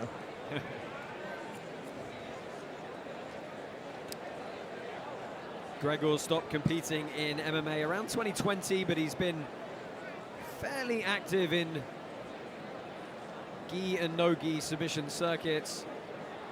Saw him have a couple of good outings at the Quintet promotion over in Japan. I commentated a fight where he took on Gilbert Burns, the veteran UFC fighter. Unfortunately got his shoulder broken in that one from a huge slam. Oh, jeez. But look, he's been in there with some of the toughest of the tough, and this is a really interesting clash of styles tonight. But you can see 70% of our token holders believe that Gregor Gracie is going to get it done here, and he immediately backs Cavalcante up to the pit wall, who tries a jumping guillotine off the wall. Gracie over the top here, and he jumps for the arm in guillotine here, and he's going to get a squeeze early. Tough to see what the grip is doing here. It looks like there's a lot of space on the right-hand side of that neck. Head does not look... Can he... Yeah, the mechanics of an arm in guillotine are very, very different. Yep. And can he get one artery free? There we go, and he's going to try and sweep off the wall here. And he does. He ends top position to, I was going to say half guard, but really with the shoulders on the mat, it's much closer to that half mount position. And you can see that left shoulder of Gracie just talking in. Into the face. Yeah, you control the head, you control the body, right? Exactly. The posture and the spine of Cavalcante forced to the left side. What that means is he cannot turn into Gregor Gracie, which is the way he wants to do. And it's going to be just heavy, heavy shoulder of justice pressure there. Yeah, he tries to go around to make it into a choke, but the left side is still free now. Yeah, he is trying to choke him here, actually, yeah, with this the shoulder. This shoulder submission, but I think it's going to be unlikely against someone like Cavalcante. I think so too, but I've said that before, and then suddenly somebody got finished. Well, he's looking to pummel for that underhook. See if he can switch this into a pass. You can see Cavalcante's got that lockdown on the leg. That's making it difficult for Gracie to advance his position up the body. But you can see as well Gracie high up on that right underhook and the head pressure, completely flattening the shoulders of Cavalcante to the mat. He's still trying for it. Yeah, really heavily limiting the movement of the Brazilian. If you had a little bit longer arms, you can push the shoulder lower. Yeah, and it's tough because this is a very dominant position for Gracie, but I would like to see the referee impart a sense of urgency to them here. Yeah. He's connected his hands now. He's going to look to try and free the knee as soon as that knee escapes through the middle. He's going to try to put his jaw into the other artery now, see? Yeah. And then close off the other side with the arm that he has, the bicep shoulder. You can see the knees. See if he can do it like this. And knee slowly working its way out. It's going to pop one side or the other, either for the pass to side control or across to a mount. Jay-Z maybe flipping legs, switching legs so he can push off to the right. And he tries to bridge out. That's not... Transition to the back from Gracie. That's a dangerous thing. It's tough though, right? Because he had to do something. Yeah, he had to. Yeah, he had to try and bridge out. The body triangle's almost done. He's trying to pull his hand through. Yeah, and he's got that cross wrist control as well. And Cavalcante wants to kind of stay on his back a bit here. He doesn't want to get flattened out, belly down. Now.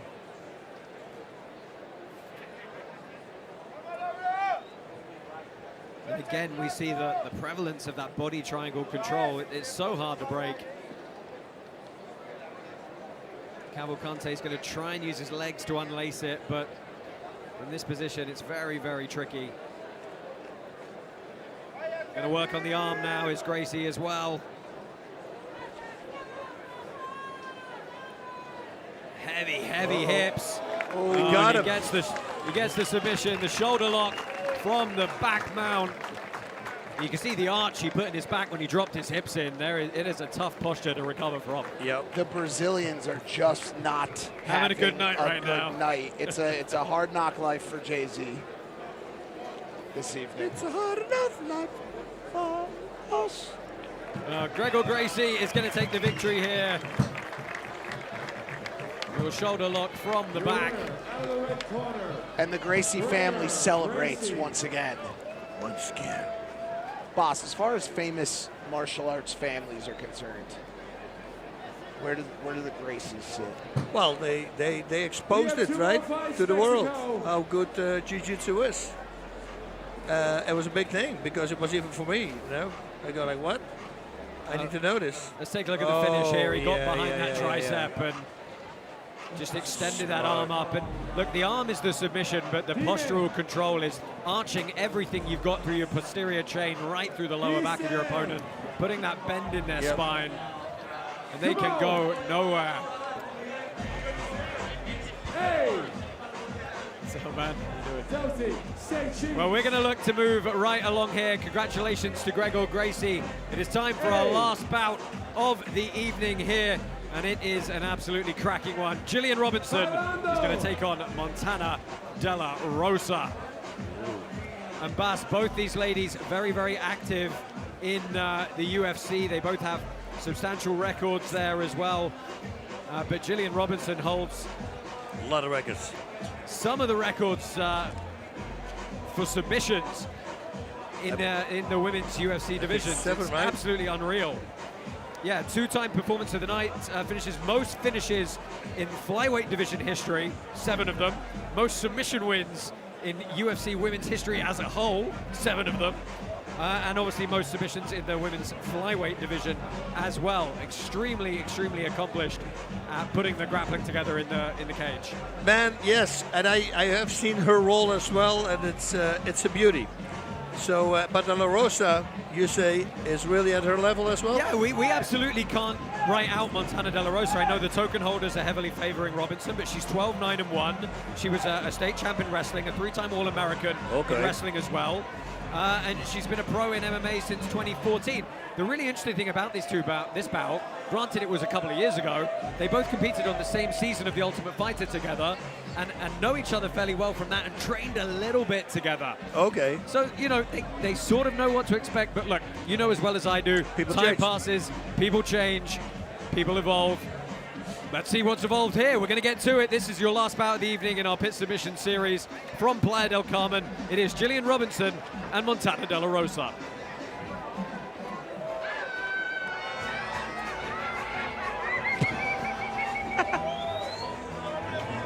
Mexico, in your next pit submission series, fighting out of the blue corner, Montana De La Rosa. That's not going to... Guys, people watching this, Josh is a jiu-jitsu expert, one of our hosts, and production's saying in the background that me and him should roll sometime. Listen, I'm a color commentator, okay? My art form is talking, okay? I have the gift of gab. That is what I do. I look to you guys, you protect me, okay? And by the way, protect my girlfriend too, okay? Seriously. We're trying, buddy. You want to... Fighting! But thank God we're safe because we're in Playa del Carmen, the safest city, I believe, statistically on the planet right now. Absolutely. We welcome Jillian Robinson. She is Canadian, but she currently makes her home in Miami, Florida at Goat Shed Academy. She's coming off a really nice ground and pound win at UFC 297 back in January as well. Having a tremendous time in her mixed martial arts career. Got a couple of words with her when we arrived. Really, really friendly and personable to talk to, but she's going to get stuck in and get going here. Having some fun negotiating our pit walls. Yeah. This one's going to take me a little bit longer to learn, I think. We'll help you out, Mike. Don't worry. You already are. You already are. So we are underway, and they're going to wrestle from a standing position here. Forehead to forehead. Obviously, they both have some wrestling in their backgrounds. Kind of tough to be a high-level mixed martial artist without some wrestling these days. Yes. 73% of our token holders felt that the Canadian was going to come out victorious tonight. Montana De La Rosa has made her way over from Texas. Has fought some really heavy hitters in the UFC as well, the likes of Mackenzie Dern and Macy Barber, Tatiana Suarez. Looking to snap Robertson down here as she's got this head and arm position over the top, trying to weigh very heavy on her. And a pull of guard, perhaps to an attempted wrestle up from Robinson, and she does. The kind of fake guard pull to bounce up. Good. Oh, sleeper guillotine, no. That's a tie. No, she's out. Woo! Yeah, nice moving to side mount. That's the best defense. Now a crossface to the other side, and then you pull your head out. It was a nice high elbow guillotine attempt. Good work from De La Rosa to release that grip, though, because you can open yourself up to a Von Flue choke if you try and hold on to the neck when your opponent moves to side control. Yeah, that was also fun when that suddenly came about, right? People suddenly realized, I got him. We go, oh, I don't have him. Suddenly realized you could choke people there. Yeah. So going hip to hip here, weighing very heavy in side control. What she's trying to do is stay very connected to that left hip of De La Rosa. All the defensive movement's going to come from the hips and that center point of the body. Yeah, don't go too low on the belly because there's a lot of movement if she bucks up and you might lose position. So laying on the chest, really nice thing. On the top of that, you know, you're pushing on the diaphragm. So you hinder her breathing by a lot. I think in the end, boys, someone's going to get submitted here. Yeah, but sometimes it goes in decision. Very rarely, but with these ladies. Well, she tries to move to the back here, and she gets that nice seatbelt position over the top. Let's see what her route to the back is here, because she has got partial back exposure. Couple of ways she can do it. We saw Crelinsten sit back and kick through the leg. More commonly, a lot of people will roll over the top here, break the posture down. Now, I do know this. You never give up your back. That is absolutely right. That is kind of lesson number one, Mike. So don't give up your back. You're on the right track. That's it. Just lay on your back the whole time. Make sure that you don't give it up. De La Rosa trying to restore some guard here. That means she's trying to put her legs back between herself and Gillian Robinson, try and allow her some form of offense and alleviate some of that pressure. You see she's got those butterfly hooks in now, those insteps below her shin. They're going to allow her to dictate the range, lift Robinson up, engage those big muscles in the legs. That's it. You need to pull her up. Her head needs to be above her head, preferably, so she can shift that weight. Yeah, she's trying to climb into a triangle or an armbar here, but Robinson wise to it. She's going to look to stack pass out of it. Yeah, she's going to go move to side mount. Yeah, or not now with the attack on the Kimura. Yeah, well, over under is a possible route. She's going to armbar right nice, here. Yeah, that's right. Yeah, you remember George St. Pierre, Matt Hughes won. Exactly, that's it. That was the transition exactly in that match. And it's good work from Robinson to stay safe on top, stay in a semi-controlling position. We've got 8 minutes left on the clock here. Do you do cardio to train for this? You have to. You do. It's a very different type of cardio, though, Mike. You'll find that you could, if you can run 5 miles, but you've never had someone try and hold you down, you're dead in 30 seconds. Yeah. You'll panic. You'll blow all that adenosine triphosphate, that fast twitch in the muscles, and then you're absolutely screwed. I had a marathon run, no, a triathlon runner, contestant coming into a training. You could and always he ran out of gas within minutes, and he goes, how is this even possible? I said, because it's completely different. You're flexing the whole time when you don't know what you're doing, so you're constantly screwing your muscles together, so you can't take a breath, you can't take, because you don't know when to breathe or what to do. You can't see the squeeze that's happening in a lot of these positions, right? You're quite often in a continuously contracted position. And that'll suck your trimethazine phosphate right up.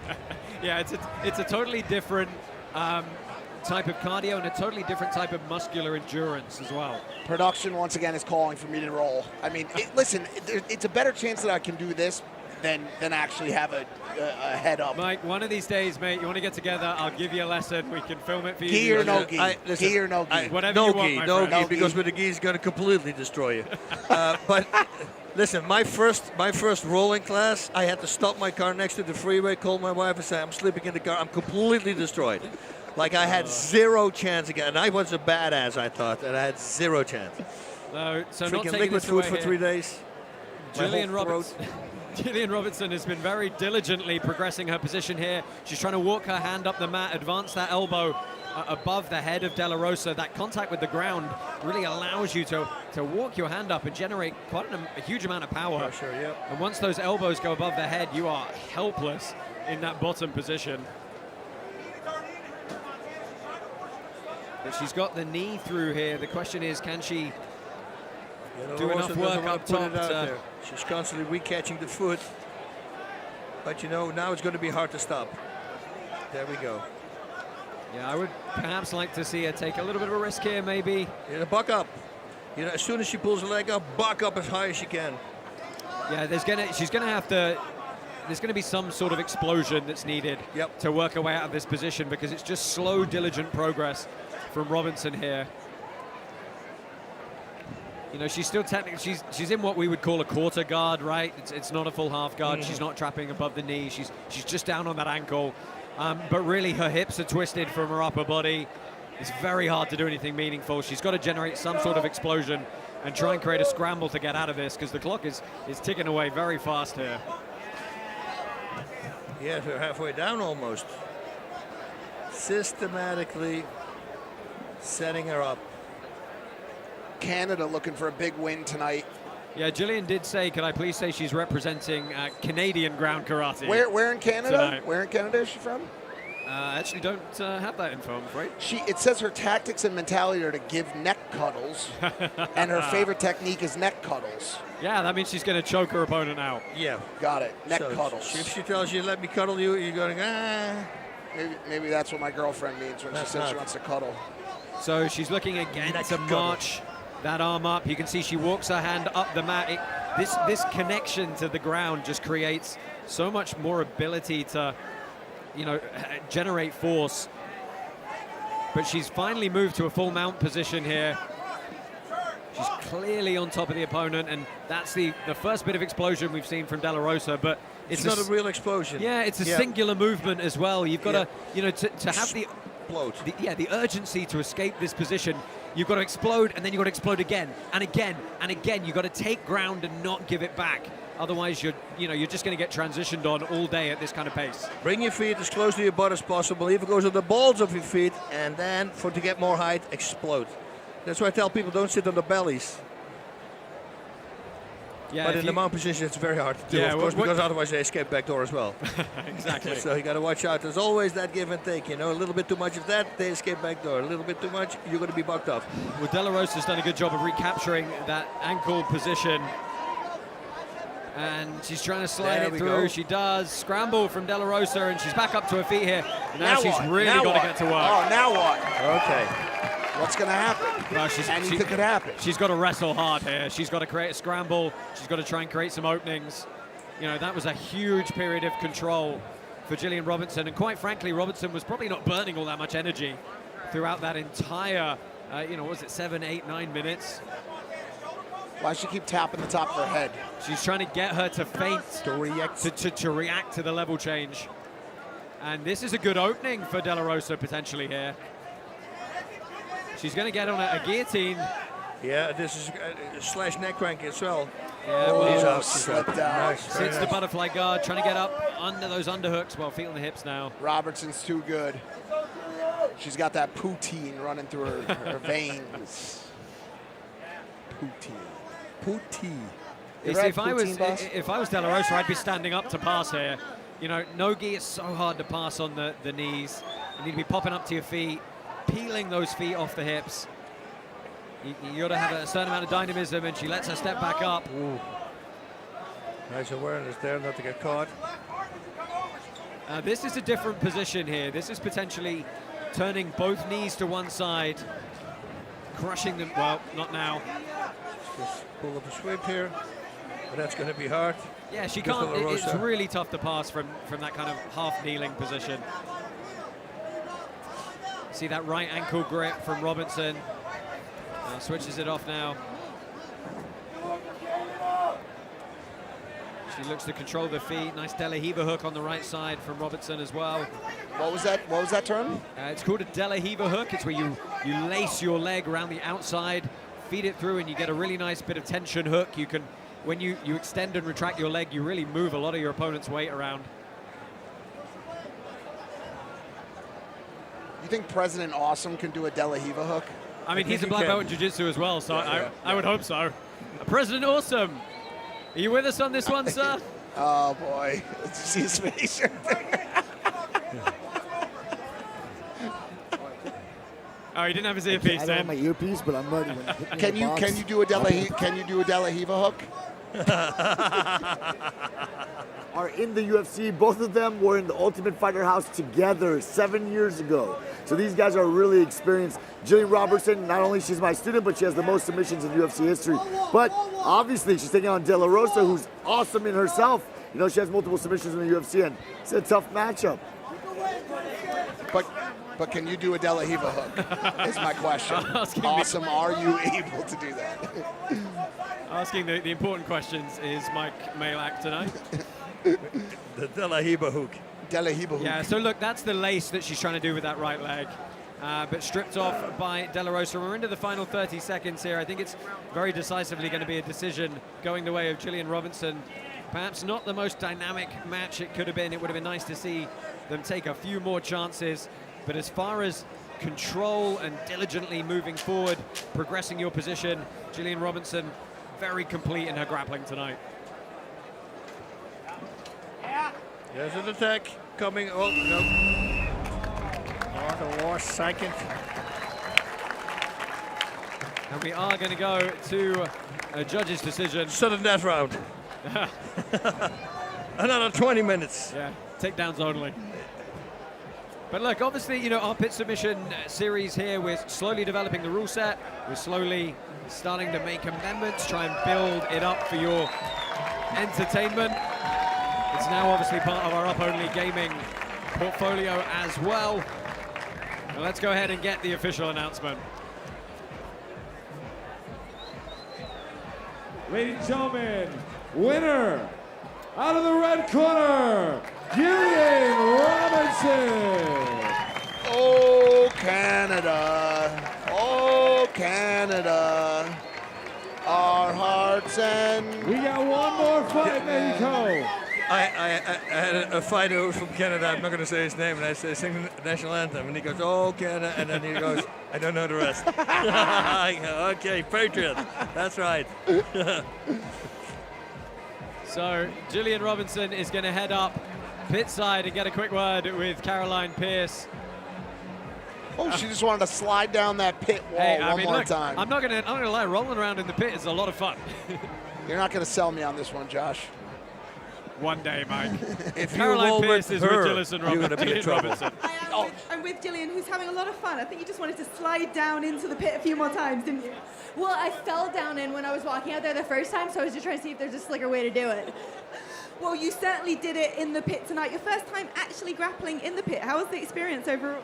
It's definitely a unique experience using the pit. It's a lot different having that angled wall behind you, so it was a fun experience, but definitely a unique one.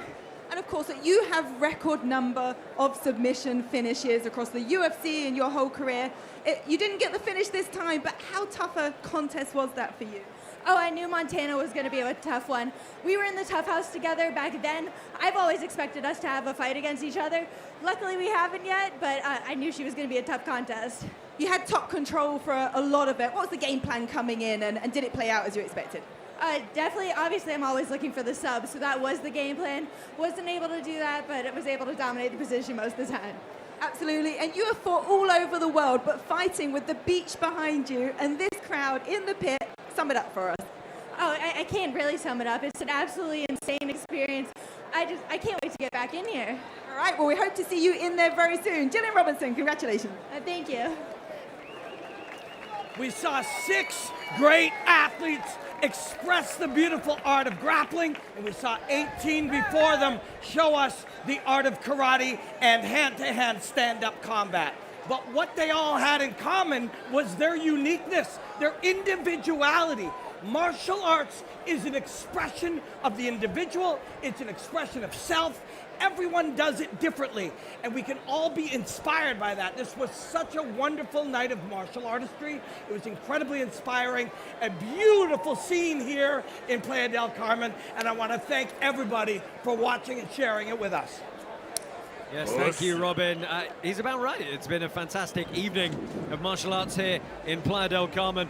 We're going to get a last few words off, but first, let's remind you guys about what's happening in the month of April for Karate Combat.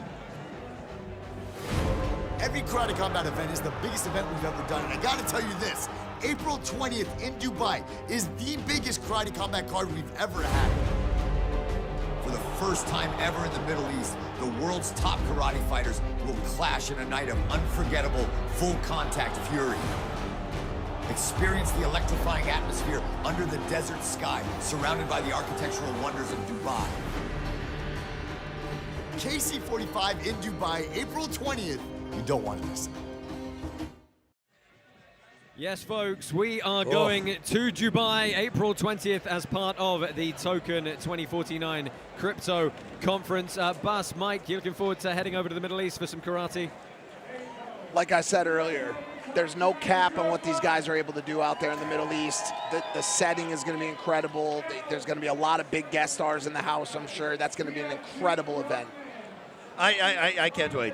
You know, I've been there before. It was in July. It's just super hot, and I go, So hot. and I had to work so much, and now I'll go there. Yes, I have to work as well, but to see all these fighters and this schedule, it's a great schedule. You know, I just love the fighting, and then the amount of fights that we're going to put together. I'm pretty sure Edgar Scrivens is going to see him as well. Yeah. You know, because they all live over there. So I can't wait for it.